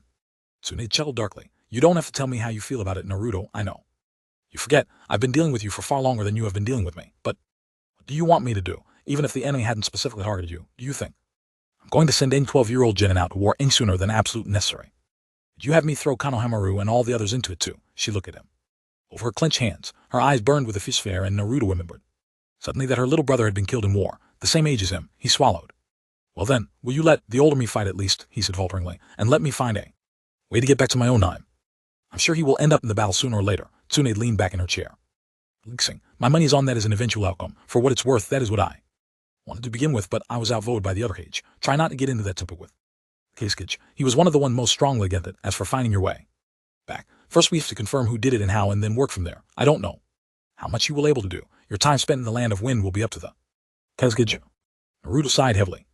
Hey, it might be fun, Tsun said. I'm sure he'll put you to work if you want, being the his lack could be good for you since you'll be able to see how a Cage works. She grinned suddenly.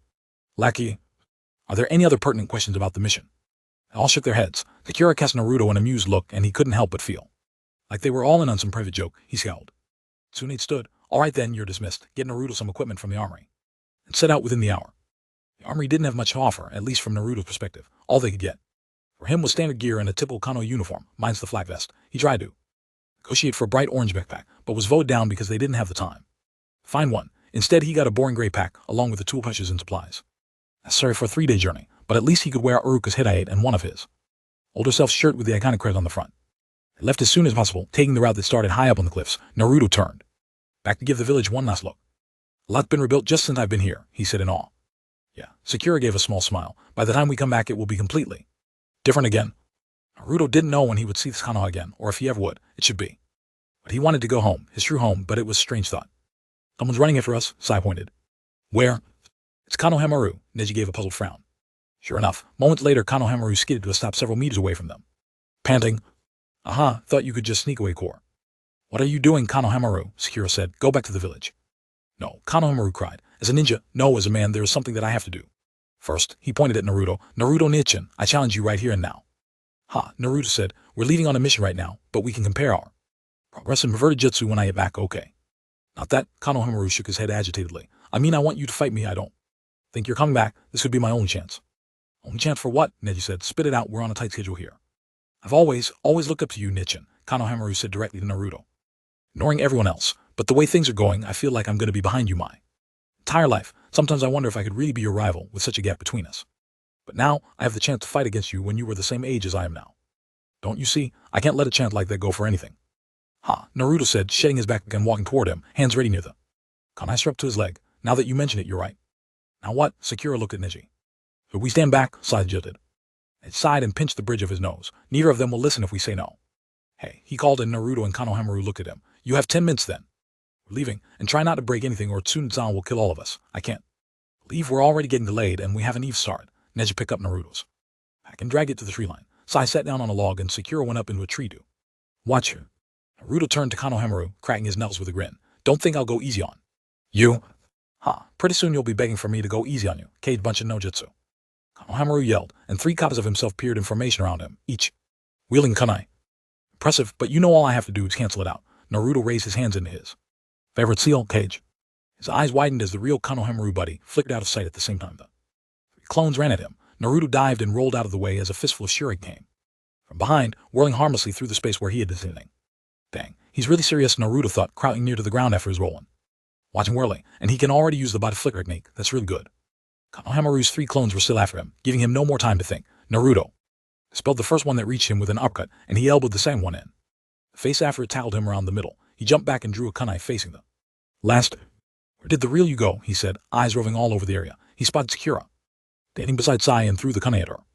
What the hell, Naruto? Sakura screeched, barely managing to dodge. Now you're gonna have to deal with me. She started sawing toward him.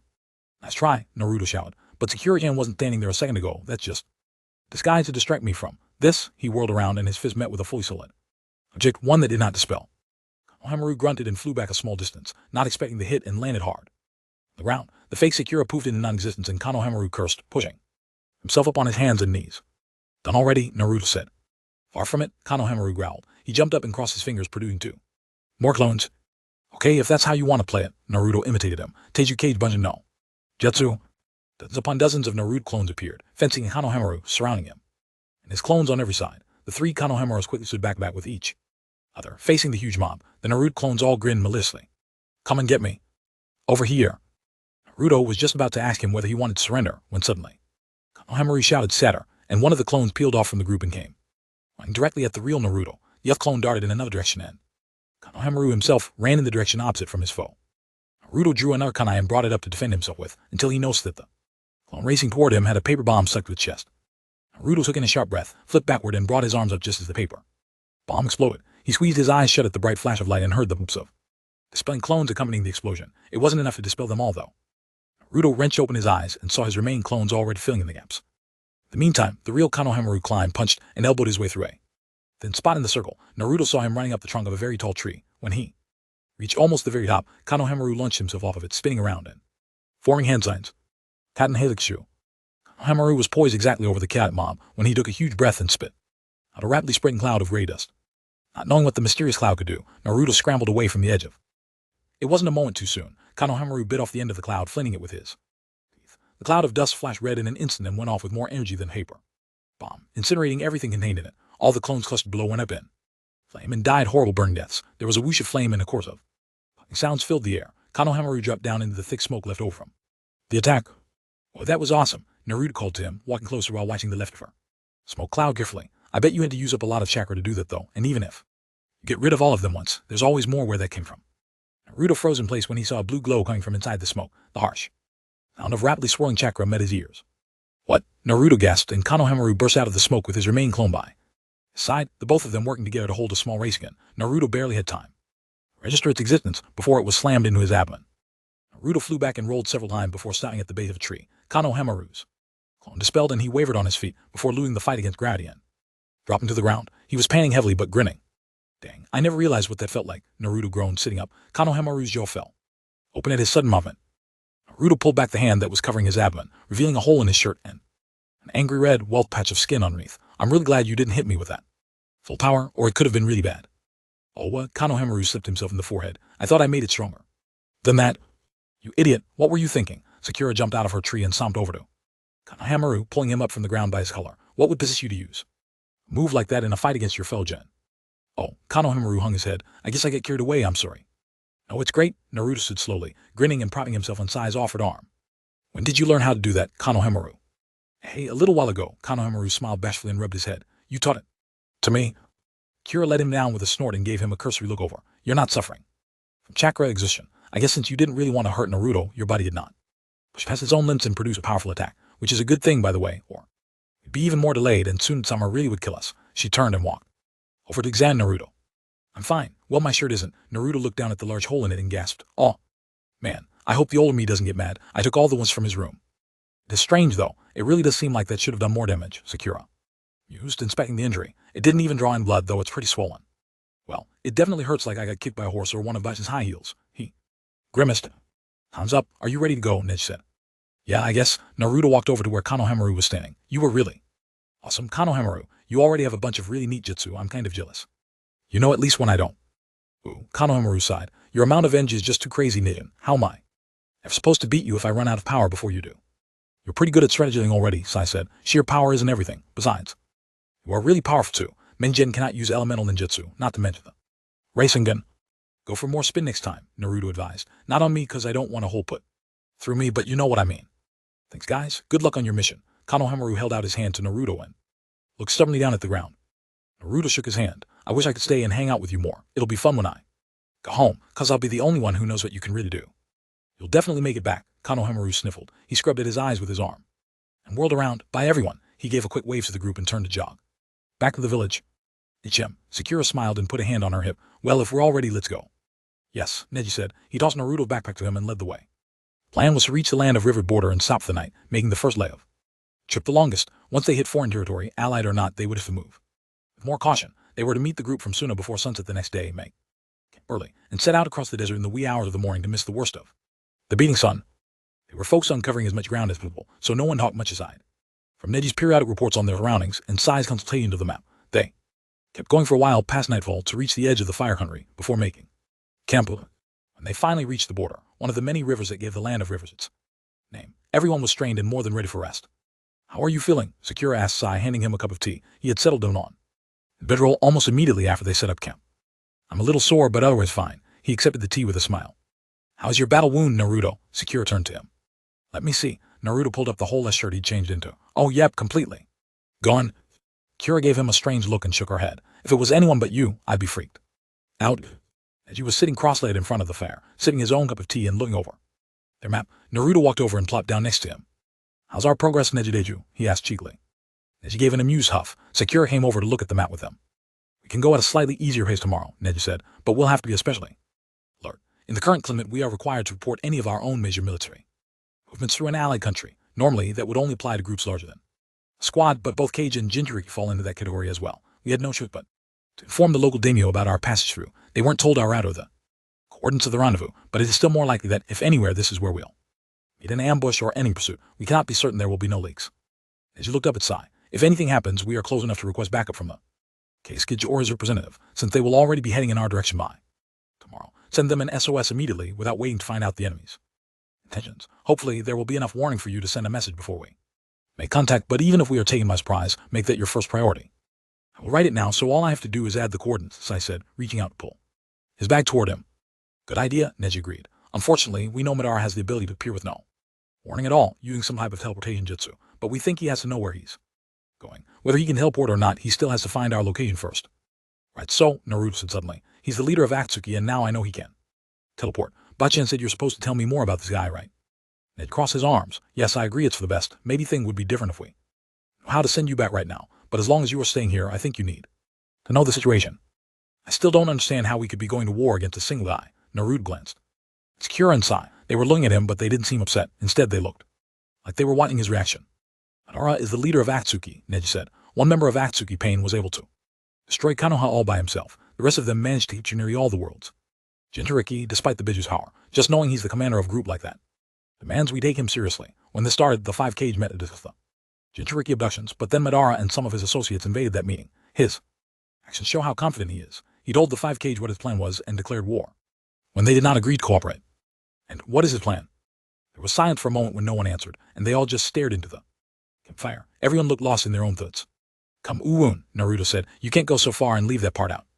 "Madara is an Uchiha," Sakura said softly, watching the fire with her arm curled around her legs. "And he possesses the main Dikao Sharin like Itachi. He claims he can use the power the Biju to amplify his jutsu enough to cast it on the moon, causing it to reflect back down on the world, trapping everyone in the world in an infant Tsukuyomi. He calls it the Moon's plan Tsukunomi." Naruto stared at her with his mouth agape while what she said slowly sunk in. As he nodded, capturing all the Jinchuriki and extracting their Biju was the first step. He appealed to the Kage to give up the last of them and moved into open hostility when they refused. It's clear he'd gotten impatient. "Okay," Naruto said slowly, struggling to process all the new information. "I think I get what you're saying about his plan and the war and all, but what the hell does all that have to do with Kabuto and bring me to the future?" And he rubbed his hands through his hair in frustration. "I thought all the Uchi were gone. Where did this guy come from?" "Kabuto and Madara have joined forces," Sai said. "I was on the team fighting Kabuto's movements initially, but we were swapped out for another group better specialized for tracking. They observed Kabuto and Madara making an agreement with one another. Kashi-sensei said Kabuto gave them the slip the same day I came here," Naruto said quickly. "Plus, Orochimaru was the only one who knew how to use the dead people move." "An eloquent way of putting it, but yes," Neji said. "Whether it was Kabuto or Madara, it amounts to the same thing. One of them did it, and they are actively trying to catch you. We can't let that happen." Naruto curled his hands into fists. For the first time, the vague concept of Akatsuki chasing after him coalesced into a sharp, fine endpoint. They would take away the power inside of him and use it to end the world. And that's when he started to feel afraid. Not the fear of being captured or hurt or even killed, but the fear that something dark and ominous was going to swallow the world, and his lack of strength would cause it to happen. Naruto drew up his knees and rested his forehead on them, trying to force the fear down. He didn't have the strength to go against the monsters, and he didn't have the time to get strong enough, not unless he could escape back in time. "I have to get out of here," he said through gritted teeth. "The only way I can help is by going home. I can't take just sitting around, and if I can't fight, I'm not doing any good by being here."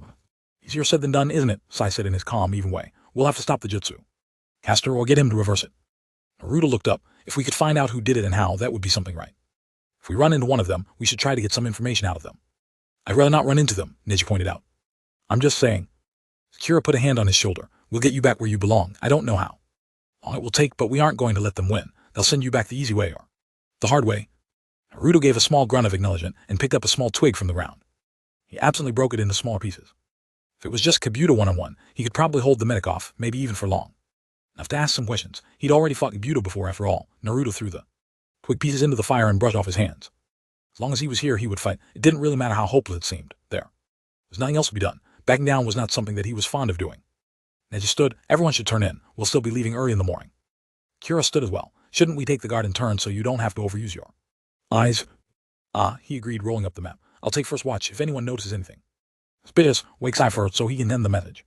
But wait, I had more questions about Midora. Naruto craned his head to watch them walk back and forth, putting away scrolls and unrolling midrolls. Get some sleep for now, Neji said. We'll have plenty of time for that after we reach Suna. Naruto shrugged and stood up, dusting off his pants. He settled down and comfortable, distanced from the fire, and lay with his arm crossed under his head, looking up at the sky. The clearing they were in was very small, a little hollow barely safe to light a fire in, but above was a jagged hole in the canopy of trees where the stars peeked through, several yards away. The river gurgled quietly. Naruto closed his eyes and basked in the nostalgic camp feeling, though they hadn't yet left Fire Country and he was among friends. He still felt a bit homesick. Whatever the Land of Wind had in store for him, it would be another piece of the puzzle that, if they could just see how it fit together, could be the key to undoing this bizarre situation. Naruto opened his eyes and raised his hand slowly, curling it around the moon like it was a jewel he could pluck out of the sky. It was a waning moon, a sleepy eye on the verge of closing.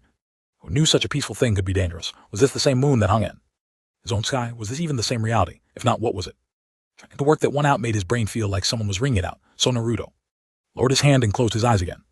Real or not, he thought, I have to try. I can't stop or look back in doubt. That's good enough for me. Kesgij. There it is, Neji said. He held up a hand. The team stopped behind him, landing lightly on tree branches. On the edge of the trees was a long stretch of sand grass that gradually shifted in pure sand, a gradient from vegetation to never-ending desert. We should be close to the rendezvous point, Sai said. Neji activated his Byakugan and looked down the tree line to the west. You see them. Naruto shifted impatiently on his tree branch. Neji smiled. And I think they see us too. Huh? Neji pointed down. A small, strange floating orb circled in the air below them. He jumped down from his tree and they all followed. The floating orb whizzed around each of them in turn, and Naruto noticed when it paused near him that it was actually a floating ball. Hey, he said in surprise. That's...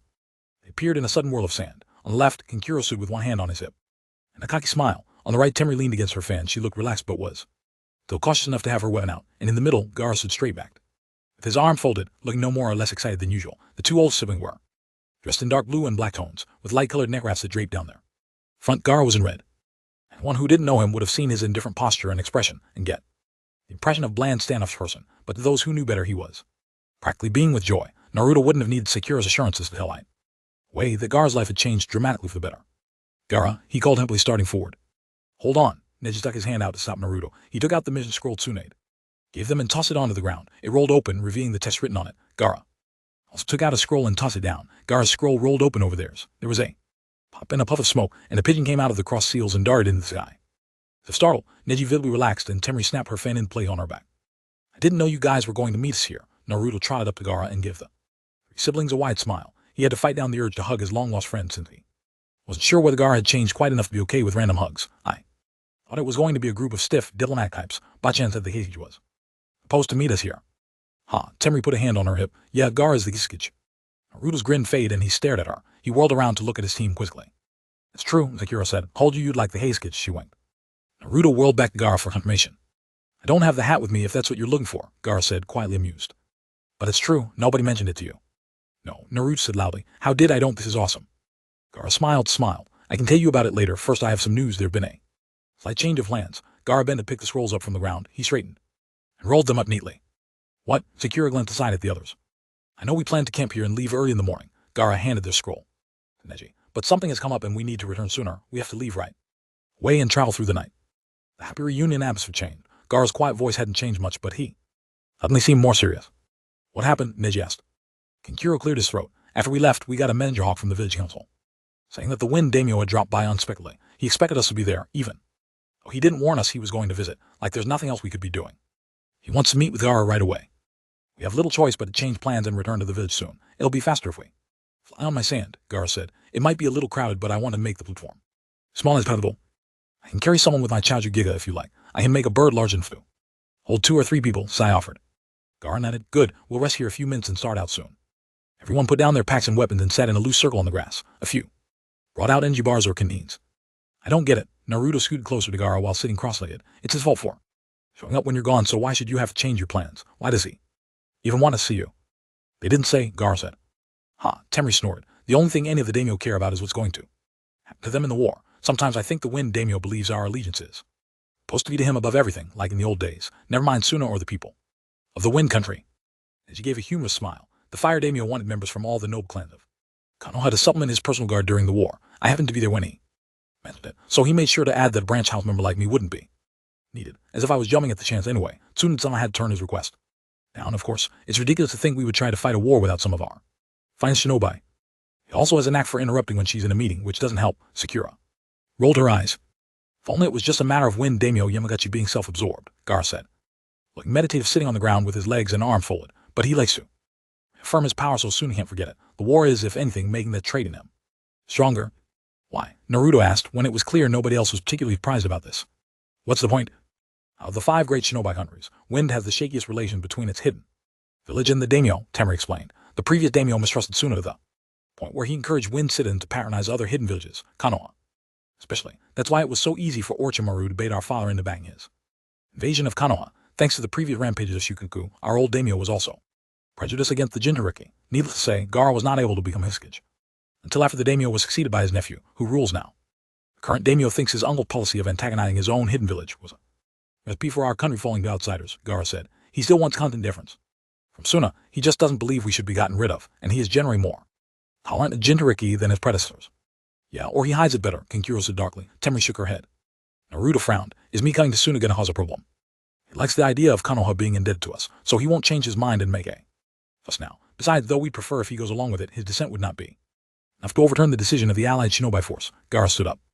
Is it time to go? Sakura asked. Yes, if everyone's ready.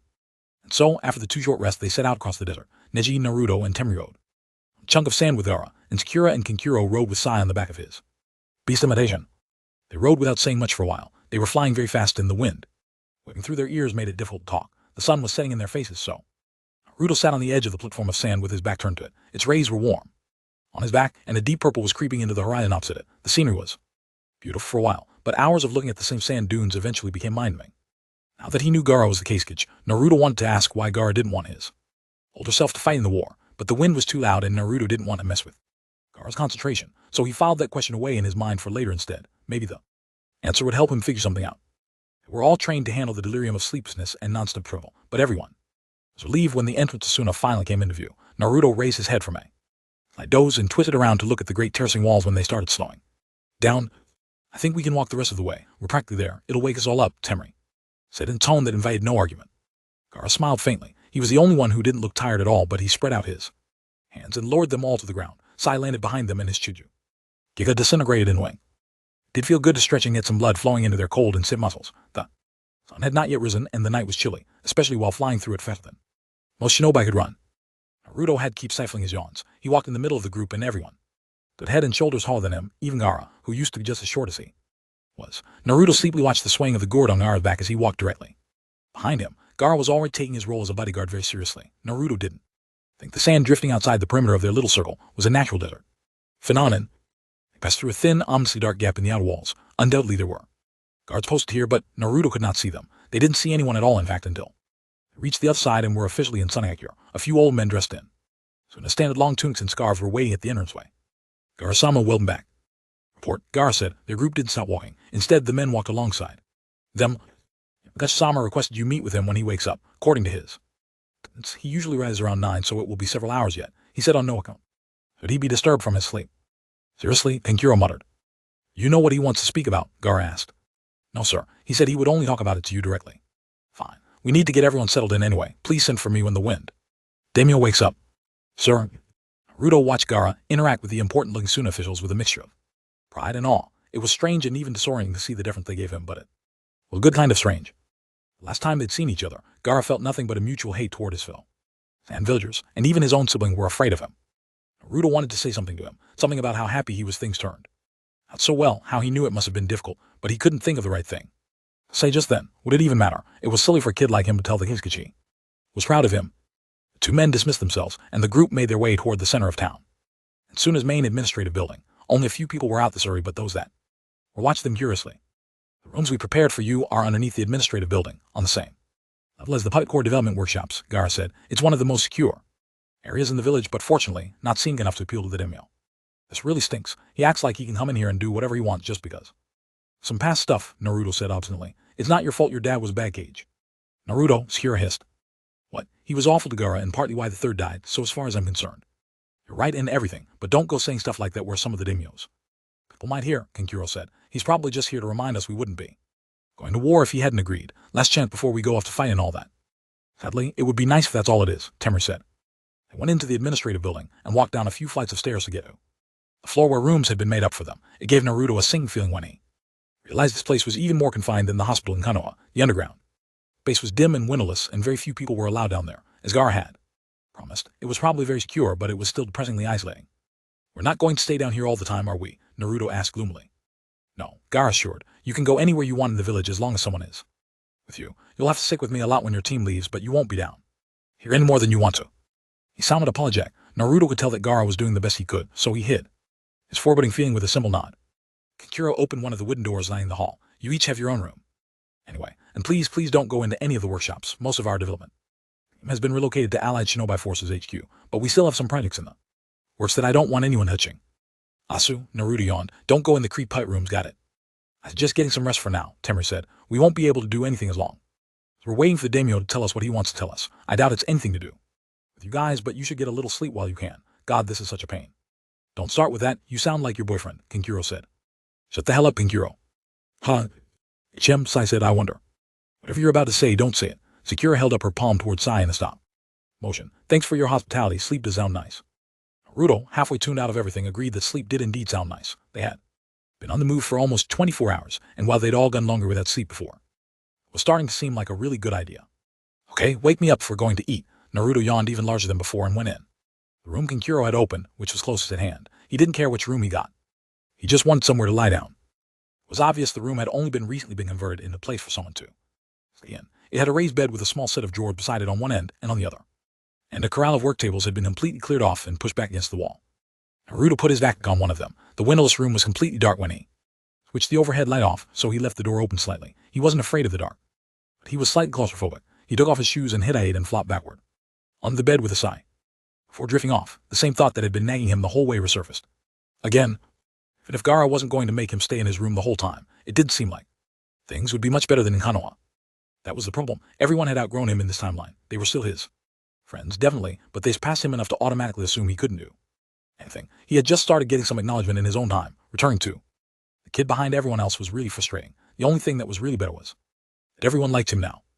If he had to get a lot stronger or go home, and it looked like neither of those things would happen as long as he was kept hidden or supervised at all times. What were they going to do? Wait until after the war. That was too long. For all they knew, Kabuto was the only one who could send him home. If Kabuto got killed in the war, Naruto could very well be stuck in his timeline, assuming it could be undone in the first place. But what could he do? How was he supposed to get away from his friends when the alternative was probably capture at the hands of Akatsuki? At least I'd be closer to taking them down if they captured me, Naruto thought before he drifted into sleep. Why is it so dark? A confused voice asked. Naruto's eyes flew open. Oh, the lights must be out. There's a door cracked over there, the voice mumbled as if talking to itself. It sounded like an elderly man, but Naruto couldn't see anyone in the meager light from the hall, and he couldn't hear the sound of another body shifting around. Are you a ghost? Naruto whispered sweetly. Ah, Naruto-chan, is that you? Knows my name, Naruto thought packed, and there was only one person he could remember that had ever called him Chan, but that was many years ago. Sandame Jai-chan, Naruto croaked, tears pricking the corners of his eyes. What are you going on about, boy? Are you still asleep? Sorry for waking you, didn't expect you to be sleeping in the middle of the day. Naruto was about to answer, but then a squishy weight landed on his chest. Ha, there you are. The voice came from the lump on his chest. Naruto shrieked and flailed his arm wildly, trying to brush the thing off. He started up from the bed, but tripped and stumbled and fell flat onto the floor. Hey, calm down, the voice said. You'll hurt yourself. Neither of us can tell which way is up in the darkness. Let me see if I can get the lights on. Naruto saw a black silhouette hop into the light coming through the cracked door, and then it disappeared again. The overhead light clicked on, and he blinked against the sudden brightness. There we go, the voice said. That's better. Naruto craned his head and squinted. Sitting on the floor on his eye level was a small green figure dressed in a cloak with thick gray eyebrows and a goatee. Naruto sat up quickly, a toad. That is right. Do you know who I am? No, sorry about trying to knock you off, though. You kind of surprised me, Naruto rubbed the back of his head with one hand. Ha, a little tadpole like you couldn't hurt me if you tried. You can call me Fukusaku. I was the one who taught Juri-chan the Sei darts. You taught Iro Senen, Naruto rubbed his eyes. So what are you doing here, did I accidentally summon you in my sleep or something? No, Fukusaku said gravely. We've been trying to find you for a while, the Great Toad. Sage had a very worse vision about you. Fukusaku-sama, Sakura pushed open Naruto's door. I knew I heard some kind of commotion. What's going on? Tsune told me you were all here, Fukusaku said, turning to Sakura. And the details. About Naruto-chan's situation, I need to speak with the young Hisukage. Will it be possible to see him right now? Maybe, Sakura said. He's been stuck visiting the Windmill, but his sister Temari-chan told me they were done with their private meeting now. What the hell, Sakura-chan? I thought you were going to wake me up. Naruto yawned hugely. It's not time to eat yet, so we decided to let you sleep. We wanted to talk to Gaara to see if he could tell us why we had to rush here. I was about to come wake you so we could go to the council room. The Wind Daimyo is here, Fukusaku muttered. What would that have to do with anything? You think it's related to the Great Toad Sage vision? Sakura asked. Fukusaku shook his head. There's no point speculating. Let's go. Naruto wasn't excited about going to see the daimyo. He'd met nobles before, and they were all essentially the same. He'd never met anyone as important as the daimyo of one of the 5 great countries, but he didn't expect the grand title to be an improvement. They met Temari, Sai, and Neji at the top of the stairs. Temari led the way to the council's meeting room. Naruto was more curious about the Toad's message than if some old Toad had, but the others kept glancing at each other wordly. The meeting hall was an impressive structure. It seemed disproportionately tall until he noticed the 4 giant statues built into the far wall, all looking very intimidating and important. Wow, Naruto said, craning his head up to look at their faces. Those are the previous Hisukage, sighed Oldham. It's like our Hajj monument. The round table in the middle of the hall currently resembled a buffet. It was piled with fresh platters of meat and rice and vegetables and local delicacies Naruto couldn't recognize, but they still looked delicious. A single look and whiff set his stomach to growling. There was a small group at the table. Gaara, 2 well-dressed civilians who were probably nobles, and a man in long flowing robes that could only be Wind Daimyo Yamakashi himself. One of the nobles had been talking, but everyone got quiet and turned when they came in. Ah, here they are, Yamakashi said. Our visitors from Konoha. Come sit down, no need for formality. Gaara nodded at them, and they all settled down awkwardly around the table. This was a strange place to have a meal, but from the looks of it, only the Wind Daimyo was eating. Being such an important guest, he could probably dine whenever and wherever he wanted to. I trust you all have rested well after your journey, Yamakashi said. Gaara helped me. You traveled rather quickly to get here. I was well aware of the arrangement between Suna and Konoha, of course. I just didn't expect the Keisuke to leave his village in a time of war. Personally attend the transportation of Konoha's Jinchuriki. It would have been difficult to say whose scowl was deeper, Temari's or Naruto's. Don't look so tense, Naruto-kun. Yamakashi's eyes were usually squinted, but he opened them to look at Naruto now. It's nothing personal, I'm just thinking correctly. It's everyone's duty to protect the interests of their own country before others. I thought everyone was supposed to be looking out for each other in this war, Naruto retorted. Besides, you can't tell Gaara what to. Well, Sakura said brightly, pulling Naruto into a headlock. I'm so sorry about him. Yamakashi-sama, he often forgets his manners. Yamakashi laughed lightly and took a sip of his tea. Sakura-chan, you're choking me. She leaned over his head and murmured in his ear, so quietly that he barely heard it. Don't let him get a rise out of you. Then she let him go. Naruto dropped back into his seat feeling thoroughly disgruntled but held his tongue. Gaara. Temari motioned toward Fukusaku. This is one of the elders from Mount Mayaboku, Fukusaku. He said he needs to talk to you about something. You're one of the Toad Sages. Does it have something to do with Naruto? Gaara asked. Brows scrunched. Fukusaku looked uncomfortable. He glanced at Naruto and then at the Wind Daimyo. Is this a conversation I should not be present for? Yamakashi said amusedly. No, not at all. Fukusaku cleared his throat. I'm here to talk to Naruto-chan mostly. But when Tsune told me about the situation, I knew the people responsible for his safety would have to be informed too. Informed of what? Do you know something about how I got here? Naruto asked. I'm afraid not. At first we didn't know about any of this. Fukusaku folded his webbed hands together on the table. He looked around at all of them seriously. As I said, the great sage had a vision. Vision? Everyone waited for Fukusaku to continue. He cleared his throat and began. The great sage said the vision involved Naruto-chan at a younger age, but he insisted it was an event that hadn't happened yet. No one could understand what it meant, so we looked in. The great sage crystal ball, which uses natural energy to trace chakra patterns. I decided to go to Konoha when I saw that Naruto's chakra signature was appearing in 2 very different places. I've been trying to reverse summon myself to the one's location all along, but it was very difficult. Fukusaku looked at Naruto. It's similar, but something in your chakra signature has changed to the point where you are almost not recognized by the summoning contract anymore. What? Naruto sat up straighter in alarm. I thought that was just a temporary thing, was it that bad? He glanced at Sakura. We did notice there was something interfering with his normal chakra signature, Sakura. But Tsunade-sama said it was most likely outside interference, not change in the nature of the chakra itself. That doesn't seem possible. Have you scanned his blood here? One of the reasons blood is used in the summoning contract is it carries a much more accurate sampling. It makes the contract much harder to fool. We did it at home, but Sakura's eyes widened in realization. We didn't stay around to see what the result was. Did you tell Tsunade-sama about this? Yes. She gave the assistants at the lab an earful when she found out the sample was still in the queue. She will tell us the results when they come out, but there is certainly something wrong. The contract doesn't lie. But I'm me, Naruto said nervously. Even if there is something weird going on, I'm not some kind of imposter. You're not the same either, though, because you can't be, the Wind Daimyo said.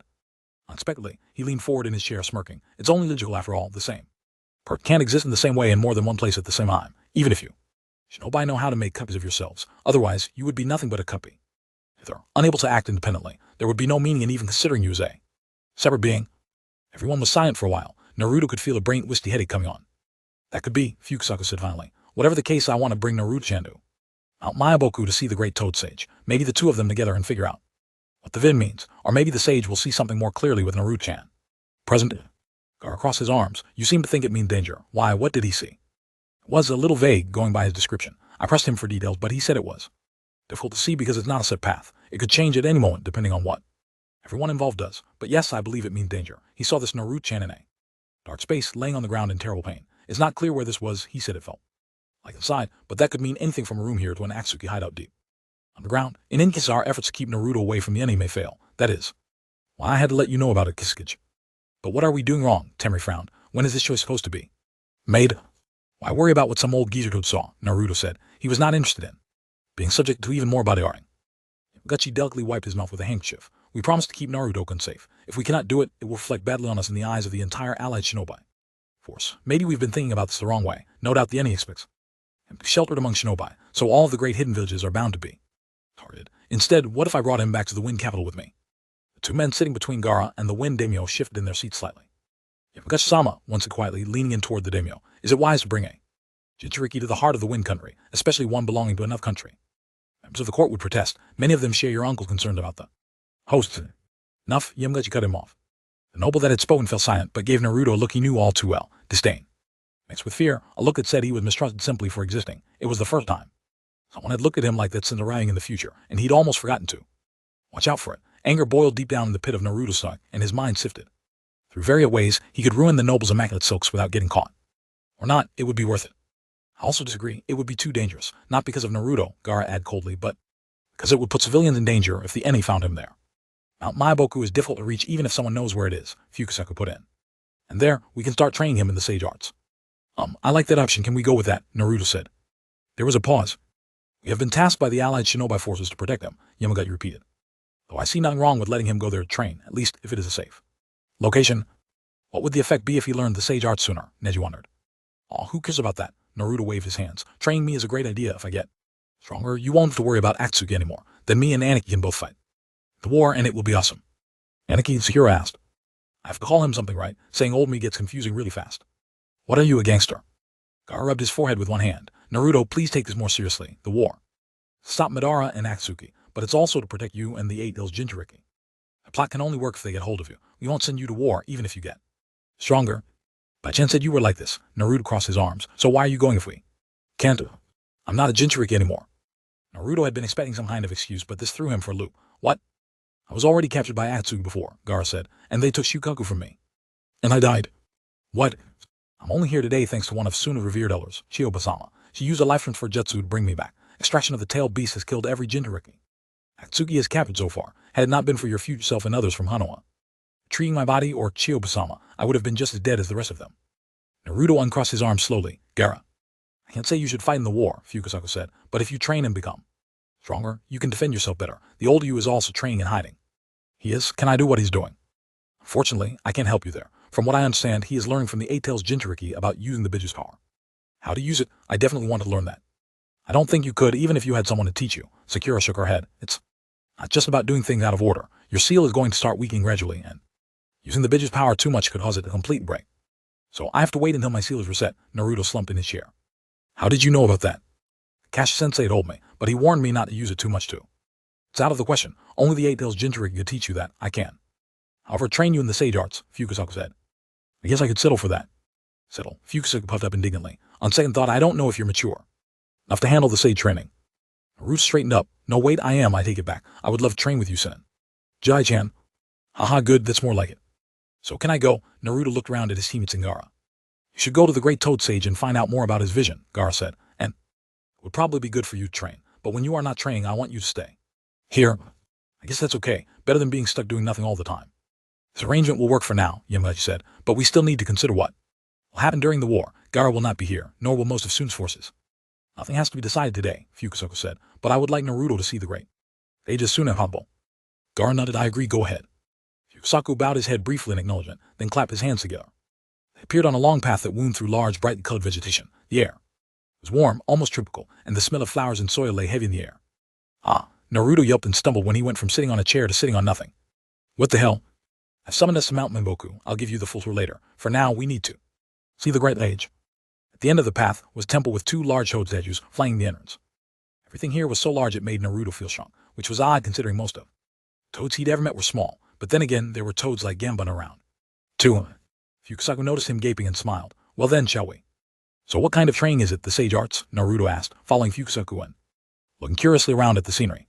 The sage arts involve sensing and harnessing the natural energy of this world, taking it to your body and molding it with your spiritual and physical energies. The senjutsu that results from this fusion of energies is consequently very powerful. Naruto stared at him blankly. Huh. Don't worry if you don't understand it yet. I know you can do it since you've done it before. Fukusaku frowned. For some reason, it seems you're already drawing natural energy toward you without realizing it. What do you mean?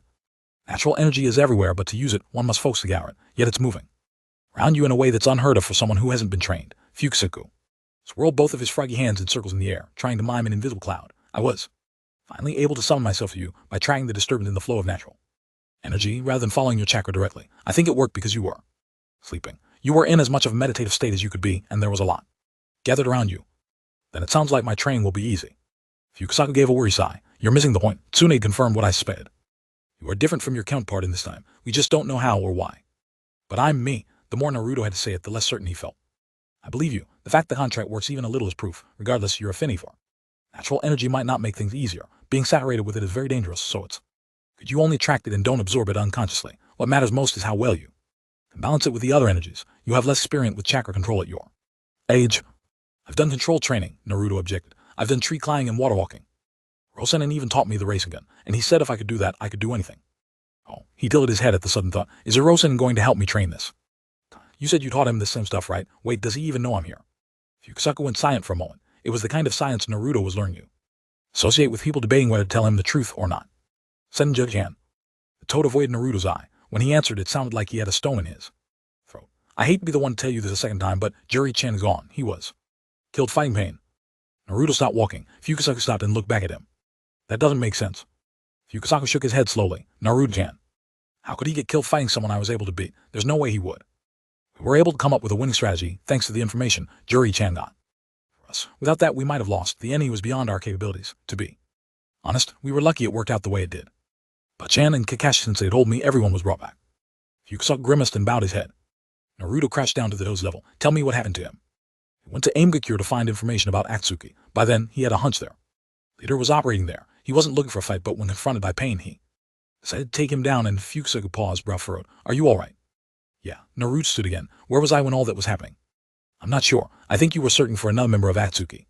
Who? Naruto didn't wait for an answer. He continued striding down the path toward the temple. Fukusaku hopped faster to catch up to Naruto's long strides. I'm sorry, I don't know. It didn't come up when we were training. Are you sure you're all right? I know it can be hard to accept, especially when it's so sudden. There's nothing to accept. It won't happen, so it's not really real. What?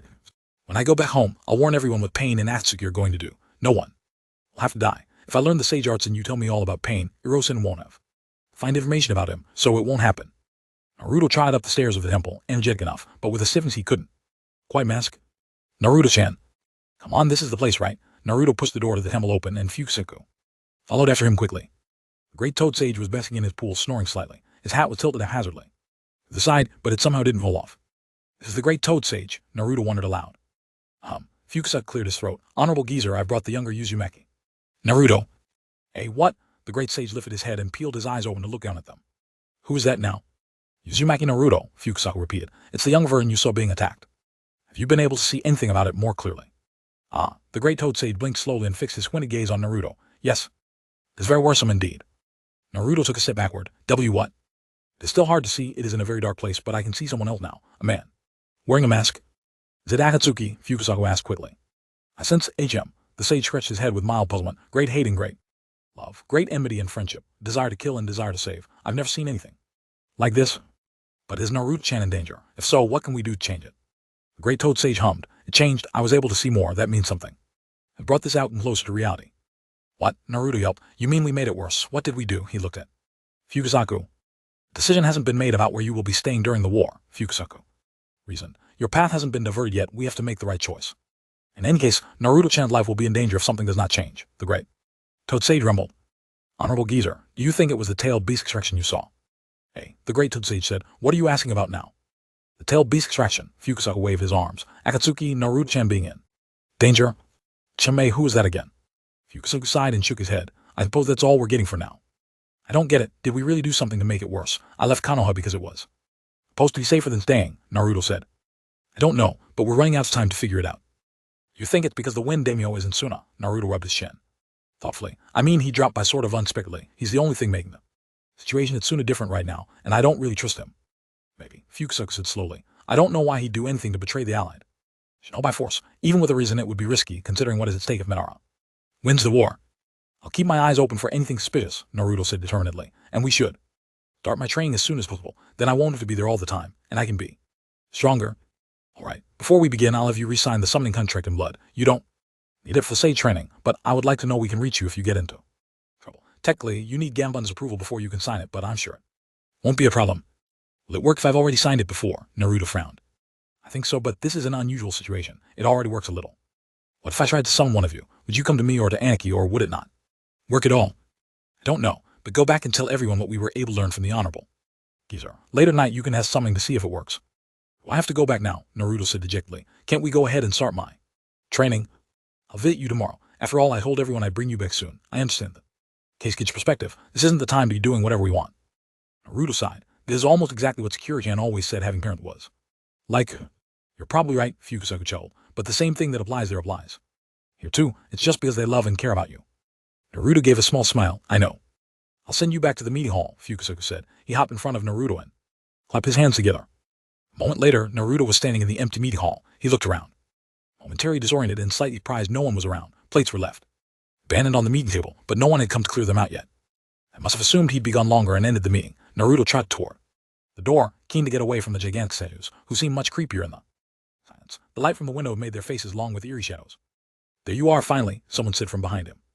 Naruto whirled around. A man in a high-collared coat and an orange mask was standing where there had been nothing but empty space before. Who are you? Naruto growled, positioning his hands near the weapon pouch on his leg. The man dashed toward him and stretched out his arm. Naruto ducked to avoid it, but it wasn't a strike. The man grabbed his right wrist, the hand with a fistful of shuriken ready to throw. Naruto tried to pull away, but he couldn't move. The world around him stretched, twisted unnaturally, converging on the black hole in the orange mask. He had no choice but to dive headfirst into it. After the meeting adjourned, the Sand siblings and Team 7, plus Neji, had their own luncheon. Gaara's loft apartment on the top floor of the administrative building, the panoramic view of the village spread out below, and the minimalist furnishing of the living room gave it a tranquil feel. Naruto's going to complain that we left him out, Sai said, breaking apart a bread roll. Kira grinned, especially if they try to feed him over there. He's told me the kind of things the toads like to eat, but we'll make it up to him. Are there any ramen places around here? She asked Gaara, who was sitting on a couch near the windows.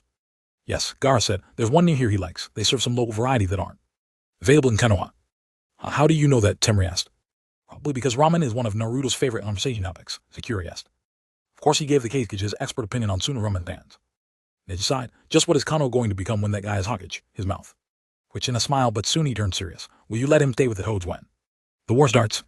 Gaara leaned back and looked out of one of the long windows. Under the circumstances, most likely, though Yamagashi-sama does not want me to. Why? Sakura asked. I mean, I'm not entirely sure it's best to let him do his sage training earlier, but it would keep him occupied, and Mount Mayaboku is one of the safest places he could be. The problem is, we have no way of contacting that place unless one of them comes to us. I trust the toads, but if something happened, we wouldn't know, and Yamagashi-sama believes Naruto would use it as an opportunity to escape the land of Wind's custody. What? Sakura bristled. Excuse me, when the hell did Naruto become prisoner of the Wind Country? Rin and Kinkuro tensed at Sakura's belligerence in both Lance and Gaara. Old habits were hard to break, and it still made them nervous when someone took a hostile tone with their brother. Gaara turned from the window to look Sakura in the eyes seriously. The daimyo is a fool. Prestige and political control are his only concerns. You don't need to worry, at least not about that. Is there something else to worry about then? Are you referring to what we had to hurry all the way for? Sai asked. Can you tell us about that? Gaara stood from the couch by the window and sat down on one of the empty cushions. Around the table, Yamagashi-sama, while better than the previous daimyo, still carries the ingrained prejudice against the Jinchuriki that many in this country have. However, most of our nobility are even worse than he is. We noticed, Sakura said early. The treatment of Jinchuriki in this country has always been terrible, Gaara said softly. But Yamagashi-sama is too much of a pragmatist to let superstition dictate everything he does. He allowed me to become Keisuke even before I lost Shikoku because he believed I would be loyal to him. He assumed I wanted to distance myself from the previous Keisuke. The same way he wanted to from the previous Wind daimyo. Did you know the old daimyo was assassinated as our father was? Gaara inclined his head toward his siblings. Were the two assassinations related somehow? Sai asked. It didn't seem so, Gaara said. They happened 3 years apart and the assassin was. I thought at worst, Yamagashi-sama hired someone to remove the former daimyo. But he claimed innocence and he seemed to think someone is after him now. He looked at Temari and she nodded. Right, she said, when we were at the 5K summit, the Tsuki graciously revealed that our country used Akatsuki's services in the past. When we came home, we dug as much as we could about it. I had to pay a lot of visits to the Wind capital in order to coordinate the investigation there. Sure enough, we discovered that our father and the previous daimyo made deals with Akatsuki. Yamagashi-sama hadn't known about it either, or so he claims, but we were able to confirm the Akatsuki member involved were Sasori of the Red Sand and Orochimaru. You're saying Orochimaru had a connection to the Wind country through Akatsuki, Sakura said slowly. That makes sense, but Orochimaru left Akatsuki long before he made the deal. With your father, right? So if Yamagashi-sama is afraid of Akatsuki coming after him. No, it's like this, Kankuro said. Orochimaru played the old Wind daimyo and Hisakage against each other, which wasn't exactly hard to do, because they already hated one another. Orochimaru convinced our father that the daimyo was going to do away with Suna entirely, and leave our country's defense to Akatsuki. On the other hand, he convinced the daimyo that our father was planning on staging a coup against the Wind, which caused the daimyo to cut support for Suna even more, which made Suna even more willing to go along with Orochimaru. It was all a ploy so he could gain military backing to invade Konoha, and Arg, Kankuro rubbed his forehead with one hand. What? Neji said. Long story short, Gaara said in a heavy voice, Yamagashi-sama believes Orochimaru is the one behind the young Naruto's appearance here, and he's convinced Naruto is a weapon planted by Orochimaru to be used against us when everyone leaves to go fight in the war. That is why he wants to know where Naruto is at all times. That's Sakura stood up. That's ridiculous. Orochimaru is dead. Where the hell did he? It's the crazy idea that Orochimaru is even alive, much less that he would care about the Wind. Any more if he was. I put a hand on Sakura's shoulder as if reminding her to stay calm. On what basis do they suspect Orochimaru? That is why they fled here, Gaara said. Several residents at Yamagashi-sama's castle were found dead, their faces missing. It resembles the technique Orochimaru used to infiltrate the exams and invade Konoha. Darkness. Chapter notes. See the end of the chapter for notes. The darkness expanded into a circular room carved from rock. The only light came from an oil lamp hanging above a stone chair. Naruto stumbled into the space, but he didn't fall. He took a split second to regain his bearings, then turned around to punch the masked man. To his surprise, the punch sailed through the man's head harmlessly. What? The masked man grabbed Naruto's arm and twisted it around his back. Naruto tried to wrench himself free, but in a matter of seconds his hands were tied together behind his back, and the man let him go. Naruto staggered from the sudden lack of resistance and walked sideways into the wall. Now you can't weave signs, the masked man said humbly. Bastard, Naruto snarled and he lunged at the man, but once again he went right through. Your struggling is pointless. I suggest you listen quietly instead of getting overexcited and using up all the air too quickly. This is a sealed room, and while I can escape it easily, you cannot. The masked man walked across the room and sat in the chair casually. Who are you? Where's this? Naruto demanded. This room is part of an old lair of Orochimaru's. We are working together for now. As for who I am, it doesn't really matter. The allied Shinobi by force knows me as Uchiha Midora, but since that name probably means nothing to you, you can call me Tobai.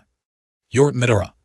Oh, it seems you do know something after all. Do not worry. I only brought you here to talk a little while. I will take you back after if you still want to go back. Just want to talk. Yeah, right? You kidnapped me. I already know you're after the Kyuubi. You'll have to kill me before I let that happen. If I killed you, I wouldn't be able to get the Kyuubi, Tobai sighed. Orochimaru tells me I can't extract the Bidyu from you anyway, because he used a Zetsu clone as a base for constructing your body in this time. The cells will react if exposed to the immense yang energy of the Kyuubi, without it being guided by your will. I have no idea what you're talking about, but if you really aren't after the Kyuubi, why would you bring me here? I told you I just want to talk. I have no reason to harm you, but I can help you, and I think if you knew the truth, you could help me too. The great Toad Sage's words were still fresh in Naruto's mind. Suddenly, the old Toad's powers didn't seem so improbable anymore, and if they were real, that meant that he was in mortal danger, whatever Tobai said, but he hadn't expected it to happen so soon. You're out of your mind, Naruto scoffed, putting his back to the wall as far from Tobai as he could get. What the hell makes you think I would ever want to help you? You're trying to force the entire world into war. You're in a position to understand me. Tobai tilted his head thoughtfully. I tried negotiating the 5 cage, but that failed. You're an outsider here. You're able to see the state of the world for what it is. I'd explain it to your older self as well, but they have him hidden away and do not plan to let him near the war. So you can't kidnap him too, obviously. Naturally, but they do not understand you at all, past or present. I doubt the old you knows anything about the war. If he did, he would have already tried to confront me himself. He wouldn't care what you have to say. I know I don't. And that because everyone is needlessly throwing themselves into danger for your sake. You have such a strong desire to protect your friends, it doesn't matter what I have to say. Yet, I have no grudge against your friends or you. In fact, everyone will benefit from my plan. Do you see how much better it is then, talk in person like this without interference? Naruto shifted and wiggled his hands experimentally behind his back. How about you untie my hands, and then I'll listen to what you have to say. No thanks, Tobai said breezily. There's nothing you can do to hurt me, but I don't want you trying to smash your way out of this room. Naruto looked all around. There were no obvious exits. The room was completely sealed like. Tobai said, was there still a way to avoid what the great toad sage had seen in his vision? No. Choice but to wait and find a way out. It doesn't sound like you're giving me a choice, but I agree it'll make things simpler. Ow. Listen, Naruto sat cross-legged on the ground, but only listen. I think there's 100% chance that you're full of crap though, so don't be too disappointed when I laugh in your face. He kept scanning the plate with his eyes while speaking. He wasn't about to. Except there was no way out. Tobai snorted. You're confident. I suppose you've heard a little about my plan already. Yeah. They told me about your Tsukunomi thing. Is that supposed to make sense? Cause making everyone live inside a Jinjutsu is just a lie. It's not a way to make things better. But I don't think you really care about that. You should understand, or maybe not. You probably don't realize what the future holds for you, even though you're in it right now, because of how much information others are keeping from you. Naruto frowned. I know they've kept stuff from me, but they are just doing what they think is right. As much as it annoys me sometimes, they're just trying to keep me from getting hurt. I guess. Yet it's wrong for me to protect the world with a lie in the same way. That's different, Naruto scowled. Sure, I don't like them doing that, but it's not the same as taking over the whole world. You know nothing. You haven't seen the suffering war causes. You have seen some of the suffering our so-called peace causes, though, and you will only see more of it in the years ahead of you. The peace of the great hidden villages is often more destructive than their war, and Konoha is the worst of all of them in its sheer hypocrisy. Like what you want to do is better. Take the Jinchuriki system, for example. You and the other Jinchuriki had your lives sacrificed for the sake of peace. Most were not asked if they wanted the honor. They should be held up as the saviors of their villages, both because they hold back the tail beasts and because they help maintain a political balance between lands that reduces war, and yet they are almost universally despised and mistreated. Naruto looked down at his lap, gritting his teeth. He'd thought the same thing plenty of times since finding out he was the container for the Hyubai, but that didn't give the masked man the right to say it. You don't care about us. You're trying to kill us. Of course, they all call you a hero now, Tobai continued. They've suddenly changed their minds. You got rid of Pain for them. You're the one who convinced him to betray me and bring all the villagers back to life. The truth is, though, you didn't entirely disagree with Pain's ideals. You must have identified with him on some level. That is the only way you could have made him turn his back on our plan. I knew him well enough to know that he truly desired peace. With both of you having suffered for the sake of it, the only thing prying about your alliance is you made it to save Konoha. Lair, Naruto said quietly without raising his head. What? I said you're a lair, Naruto shouted. You're just twisting stuff around. I beat Pain and he had no choice but to bring everyone back. I would never agree with someone like him. He destroyed the village. He killed Orosenin. As soon as he said it, Naruto wished he hadn't. He'd managed to push the thought down somewhere deep where it had no chance of hurting him, tried to convince himself it was nothing but more motivation. But then he said it aloud. His throat worked and he squeezed his eyes shut against the prickles in his eyes. I'm surprised you know about that, Tobai said, unperturbed, but it isn't nearly that simple. Nagato, known as Pain to most of the world, jury of the Senate, and you were aligned in your thinking. Nagato was simply more of a realist. Nagato's family was killed by Konoha Shinobi during the Second Great Shinobi War, and participated in the third soon after. Jiraiya could see the effects of the war and Konoha's participation in it. He took Nagato in just to ease his own feelings of guilt. He was like a second father to Nagato, so don't assume you know anything about what happened when Jiraiya died, or what took place when you met and spoke with Naruto. Naruto drew up his knees and rested his forehead on them. I don't understand any of this. That's why I'm trying to explain it to you. I want you to know the truth. If you don't like it, that is all the more reason you should agree to what I'm doing. As if I can trust anything you say. Unlike others, I have no reason to lie to you. Naruto looked up and narrowed his eyes at Tobai. Yeah, if you really mean that, tell me how. I can get back to my own time. You said you're working with Orochimaru, so that means he's really back. Tobai considered a moment. It was impossible to see his expression behind the mask, but he crossed his arms and stared at Naruto a while. Naruto snorted. Yeah, that's what I thought. Tobai chuckled. What are you laughing at? Nothing. You remind me of someone who died a long time ago. All right, it doesn't matter to me whether you go back or not. Your time and this one are on separate tracks now. Nothing you do there can affect what is happening here. Huh? Tobai made a grand gesture with his gloved hands. You can go back and change anything you want, but it won't do anything except change the future of your own timeline. A world for me, and a world for you. That sounds fair, doesn't it? Naruto wanted to make a snappier retort, but confusion won out. You mean this isn't my future? Does that mean I can't really know what's going to happen? This is the future you would have had, Tobai said. The only change will be you, but you will find out how much difference it can make. After all, you're interested in knowing what will happen because you want to change it, and you can change whatever you want for all I care. All that matters to me is the world that I'm about to create here. The rest can go to hell. Then how do I get back? What if I undo the summoning jutsu, keeping your life energy bound to that body? When that happens, you should return to your own body in your own time. What? Naruto looked down at himself, startled. You mean this isn't my body? Moving bodies through space and time is on a completely different level, Tobai said dismissively. I would explain it to you, but I doubt you could keep up. To put it very simply, Orochimaru used a technique similar to the Ito Hensei, except your soul and body are alive instead of dead. I doubt either is exactly normal, though. I'm sure Orochimaru looks forward examining the effects. I'm curious, too, how this bastardized jutsu of it differs from a Ito and Rin Tensei. Naruto shivered. I thought Orochimaru was dead. Everybody's been saying Kabuto had to be the one behind it. Yes, he's turned out to be annoyingly resilient, hasn't he? It won't be long before everyone Realizes he's already started to move. So, that means I have to face Orochimaru in order to go back, Naruto murmured. He orchestrated all this, Tobai said. But no, Nagato is the one who summoned you. You mean Pain? You said that's him, right? I thought he was dead too. Arg, I can't keep up. With all this, Naruto shook his head. He is dead, but he was brought back with the Ito Hensei and forced to summon you. He and Uchiha Itachi escaped control and are currently missing, before you can even think about going back. You have to find them. Orochimaru can't send you back even if he wanted to. And I doubt he wants to. But why did he bring me here in the first place? Who knows? Tobai gave an unconcerned shrug. I don't think he's motivated by concrete reasons. From what I've heard, he likes to do things just because no one else has. He likes to disrupt to pin a path just to see what happens, whether the result is good or bad, if there is. Goal beyond that, I've yet to discover it. It was a long stretch of silence. Naruto did not want to believe anything Tobai said, but the masked man really seemed to think their timelines were separate. Maybe he didn't have a reason to lie. But even if he was telling the truth, it didn't feel right. If Naruto found a way back home and never saw the version of his friends again, they would still exist, wouldn't they? It felt more complicated than just finding a way back home. Okay, so I have to find Pain, Nagato, whatever, Naruto said, and get him to send me back. But first I'm going to help everyone instead of you. I'll have to deal with you in my own. If I go back anyway, so I might as well figure out how to do that first. Tobai tilted his head curiously. Didn't you understand what I said? This fight has nothing to do with you. Besides, this world is beyond help. Maybe it has nothing to do with me. I don't even know how to help, but I can't just accept what you're trying to do here either. I can't ignore what's happening right in front of me. It's getting us nowhere, Tobai sighed. Naruto made a face. I don't understand what you want. Are you just trying to make me go home to annoy Orochimaru? Tobai stood from his chair and walked over. He sat on the floor in front of Naruto, so their faces were level. Naruto's heart jumped when he saw the Sharingan burning through the hole. The mask, he'd momentarily forgotten the man was an Uchiha.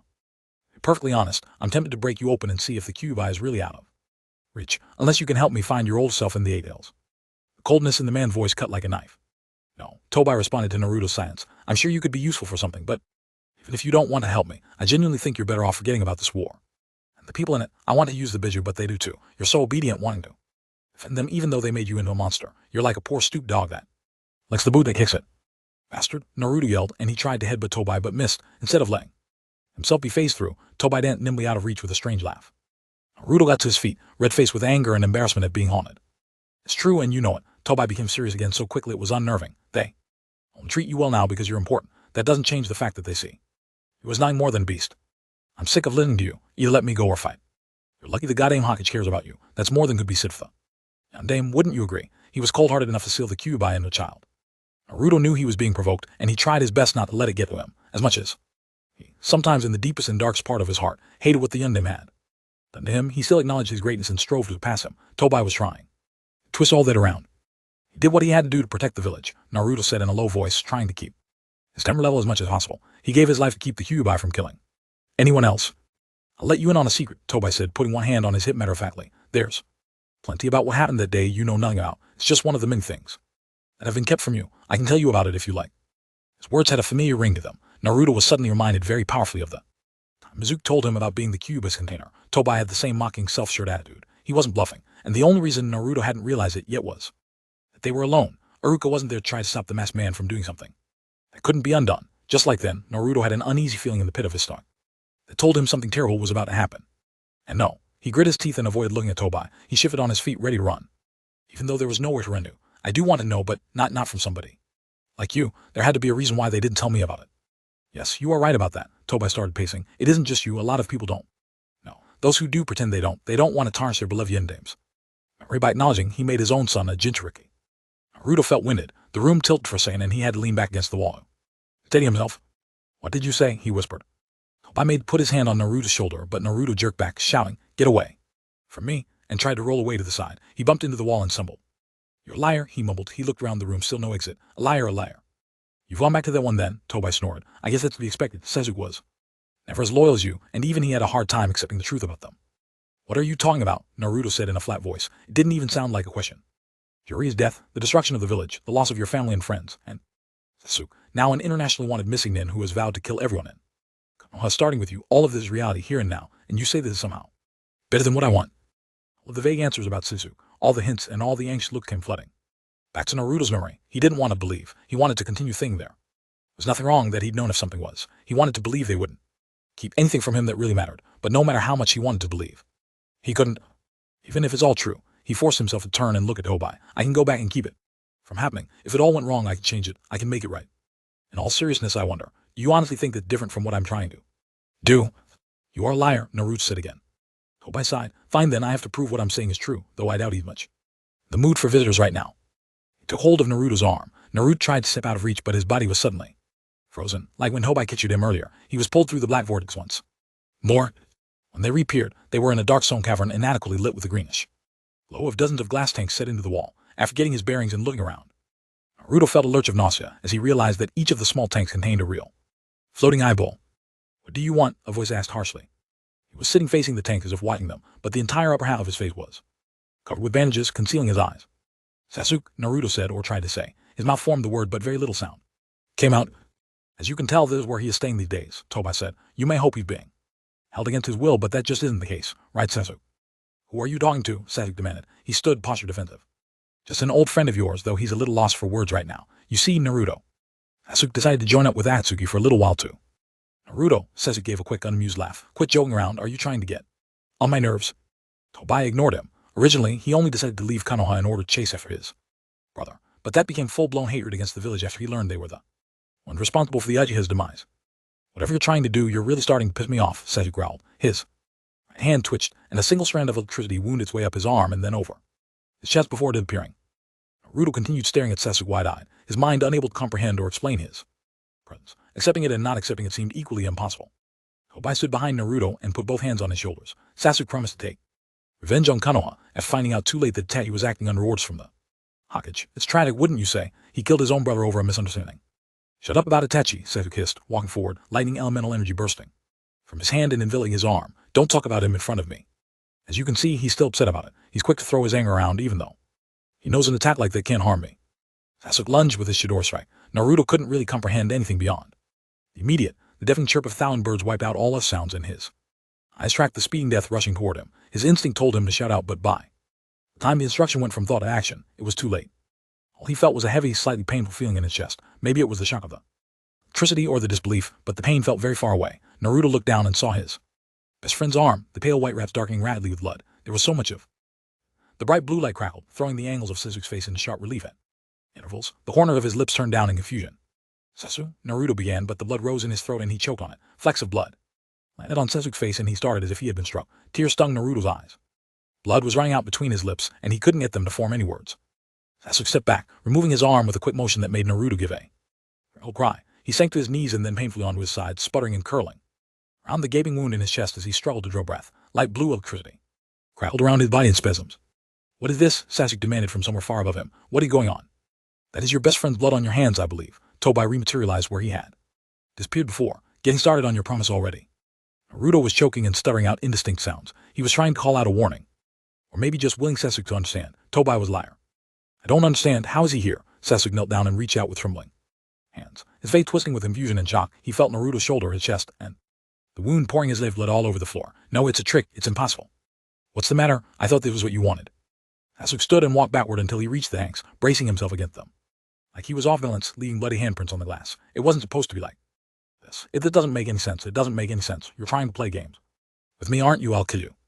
Naruto wrenched his eyes open. He saw Sasuke through a vague mist, shouting at Tobai. He tried to move his arm, but they were still tied behind his back. Sounds came to him in heavy rolling bursts that made no sense. Sasuke, strength was drained from him at an alarming rate. He tried to keep his eyes open, but they refused to cooperate. He fell asleep with the sound of his own heartbeat pounding in his ears. Naruto's senses came back to him slowly, one at a time. He opened his eyes in a careless, sleep kind of way. He felt very comfortable. Fortunately, that lasted only for the second it took for him to remember everything that happened. The memories hit like a freight train. Naruto's eyes widened and he sat up sharply, looking down and patting his chest. He noticed for the first time that he was wearing hospital clothes. That wasn't terribly surprising. What was surprising was what he discovered from the cursory inspection of his body, which was nothing. No gaping hole, no blood. Everything looked and felt completely normal. Had it all been a dream? It felt far too real to be a dream. Naruto, someone said gently. He turned his head to the side and saw Sakura sitting by his bed, wearing a small, tentative smile that didn't reach her eyes.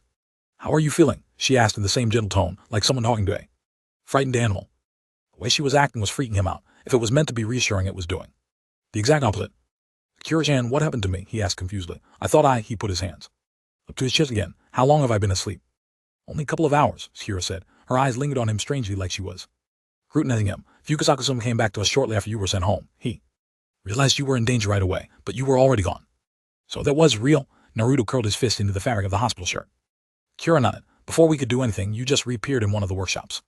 Downstairs, you were hurt pretty badly. We thought you were going to die. I couldn't get them. Leading to stop, her voice became constricted as she closed her eyes. Naruto let his hands fall to his sides on the bed. But I feel just fine.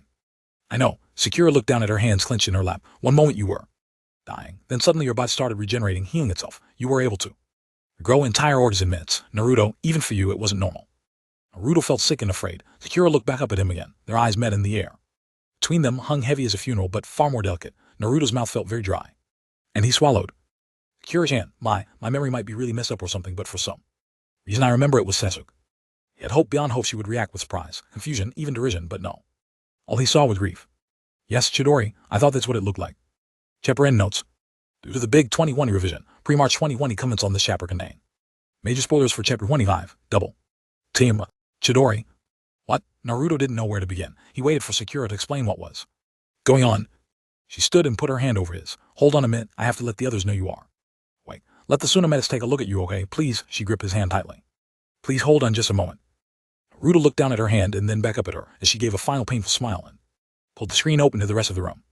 Uzumaki-san, one of the Tsunometics stepped up. He wasn't acting as strange as Sakura, but his movements were tentative, almost flinching. Naruto felt like he'd woken in a world on the verge of exploding. I'm going to check your pulse and listen to your heart and lungs to make sure that everything is working fine now. Is that all right? Naruto wasn't really listening. It was all real. It was real. Somehow he had missed every single thing that was most important, and they had known. They knew Sasuke was with Atsuki, that he left Konoha. He was gone, out there, and no one was doing anything about it. Sasuke and Atsuki. He was part of the group trying to find and kill his old self. He was a traitor. But Tobai had said he just wanted revenge because Itachi acted on orders, that it was Hokage that had told him to do it. Did they know that too? What the Hokage had done? What the village had done? And the Yondaime? Brushing against that thought was like touching a white-hot knife. Naruto whimpered in, clutched the sides of his head and curled up, chin on his knees. He tried to shut out the tapping voice in his memory, but it refused to stop. The truth is, though, you didn't entirely agree with Hain's ideals. You must have identified with him on some level. The only change will be you, but you will find out how much difference that can make. Uzumaki-sen, what's wrong? The medic asked urgently. All of this is reality, here and now, and you say this is somehow better than what I want. You honestly think that's different from what I'm trying to do? The medic reached out to touch Naruto's arm, but jerked back when a wisp of red flared over it like a flame. Naruto shuddered. Bubbling, agitated red energy started seeping from his kitsu. It ran over his spine and spread down his arm to the tips of his fingers, nails lengthening into sharp points. What's going on? A couple of other medics had rushed over. It's the Biju. He's starting to lose control. They only treat you well now because you're important. That doesn't change the fact that they see you as nothing more than beast. He dug his long fingernails into the mattress, and his back arches, his muscles and bones shifted around into a more animalistic configuration. Oh my god. W, what do we do? Someone need Gaara-sama right now. Naruto's body burned, his skin cracked and peeled. Everyone was yelling in panic. Confusion. Their fear made the hard wedge of grief and anger dig even deeper into his heart. More and more demonic chakra bubbled and frothed around him, and the more of it there was, the stranger his transformation became. Something was happening that had never happened before.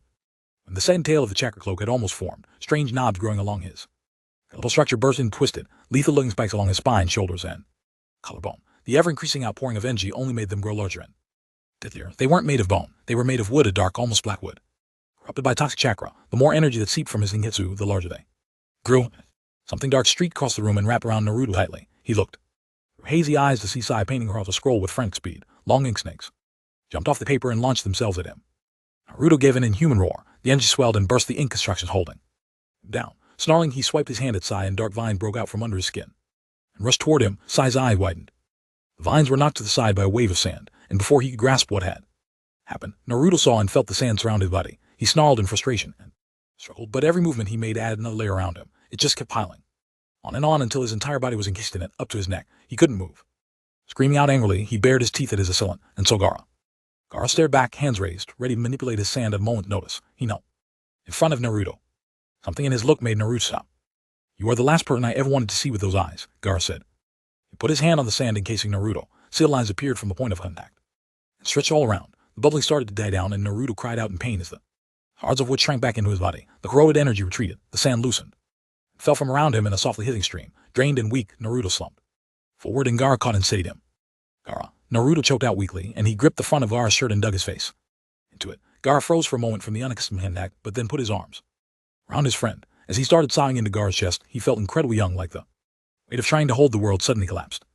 Tears were also swimming in Sakura's eyes. She climbed up beside them and hugged them. Sai joined in on the other side. Neji let out a long breath that he had been holding and put his hand comfortingly on top of Naruto's head. Fukusaku was too small to join them. Brace, but he put his whip hand on Naruto's back. Everyone, leave us for a moment, Gaara said, looking over his shoulder at the crowd of medics, Ambu, and random shinobi that had heard the commotion and rushed to investigate. But Keiji-sama, leave, I'll be out soon. Sir. They all bowed and left reluctantly, looking back at the huddled group and murmuring among themselves.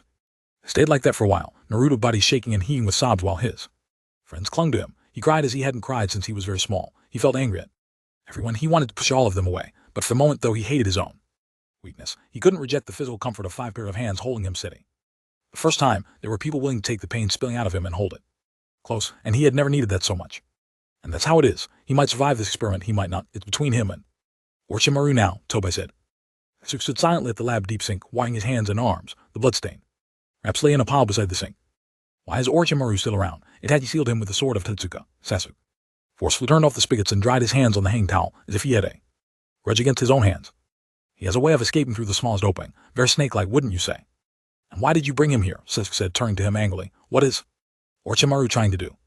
Why do you care? I don't, Sasuke said. I want to know why Orochimaru is trying to interfere, and why. You're going along with it. You planned all of this. You wanted us to meet.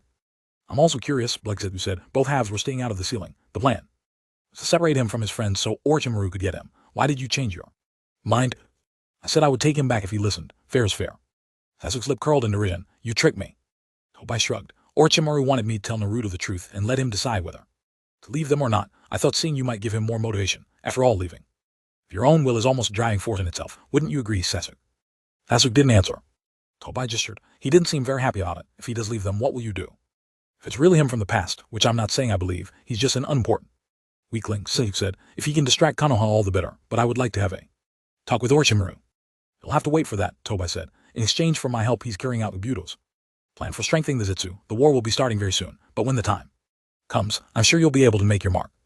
Sasuke clenched his fists. He understood very well Tobei was using him from the moment he first got involved with Atsuki, but to be used so blatantly, to be complicit in whatever game Orochimaru was playing now, that pissed him off. Once he could use his eyes, he would make his mark in his own way, not the way anyone else wanted him to. I don't care if you were going along with what Orochimaru wanted, or whatever, Sasuke. I won't forget it. I'm sick of dealing with you guys. As soon as I can, I'm going my own way. Oh, White Zetsu said in a stage whisper. Seiyu-kun is mad at us now. That is fine, Tobei said. I'm sure you will think of plenty of things to do on your own, for now. Concentrate on taking good care of those eyes of yours. He turned and headed for the door. Zetsu melted into the ceiling and disappeared. Sasuke bundled the bloodstained bandages and shoved them into the trash can by the sink. He was angry formulating plans. That was pretty much all he did these days. But now he had a better idea of what was happening outside. He would definitely pay a visit to Orochimaru. Soon, Baki was relieved to be back in Suna, even if it was only temporary. He was glad for the lance and proud to see shinobi of different nationalities working together. But for him, nothing beat the sight of home. He first realized something was wrong when he went to report to the Kishkage and saw ambu guards in plain sight. His concern went up further when he saw samurai wearing green, high-collared desert tunics, with red silk sashes embroidered with the kanji for K's, the personal guard of the wind. Daimyo. As he approached Gaara's office, walking without challenge past the guards, he saw that the door was slightly ajar. Someone was talking. It is a curious transformation. Doesn't Konoha have a shinobi who can use the Shadai? Hakage no Jutsu. Perhaps we could get his opinion on it, try to determine if this one can use it too. My lord, I object. We absolutely cannot allow the boy to keep running wild and putting our citizens in danger. It's well enough for Konoha to shove their problem on us. Did you just interrupt me, Ishida? The first voice said in a steady tone. I am sorry I spoke out of turn. Please forgive me. Baki felt something crunch under his feet when he approached the door. He looked down and saw sand lightly scattered in the hallway. Come in, he heard Gaara haul from in the room. The Kishkage sounded tired. Baki pushed the door open and walked in. Excuse the intrusion. I didn't realize you were here, Yamagashi-sama. He bowed at the wind Daimyo, who was sitting down on a richly draped couch that had not been there before. It's fine report, Gaara said.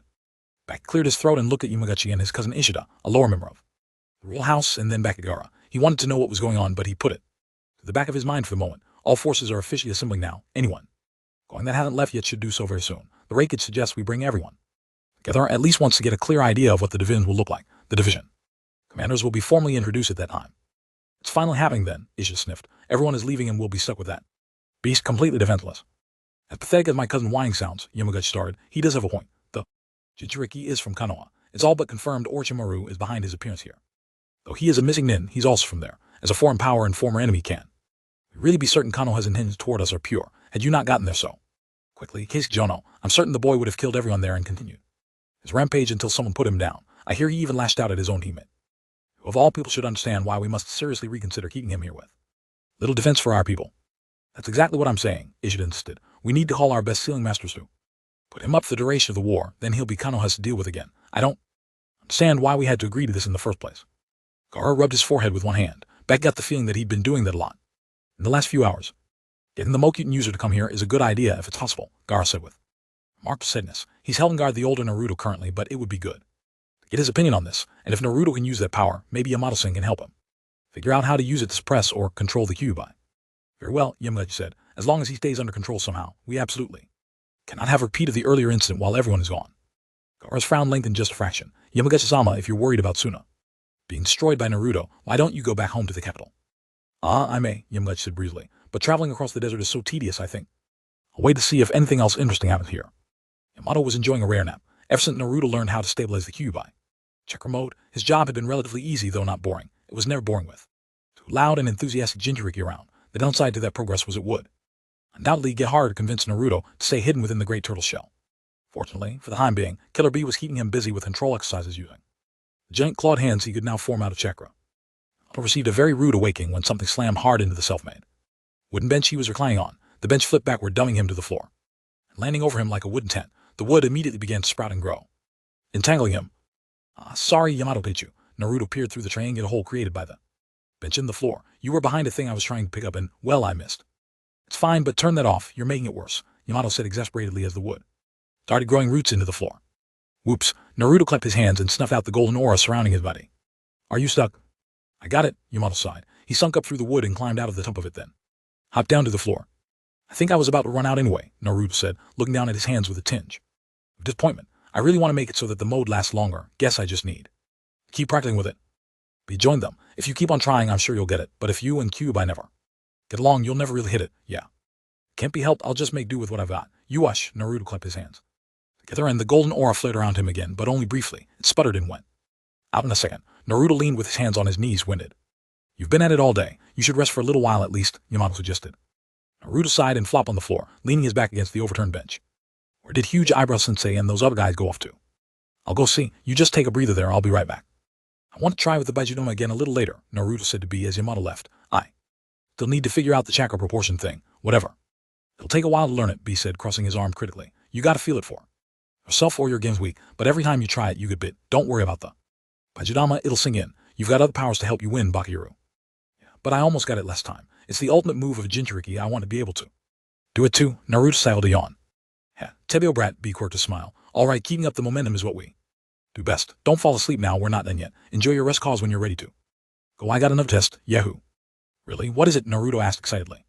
Yamato walked out of the blank white room, past the headless statues and into the sun. He shielded his eyes against the sudden glare. Yamato-san, Mate said, trotting up to him. Nice timing. We were just trying to think a way to get you that wouldn't look suspicious. Why? What's going on? Yamato looked around and saw Asuna Shinobi coming over to them, flanked by Ayaba and Tsugi. Yamato vaguely remembered him as the former instructor, Gara, and someone who currently held a significant position on Suna's council. Back-san, isn't it? Yamato said, holding out his hand. He shook it. Sorry to be so abrupt, but the Keikage wants you to come to Suna right away. The Hokage has been informed about the situation and she ordered it as well. To Suna, Yamato blinked. Why? It's the younger Naruto-kun, Ayaba said. Apparently he was sent to Suna in order to be protected, but unfortunately there has been some kind of problem, of course, Yamato sighed. To say the least, I'm not even sure how to explain it all. Becky paused, conflict plain on his face. No one knows exactly what's going on, but it seems this younger Naruto has at least a portion of Senju Hashirama's power. He lost control of his Biju a few days ago, and when that happened, it seems he also manifested some form of Mokyutan. Whether it is the real thing or not, we don't know. Everything around his appearance in this time is a mystery. What? Tsunade-sama told me they found some traces in a scan, but actually being able to use it is. We want you to see him and give your opinion on the matter. There's something else you should know too. If all that wasn't enough, the Wind Daimyo is in Suna at the moment, and he is highly suspicious of this little Naruto. He's making matters worse for the boy by creating a mood where people fear he could lose control at any moment, the way Gara-sama. When he was that age, Suna supported Naruto-kun in our time, but some are starting to doubt whether the young version of him is worth the same trust. They just can't forget the way things used to be. The Daimyo says he won't consider letting him train or do anything until you arrive, since you're more proficient at suppressing the Biju's chakra than our own sealers. Not that it matters with the way he is right now. At any rate, please come quickly. The way he is right now? What do you mean by that? I don't want to go into all the details right now, Beck said hesitantly. It's best if Gara-sama and the other Konohinen explain it to you. What a situation to pop up right as we're about to go to war. Yamato scratched his head. Considering, I think this Naruto can get along without me for now, especially with B-san here. But what are we going to tell him? Tell him you've been called back for reconstruction, since he's learned how to control them. Biju Chakra himself, Ayala adjusted. Has he shown any sign of awareness? There's another version of himself running around. Becky asked. Yamato crossed his arms. None. I've been watching him, but honestly, we'd know if he did. He isn't exactly one for subtlety. I wonder what it could mean, Tsuki said. It doesn't seem his younger self has given him. And memories from all of this. Maybe he loses his memory of it after the fact, Ayala said. Or maybe he isn't really. Yamato nodded solemnly. It's almost certain our version is the real thing. We shouldn't jump to conclusions on anything beyond that. I hate to interrupt, but I really need to be going now, Becky said. I have to report to them. Breakage concerning the mobilization of the last of Sun's forces still at home. I won't be able to go with you to Sun this time, but I'll be returning later in order to act as administrator in case of his absence. Please get to the village as soon as possible. They'll be waiting for you. Understood. Yamato returned the slight bow and watched Becky leave, a foreboding feeling creeping over him.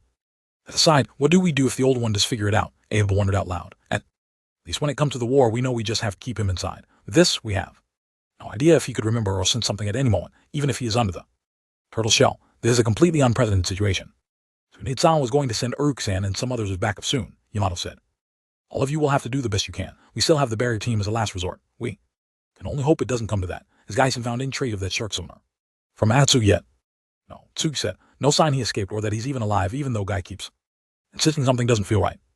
Yamato nodded thoughtfully. They had discovered the Atsuki spy in their midst the first. Naruto had used his Biju Chakra mode and sent him hiding inside of Samehada, the sword be adapted for his own. After a long and arduous fight, the strange fish-like man had cased himself in a water prison jutsu and proceeded to be torn apart by his own shark. Summons, or so it appeared. When the jutsu broke, it had all dissolved into water. There was no body, not even trace of blood. Guy had a fun feeling about it, considering the man had faked his own death once already and went out to search for any clues. We've already changed course, Mata said. Just to be on the safe side, we're moving the island to another location. Right, let me know if anything turns up. Mata walked back into the cool shade of the cave-like temple, past the headless statues, once again toward the blank white room. When he stuck his head in the lock in order to open the door, he heard a sudden loud crash. From inside, he jumped and hit his head on the inside of the lock and cursed. He backpedaled quickly, rubbing the back of his head and muttering as the door slid open. Ha, did you see that? Naruto said exuberantly. Yamato walked in to see that his bench had been ripped out of the floor, roots and all, and tossed across the room. It now resembled nothing more than a strange rectangular bush. Little pink flowers were starting to bloom on. Naruto, Yamato called, begging, come here for a minute. Naruto stopped his celebrating and looked over to him, turning off the Biju Chakra mode again and trotting over. What is it, Yamato Teichu? Are we going to eat soon? I'm starving. No. Well, maybe. I mean, that's not it. Yamato shook his head to clear it. I'm being hauled back to Konoha, since you have gotten the hang of the Biju Chakra mode. Tsunatsima wants me to come back in order to help with the reconstruction, but even though I'm leaving, should be getting some reinforcements soon for your mission here. All right, Naruto scratched his head. I kinda got distracted from my mission, I guess. It's about time I get back to it. No, your training is important too, Yamato interrupted. There's no rush. This is a big opportunity for you, and don't forget that Konoha will also benefit from having a fully trained Jinchuriki. That's why Tsunatsima is sending a back team. If you say so, Naruto said doubtfully. Well, when they get here, I'll definitely lend them a hand. The mission was my responsibility after all. Yamato just nodded. He didn't want to press the top too much. Uruka and the others would have to come up with something on their own. Good luck, Naruto. I hope everything turns out well, he said with such sincerity that Naruto gave him a strained look. Thanks. You too. Get the village put back together for me, Naruto said with a confident grin and a thumbs up. Yamato left as soon as he packed his bag and gave everyone a final farewell. He set out for the Wind Country with trepidation niggling at him. This was definitely not the first time he had been reassigned on short notice with very few details, and he knew it probably wouldn't be the last, but this had to be one of the most bizarre assignments he'd ever received. He was far more familiar with the current Naruto, though his Ambu duties had occasionally put him near the boy in the past. Most of what he knew was told to him by Kakashi, but there had never been any problems with him the way Suna had with Gaara at that age. The seal was solid. Unless something had changed, their fears were completely unfounded. That in itself was enough to make Yamato want to go. The kid had been through enough. Kyuubi. Naruto the younger was released from a hospital the same day he had been admitted. There was no hint of damage left from the Chidori, but he stayed better than in his room for a few days.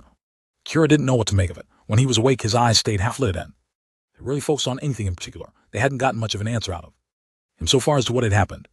To make matters worse, their time remaining in Suna was quickly running out, whether Naruto recovered or not, and despite what they wanted, they would have to leave soon to join the other troops in the Lighting Country. The only people remaining here for him would be strangers. Yamato, Baki, and the Wind Daimyo would be the ones in charge of him then. I sat down in the chair beside Sakura quietly. She glanced at him from her book and attempted a smile, but it never fully formed. Naruto was asleep on his back in his bed, head turned away from them. Has he woken up even once today? Sai asked. Kira shook her head, biting her lower lip in worry. Sai frowned. Do you think, he started hesitantly, could be possible Madara used Tsukayomi on him? Kira grimaced. She shut her book and gripped the edges of it. I don't know. He is showing many of the symptoms, but part of what makes the recovery process so long is the physical Damage to the chakra pathway is caused by a heavy genjutsu like that. She flinched. But we can't forget it's undeniable that he was hit with Sasuke Chidori. It may not have really been him. Madara could be trying to trick us. Sasuke did say he would fight Naruto to the death. But do you really think he'd bother with the younger version? It wouldn't be a challenge for him. You're right, Sakura said slowly. But I'm not sure we should be relieved if it wasn't really Sasuke. Why would Madara bother doing this if he already had Naruto in his clutches? Why would he go through the trouble of traumatizing and then punching a hole through him if he's only interested in the Kyuubi? Until Naruto tells us what happened, all we can do is guess. Sakura buried her face in her hands. Kakashi-sensei was right, we should hold him sooner. It still would have been bad, but we have no idea what he saw and now, if it was anything like what Itachi showed you. I looked away. I thought it was the right thing to, but it was naive to think the chances of the enemy reaching him were so low. We let our feeling cloud our judgment. Kira lowered her hands and curled them into fists on her lap. It may be too late now, but I won't make that mistake again. And I don't know what Madara was trying to do, but he better hope we don't cross paths. I laughed lightly. I'm sure we'll get the chance for that when the war starts, he sued from his chair. What are Neji and Guard doing? Sakura asked him, turning in her chair to watch as he went toward the door. Negotiating as usual, Sai said. Isha still wants to put the pressure seals on Naruto until Yamato Teiju gets here. Kira stood, radiating fury in no harm flat. Aha, Sai said nervously. You know he can't really do anything. No one ever listens to him. Not even the daimyo. Maybe they'll tuck their tails and get out of here when all the strong shinobi leave, Sakura said furiously. I don't even want to think about leaving Naruto with those guys around. Sen will do the best he can. Yamato Teiju will be here too. Sai paused. Are you coming to the meeting? Sakura slumped her shoulders. I'm coming. Followed Sai out the door and shut off the light. She cast another look at Naruto's back before closing the door softly behind them. The room was dark when Naruto opened his eyes.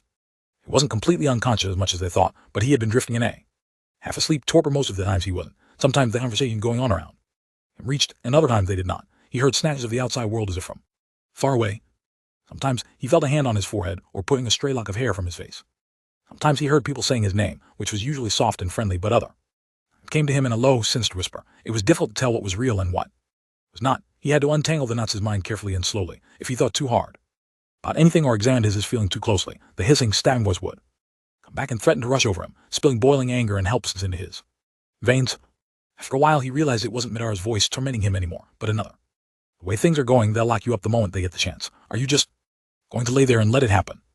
He never answered it normally. He was afraid to after what happened at the hospital, but the voice would not leave him alone. It had been trying to get his attention for over a day now. Naruto closed his eyes and slowly opened them again on the other side of enormous barred gates, looking up with tired eyes at the vast silhouette vaguely outlined in the dim light. If they want to do it, they will, he said. His voice echoed around the chamber. If I try to, it'll just make things worse. They already think I could be some kind of lab experiment, put here to mess things up in the war, and I don't know if they're wrong. The red eyes high up above Naruto narrowed and bent him close to him. If they're going to think that anyway, why not fight? We'll be stuck in this annoying world if you don't do something, idiot brat. World, I told you we're in the future. It's not my fault you've been taking a nap this whole time, or whatever it is you've been doing. Deep, low growl started up from deep in the darkness. Small ripples spread from the edges the bars and washed over Naruto's feet. He watched the water lap over his toes impassively, and then raised his head back up.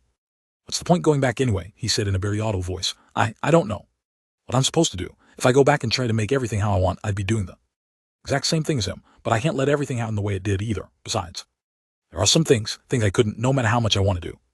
This container is suffocating me, the Kyuubi hissed. I haven't been able to think clearly since we got here. If I stay in this prison, it is going to eat me alive. I couldn't give a damn what else you do. We are going to leave this crappy future, no matter who we have to claw through to do it. It won't work, Naruto shouted back, clenching his fists. No one's going to just let it go. Look for the way home, and if I try to use your power, someone will get hurt in that. Won't solve anything. Kakashi-sensei told me the seal nearly breaks in the future because I use it too much. And go ahead and break it yourself. The Kyuubi growled so low that Naruto felt the vibrations in his chest. If you do, you won't have to think anymore. You won't have to worry about anything. You can get everyone back for lying to you all this time. Naruto took a step backward. Frothing, malicious chakra crept over the surface of the water toward him. It rolled and built up and formed itself into the giant head of the demon fox, bearing its teeth at him. Small tendrils of acidic energy wound up his legs and arms like beams stinging the skin. Naruto stared into its eyes, his mind starting to go blissful blank. Fox's head grinned, front legs forward with claws ready to sink into their victim. No, Naruto shouted suddenly, pushing against the encroaching ill intent with all the force he could muster. It was surprisingly effective. The chakra construct in front of him exploded and melted into formless gunk that sank into the water and withdrew quickly behind the bars. Kyuubi gave an unexpected, ear-splitting roar of rage and pain. Naruto gasped and splashed over to the bars to look in. The Kyuubi was writhing, agitating water as he twisted and nipped at the dark blue vine growing from nowhere at an unbelievable rate, wrapping themselves around him and tightening painfully. Thorns sprout and dug into his skin, eliciting more enraged roars. What is happening? Naruto said, panicked, as his fear spiked. The vines aggressively pulled Fox down to the floor, shaking the entire room with the impact. You're the one controlling these things, the Kyuubi spat out, tugging at the vines around his neck with long claws. If you don't come down, this place really will eat me. Naruto watched, mouth slightly open, as the vine cruelly subjugated his longtime cellmate.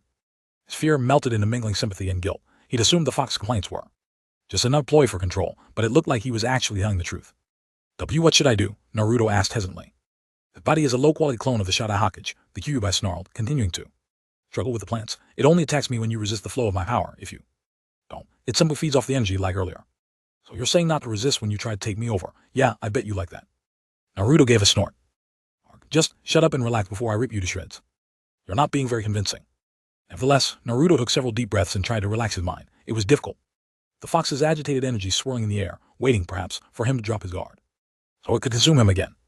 But even though he was frightened of the Kyuubi's power, the suggestion his body was some kind of freak plant clone was even more disturbing. He'd heard the disquieted murmurs and speculations over the past few days. What if it was true? What if he really was some kind of creation? Madara had practically said as much. Particularly vicious snarl from the Kyuubi brought Naruto's attention back to the task at hand. He couldn't get his mind to stay clear. Concentration had never been his strongest asset. The jumbled thoughts and noise made it nearly impossible. Naruto growled in frustration, a sound much less intimidating than the roars of struggle still. Coming from behind the bars, he opened his eyes. Maybe they weren't on the best terms, but he didn't want to imagine what would happen if the fox got eaten by those things. So since the relaxation idea wasn't working, Naruto did what he did best and rushed headlong into the situation without a defined plan. Giving barely a pause at the edge of the bars, he ran through them into the fox's cell and grabbed one of the thick, thorn-ridden vines. He gave the vine an experimental tug, but had to jump back to avoid an angry thrashing claw. What do you think you're doing, idiot brat? Do you ever listen to anything? Your plan wasn't working out, so I had to try something else, Naruto shouted. Teiju Cage. Bunyan no Jutsu. He remembered belatedly there was no guarantee Jutsu would work in this strange internal base. To his relief, a battalion of shadow clones appeared and swarmed all over the fox. Naruto grunted, tugging on the thick vines around the Kyuubi's neck. They were keeping him tethered to the ground like a collar. If these things really are made by me, then why can't I make them go away? You're sitting on my head, the Kyuubi growled in rage. You should consider yourself fortunate I can't move, or I'd snap your little body in half. Just shut up already, I'm trying to help. Naruto drew a kunai from the pouch on his leg and tried to cut the vine, which was starting to solidify into a curved, root-like structure. He paused in his hacking and drew his hands away when he realized the vine was reacting to his touch. The living, squirming material became inanimate and solid. Naruto dug the blade into it with renewed determination. Guys, touch the vines. If they stop moving, I think you can cut through them, he called excitedly to his clones. Asu. Okay, boss. Hey, I think it's working. The vines holding the Kyuubi started to crack and break. The fox stood and shook himself, snapping the brittle wooden chains and shaking off the hordes of Bunyan. Whoa. Naruto pitched forward and rolled down the fox's shoulder, landing ungracefully on the floor with a splash. He looked up from where he lay on his back, and the air whooshed out of him when the Kyuubi pressed a huge clawed hand-like paw on top of him. He was pinned helplessly, completely unable to move under its great weight. The fox lowered his bare teeth and turned. One huge red eye stared down at his host. It occurred to Naruto that coming into the Kyuubi's cage might have been a little too reckless. The few times they had met so far, their interactions had been punctuated with a heavy, threatening sense of urgency. There was usually no time to be afraid until after the fact when everything had settled down, and there was enough space to sift through the blurred, frantic memories. Just like now, he had simply acted, forgetting how small and weak he was, compared with the vast powers of the nine-tailed demon fox, who, in fact, hated him. But there must have been something severely wrong with his sense of self-preservation. Suddenly, all he could think of was the same great and powerful Kyuubi yelling at him for sitting on its head and scolding him for not listening, and a bubbling feeling of laughter welled up in Naruto's chest at the absurdity of it all. He would have covered his mouth, but he couldn't move his arms. His face worked in tears, pricked the corner of his eyes as the exaggeratedly menacing expression on the fox's face threatened to push him over the edge. He just couldn't help it. The laughter burst out of him, all at once, sounding high-pitched and giddy. What are you laughing at? The Kyuubi snarled incredulously, looking at him like he had a screw loose. I don't know, Naruto gasped out as the pressure weighing him down increased. The laughs still spilling out of him in a strange staccato. I think I'm relieved. I know we don't exactly like each other, but you're the only other person from my time around, and I forgot you were stuck here too.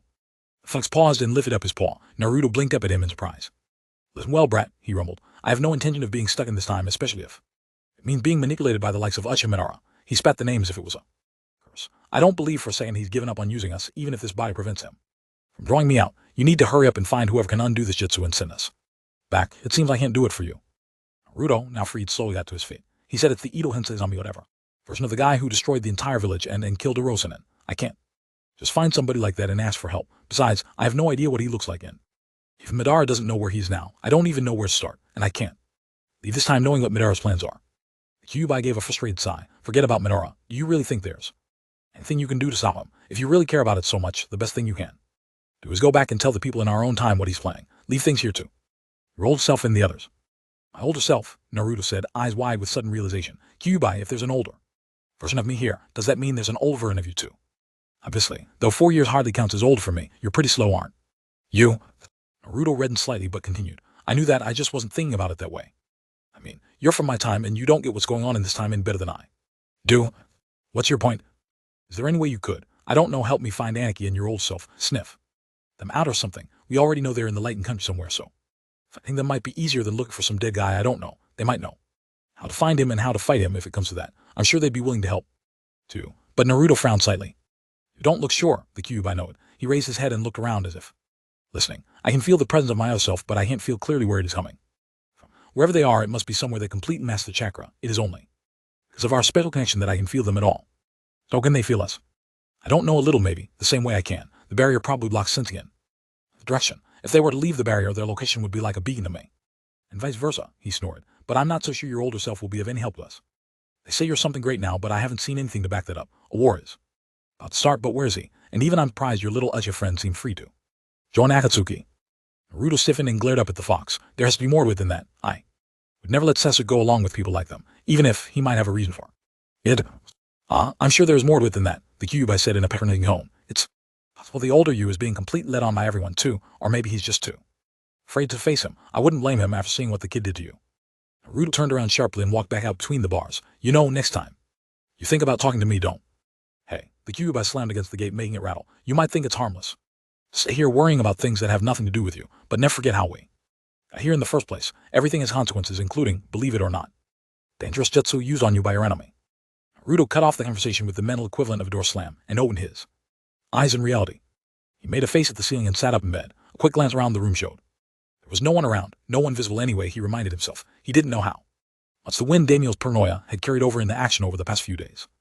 Naruto let out an annoyed grumble and rubbed his eyes. He felt sluggish, even after laying around with nothing to do but think. His head still felt like it would burst. Nothing had been resolved. This complicated situation was a lot harder to figure out than anything in his previous life. He at least knew what a friend was and what an enemy was. Naruto and the Kyuubi had never had a real conversation before. It was different from what he'd expected. It was strange to think about the fox seeing and commenting on things in his life, or having any kind of personality at all beyond the scary evil demoness. The fox had been right on at least one point, though. Nothing good would come of just laying around. Naruto threw back his covers and got out of bed. He stood there for a while, staring at the faint outline of the doorway in the darkness. How was he supposed to face his friends? He didn't know what to feel about them, and they were probably going to ask what happened. He didn't want to lie, but he didn't want to tell them everything Madara had told him either. But how else was he supposed to know if Madara had been telling the truth? I'll worry about that later. Naruto had heard Sai and secure leave to go to some kind of meeting. Maybe now was a good time to go around unnoticed. Naruto pulled on his shoes and peeked out into the hallway. He had no idea what time of day it was, since this floor was underground and lit dimly with lamps, but everything seemed quiet.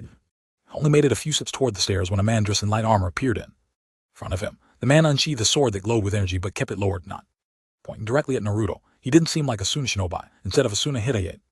The swordman's allegiance was marked by a red sash tied about his waist with a candy for wind embroidered on it. Going somewhere, Nine Tails? He challenged. My name is Uzumaki Naruto, Naruto answered with a glare by Tensei for a fight. And guards told me I could go anywhere I want, if the kid wasn't so sentimental. Enough, that will do, a voice said from behind the swordman. They both shifted their attention to the wind daimyo walking toward them, flanked from behind by two other guards. Naruto's heart leapt into his throat at the sight of him, more so than when he'd been stopped by the guard. He took a step backwards, suddenly feeling very claustrophobic in the narrow hallway. He had no idea why he suddenly felt so uncomfortable, but the man's appearance in the hall now, when Naruto knew everyone else was at meeting, made no sense whatsoever. What are you doing down here? Naruto said, trying to not sound too rude but failing. The samurai noticed and pointed the chakra-laden sword at him. But Yamagata just chuckled and walked closer, holding up his hand to stay the guard. The swordman reluctantly sheathed his sword and stepped to the side, but his hand stayed resting near the hilt, and his suspicious gaze never left Naruto for an instant. There is no need to be alarmed, Yamagata said with a smile that crinkled the edges of his squinted eyes. Actually, I've been down here once a day since that unfortunate incident. But you must not have noticed. I came to see how you were recovering. It is a pleasant pride to see you up and awake, I must say. But why? Naruto narrowed his eyes. Why would the most important person in the wind couldn't bother to come see me? I thought you hate me, he added silently. His scowl probably gave it away. You underestimate your own importance, Yamagata replied in a kind but slightly condescending way, as if trying to soothe his self-esteem. After all, I would have to do a great deal more than simply exist in order to instigate a world war. Naruto didn't really know what to say to that, so he didn't answer at all. I assume you're looking for your friends. I can show you where they are. They will be relieved to see you are awake. He gestured toward the stairs. Naruto felt uneasy again. He did want to find them, but now that the daimyo suggested it, Himself, it was a slightly less appealing idea. He looked up at Yamagachi with a scowl, and, don't mind hanging out with me with no one else around. No offense, but I'd have 3. Your guards would be much help if I decided to go all cube berserk on you. The guard tensed, and the original one stepped defiantly between Naruto and the daimyo. But the daimyo himself just laughed as if he'd heard a particularly witty joke. Tell me, Naruto-kun, he said, brushing the guard off to the side casually and stepping right up to him, dominating Naruto's field of vision with his wide frame. He looked down into his face. Seriously, are you hungry? I what? Naruto blinked. The question was so completely out of nowhere that he wasn't sure he'd heard correctly.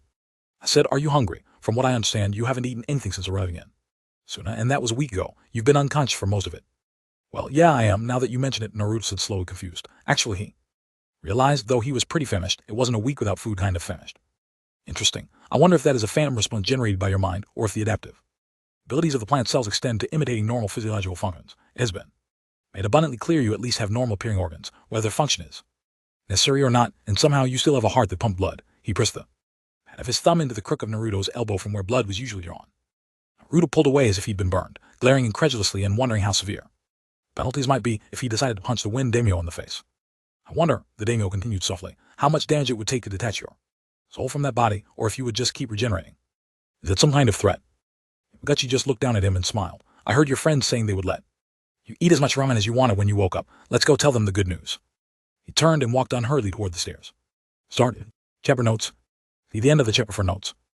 Naruto followed the wind daimyo and his guard awkwardly. He glanced uneasily at the samurai surrounding the two of them, all clearly as hints as he felt. He sympathized with them. In a way, he would definitely hate his job if he had to hang around the daimyo all the time. So, Yamagachi started. Naruto looked aside at him but didn't respond. He'd hoped Yamagachi was then trying to carry on a conversation, but the man wasn't deterred by his silence. The 5K sent you here because they assumed Uchiha Madara would attempt to steal your tail beast. It's odd that Madara actually succeeded in capturing you but left the tail beast intact, isn't it? What exactly did he want with you? Naruto felt a pang of anxiety. He wasn't ready for these questions just yet, especially from this particular person, but he couldn't refuse to answer outright. I don't know, he mumbled. He wanted to, but he said he couldn't get it from me. Oh, was there anything else you two talked about? Naruto shrugged vaguely. And I hear you had a run with Uchiha. Naruto tensed, and a strange mixture of sadness, anger, and apprehension welled up in his gut. What was Yamagachi searching for? Yeah, he forced out after a long pause. You know, Yamagachi said so quietly he could have almost been talking to himself. They've all secretly convinced themselves that Madara used Jinjutsu on you, and nothing else happened. It wouldn't require much to keep them believing that, if on the other hand it's thought you may have learned about any of Konoha's darker secrets, the reason behind Uchiha Sasuke's defection, for example, you might find yourself so restrained that you never stand a chance of returning to your time. Naruto's head snapped up and he glared at the wind daimyo. Aren't you the one making it? So I can't even leave my room without people following me. And what do you know about Sasuke anyway?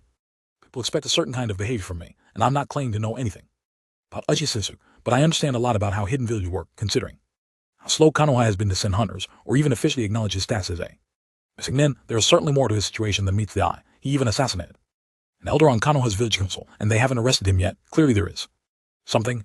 He did what? Naruto said numbly. My point is, if you didn't really know it was true, do you think they'd tell you it was? If you firmly believed it was a lie made up by Madara, do you think they would correct you? Yes, Naruto said, stating it strongly to try to wipe the smirk off Yamagachi's face. They're done trying to hide things from me. They wouldn't do that. Wouldn't be hiding, merely allowing you to carry on with a false belief. Are you sure you aren't the least bit curious? I don't like you, Naruto announced. I don't care if you are the wind daimyo. Good, you're finally being smart. Yamagachi gestured mockingly toward an open archway that led to a sparsely furnished sitting room. They'd finally reached the end of the hall. Naruto went in ahead. Sakura and Neji were sitting around a low square table with teacups, but they didn't seem to be socializing. They all looked preoccupied with their own thoughts, but when Naruto and his escorts walked in, they all looked up quickly. Naruto, you're up. Before he knew it, he was pulled into Sakura's embrace, her pink hair tailing his cheek and nose. In another situation, he might have blushed, but he felt too stressed at the moment. You really had us worried, Sakura said, pulling back to search his face and peer critically into his eyes. How do you feel? How did he feel? Honestly, he had no idea. I don't know, a little weirded out, I guess. He was leaving his room when I met him, Yamagachi said. He seemed a bit dazed, so I brought him along. Naruto looked back over his shoulder with a frown. Yamagachi's expression was perfectly the last shade of concern. Sakura frowned as well, but for a different reason. She pulled a light from her medic pouch and clicked it on, shining it into each of Naruto's eyes briefly. Hey, warn me before you're going to do that, he grumbled, blinking and rubbing his eyes. She had already put the pin light away and straightened up to her full height. Naruto, she said gently, putting her hands on his shoulders. I don't want to ask this, but since your healing ability makes it impossible to tell through normal ways, do you remember if Madara used a Jinjutsu on you? I'm not sure, he hedged, looking back nervously at Yamagachi and then at her. Did you see a Sharingan? Oh, yeah. He remembered the red eye burning through the singular hole in the mask and felt uncertain for a moment. was he completely sure it hadn't been an illusion. But what Yamagaki said confirmed Sasuke's defection was real, and the rest of it felt real too. I don't think he used it. He had no reason to. Sakura's eyes darkened and she dropped her gaze. Sorry about all of this, she said quietly. You're safe now and that's what matters. Naruto wanted to ask her right then. He wanted to look her in the eyes and demand to know everything that had happened to Sasuke. He wanted to know if the third had really and truly ordered Itachi to kill the Uchiha clan, but it all got stuck in the back of his throat. It was too unbelievable, and how would he know if the answer was the truth or a lie? She had promised. But no, trusting his friends was the one thing he would always do, but the prospect of being proven wrong on that point was frightening. He'd never envisioned a situation where believing one of his friends would conflict with believing in the others. No, he said quietly, staying away from her grasp. I want to know about it now, Midora. That Sasuke was there of his own free will, but all of you said he was off on a mission. Somewhere. You're the ones who should know if it was real or not, so which is it, where is Sasuke? Kira froze, her eyes wide and her hands trembling, still poised in the air. Where's Sasuke? He repeated a little louder. Naruto, Neji walked toward them. He held his palms open, beseeching. A lot of things happened. It's hard to just... How could you just leave him there? We're a team. We're supposed to look out for one another. Naruto's voice rose to a yell. He hadn't meant to start. He had been completely ready to say yes. He wanted to wait. He wanted to put the conversation off for later or anything. Avoid it. But when he actually opened his mouth, it was like a pressure valve open in. He couldn't hold it back. Why didn't I slip him? Why am I off doing something else like I don't even care? Does my old self even know he's gone, or has everyone been lying to him? You, Bachan, the old me, Kashi-sensei, did everyone just decide to let Sasuke join Midara's side and get himself killed fighting the entire rest of the world? No, Sakura choked. We tried so hard, you don't understand. As Sasuke, he's not the same person anymore. He's done too much now. The last thing we want is for him to be our enemy. But Naruto sighed seriously, touching Sakura briefly on the shoulder to interrupt her. Sasuke is an internationally wanted criminal. He tried to abduct the Raikid's young brother, the Eight-Tails Jinchuriki. We had no choice but to join everyone else in condemning Atsuki. We would be inherently responsible for Sasuke's actions and risk war with Kumo as a result. It's out of our hands now. Does Anki know about this? Naruto asked stubbornly. They looked at one another, clearly trying to figure out the best way to get him to calm down. The guard was getting restless. They obviously feared him going out of control. Naruto knew it was foolish to make a scene in front of the people who already wanted to lock him up, but anger was overriding his sense. He knows, Sakura said softly, holding his gaze. He's training and getting strong right now so he can save Sasuke. He refuses to give up on him, even if everyone else does. Naruto suddenly felt really tired. He heard the swordsman behind him shift uncomfortably and realized there was no point in continuing to demand the truth if he couldn't even let himself believe the answers. He lowered his eyes. I guess I just don't understand after all. I don't understand how this could have happened. Looking relieved and pained at the same time, Sakura said, none of us do. Hashige Kusama was not fond of losing, and he wasn't fond of sneaky tricks in battle. Leave the fine-tuned deception and manipulation to people like Itachi. Give him a straight-up beat-down brawling day. Yet he knew how to deceive with the best of them. It was one part of his job after all. Though never particularly charismatic or personable, no one in Kiri ever expected it when he stabbed them in the back to keep the village secrets intact. And now, for the second time in just a matter of weeks, he had escaped death by faking it.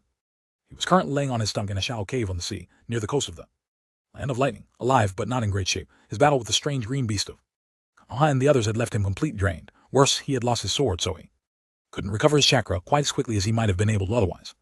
He had been fully prepared to die in that battle. Atsuki was all he had left to be loyal to. After all, or so he'd thought. Kasama finished writing the scroll laying in front of him, then rolled it up and secured it with a bit of twine. It was second draft. The first had been sent out when he was still fighting against the team from Konoha. But there had been a change of plans. He stretched his long arm out to the edge of the water and put the scroll in the little shark's mouth. It swam away dutifully, and Kasama gave a small, sharp-toothed smile. It will be a pleasure to work with you again, Itachi-san, he said. Asuke woke unexpectedly. He was by no means a censor type. Compared to someone like Karin, he was a novice in that apartment, but he suddenly felt a heavy, cold presence nearby as he lay in his bed. Listening, keeping his breathing even, sleep slowly lifted from his mind and he cast out his sense as far as they would go. It soon became obvious. He could sense the large, cold chakra because the Pern was making no effort whatsoever to mask it. He knew that presence. That chakra was almost familiar to him as his own. It had been part of his own for 4 years. Orochimaru. Asuke threw back the covers and put his feet on the cold stone floor. He made his way carefully out the bedroom and into the giant lab where the Sharingan eyes were stored. He had never seen his room or the lab before, but he still knew them like the back of his hand. There had been plenty of time to become acquainted with his surroundings. Asuke paused at the back of the lab, lingering where several large shelves stood. He could hear voices coming from up ahead around the tanks. He had no idea if he could be seen where he was standing, but it didn't matter. He wasn't trying to hide. Orochimaru was speaking. No one among the Wind Daimyo's group knows where he is. Only the Kage himself and a select few others are privy to that information. His information was not very precise, Tobai said thoughtfully. There was a rustle of paper. He must have been under quite a bit of pressure before dying if the scattered nature of his message is any indication. That's neither here nor there to me, Orochimaru started, but then he paused. Sasuke. Different. He'd been noticed, but instead of commenting on his presence, Orochimaru simply continued. As long as you draw attention away from Suna and Kanoha, I don't care if you go. After him now or later. Don't get carried away. After improving the Zetsu, I still need you to revive the Jinchuriki. Oh, I've recovered it then, the Ringen. Sasuke walked toward their voices, tired of being ignored. Orochimaru, what are you doing? Here. My sympathies, Orochimaru said in a conversational tone, as if he hadn't been interrupted. You've probably come to realize how impetuous he can be sometimes. I personally find it an endearing trait. As for the Ringen, I haven't retrieved it yet. The allied shinobi forces are gathering. Near Kumagekure, so I will focus on lining the Zetsu first. How did you revive? Sasuke demanded, stepping closer to where by his best judgment. Orochimaru stood. It had he sealed you with the sword of Hatsuka.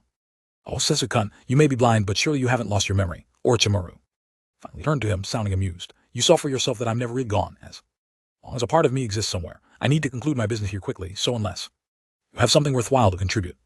Kobai told me you're helping him in exchange for his cooperation with this time-splitting jutsu. What exactly are you trying to accomplish? No need for jealousy. This side project doesn't mean I'm no longer interested in you. Simply put, there was a jutsu I managed to complete it for a long time, so of course I had to test it out. Right away. It's not that, Sasuke said. I don't want you interfering with my revenge against Konoha. Or going after them now. I suppose that means you know the truth about Itachi then. I'm not terribly concerned with Konoha at the moment. I will be more than happy to sit back and watch what you do instead, Sasuke-kun. That caused you knew. Of course, is that a prize? Sasuke couldn't see his expression, but he could imagine the snake's knowing smirk. He struggled to hold down his temper. He knew it wouldn't do any good to fly into a rage against Orochimaru in his weak state, not to mention he was wary now of attacking blindly. But it was difficult not to throw out the obvious accusation. Orochimaru had known, yet allowed, and even assisted him in throwing years of his life away in pursuit of killing the one person he had love left in his heart for. No, it's not a prize at all, Sasuke smiled bitterly. Orochimaru laughed. If you want revenge on me now, you'll have to destroy my new project. Though it won't be easy, that child holds one of the most intriguing possibilities for mortality I've seen. Orochimaru, Tobai interrupted. Shouldn't you be getting back before someone notices? The last thing we need is the Keisuke to delay his departure. Yes, until next time, Sasuke-kun. Yamato knew right away he had his work cut out for him. The kid looked so small and young it was almost funny. Of course, Yamato knew full well there were plenty of shinobi his age and younger. Hell, he'd been one of them. What made it humorous was the less than intimidating glare the mini-version of his subordinate was currently giving him. You smell like an old guy, worse than Kakashi-sensei, he said obstinately. Are you really? Post to be my bodyguard when everyone leaves. Yamato fought down the urge to use intimidation hacks to get some respect out of the rat. From what he heard, the young Naruto had been through a tough time recently. A little. Kind of was needed. Yes, I am. You can call me Yamato. As you've probably heard, I'm the captain of team Kakashi whenever Kakashi-senpai is on another mission, or gets himself put up in the hospital. I was just overseeing your old self's training. I guess that's what I'm doing here too. Make sure nothing strange happened while you are training with the toads, he cleared his throat. By the way, I'm younger than Kakashi-senpai. We're just with Aniki. Naruto lowered his crossed arms. Yamato looked quizzically at the rest of the team. Sakura and Sai were there to help with introductions, though it wasn't proving too helpful so far. That's what he calls his old self, Sai explained. Oh, yes, Yamato told him awkwardly, and I have to say it's pretty strange too. See you after that. You sure hit a growth spurt at some point. He held his hand out at the approximate height of the old Naruto. Naruto stood from where he had been sitting on the edge of his bed. I don't need someone like you to help me with my training. I know you're really here to keep me from getting away or going out of control while everyone's gone. Just like with Aniki, right? But I don't have to listen to you. Naruto, Sakura exclaimed. Hey, just come down. Yamato made touch his shoulder, but Naruto substituted himself. The flower vase from the bedside table, which fell and broke on the floor, soaking Yamato's shoes with water. Naruto hopped down from the bedside table and dashed for the door, only stopping when Sai caught him by the wrist. Let me go, Naruto growled, pulling out a Sai's grip. You fake, you're not my teammate or my friend, you're not Sasuke. Sai's eyes widened. He was caught off guard enough to stand still as Naruto turned and ran out. And here I thought he might be the easier of the two to deal with. Yamato sighed carefully, picking up the broken shards of vase off the floor. He seemed to know a lot about what's going on. Yes, Sakura said guiltily. I'm not sure what Madara was trying to do, but if his goal was to upset Naruto, he did a good job. We were getting along well until all this happened. Yes, that may have been his goal if he's really not able to steal that version of the Kyuubi. Yamato said darkly, depositing the ceramic pieces into a small bin beside the table. Is it all right for Naruto to go storming off like that? He won't be left unfollowed, but we should make sure he doesn't do anything like Pike. Fight with the Suna Ambu or the Daimyo's guard. Sakura walked to the door. She paused beside Sai and touched his arm. He didn't mean it, you know. I know. I suppose it was inevitable once he was made aware of the truth. Yamato scratched his head. There was going to take some strategy. Air break in the rain bathed the tips of Amikure's fantasy skirts with warm evening light. The city sprawled beneath Kone's feet, breathtaking as always. The wind flapped and tossed her black coat emblazoned with red clouds. Vast and was lonely sometimes, but this was her favorite view of the city, nevertheless. Today, the pause in the rain was a simple gift from nature, the discarded raindrops dripped from balconies and overhangs, glimmering in faceted colors when they met the sun. It was a good omen. Just about that time, Kone thought, a smile curving her lips. She turned and walked inside, pulling the flagging edges of the coat around her. Kuchi else no jutsu. Naruto slammed his hand down on the steel roof of Sun's administration building, but nothing happened. He sighed and sat down on the edge of the roof. Worth a try. His chakra and blood had changed just enough to disrupt his connection with them. Something untracked, so he hadn't entirely expected it to work. No good, huh? Naruto looked up with a scowl that faded in surprise when he saw Gaara standing beside him. Naruto whirled his head back to glance behind Gaara, but was even more surprised to see no one else had followed him. He turned back to the desert horizon and curled his arms around his knees. I don't think Akatsuki is coming after me again, Naruto mumbled, so I don't really need someone to guard me anymore. What makes you say that? Gaara sat down beside him. Well, it's true, isn't it? They had me and let me go. Guarding me isn't about protecting me anymore. It's about protecting other people from me in case I'm working with the enemy. I mean, I can't say I blame you, but if everyone is going to be suspicious of me, then I wish they wouldn't be so nice. It makes it harder to be mad at them. Gaara was about to answer, but suddenly a loud poof sounded in a cloud of smoke. Appeared on Naruto's other side. Almost instantly, thick tendrils of sand hovered protectively all around Naruto, daring any threat to try passing them. Hey, did you happen to call little bro? Naruto blinked at the sight of the red and blue toad sitting beside him, holding a webbed hand up in greeting. Jigamakichi, is that you? Naruto got to his feet. Even standing, the toad was taller than he was. Wow, you got big. Does it mean my summoning worked? Chum, not exactly, Jigamakichi said. I just kind of got a fun feeling in my stomach a minute ago, and I heard about the trouble Fukusuka-sama had getting in touch with you before, so I decided to follow my stomach, and here I am. The sand flowing around Naruto retreated into Gaara's gourd. Naruto had no doubt it could. It appeared to protect him nearly as quickly as it could for Gaara himself.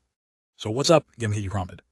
All right, Naruto rubbed the back of his head. I wanted to ask Senji-chan if I could start training soon. There's this old guy Yamato that's supposed to watch over my training. He finally got here, so I want to start as soon as possible. Should be fine on our end, but are they really going to let you go the mountain if what happened before? Jigamakichi looked curiously at Gaara. As long as Yamato-san is able to go along, yes, Gaara said. Oh, awesome. You know, even the old man was saying we probably lost the chance to hang out with you. I'll let everyone know. What time should we come pick you up?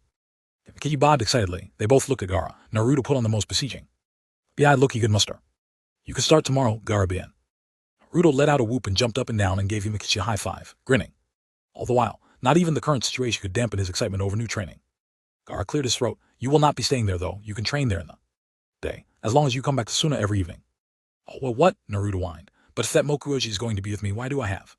Come back here. It's boring here. He didn't mention how much he preferred not to risk being alone with the Wind Daimyo again. Yamato-san must be here to make regular reports on your training and the situation within Suna. That is the order of the Hokage. It is for the best. Everyone will worry less if you come back here often. I understand, I guess, Naruto grumbled. Shimobasan is going to be so excited when she hears, Jigamakichi said. I'm going to go. Tell everyone. I'll see you tomorrow, little bro. The toad clipped his hands together and appeared in a huff of smoke. Naruto stretched. I guess it could be worse. If I'm training, at least I'm doing something. He knew Gaara could have easily refused to let him go. Many other Kage in his situation would have done just that. Training itself was an unknown too. But it was something. It was start. Chapter end notes.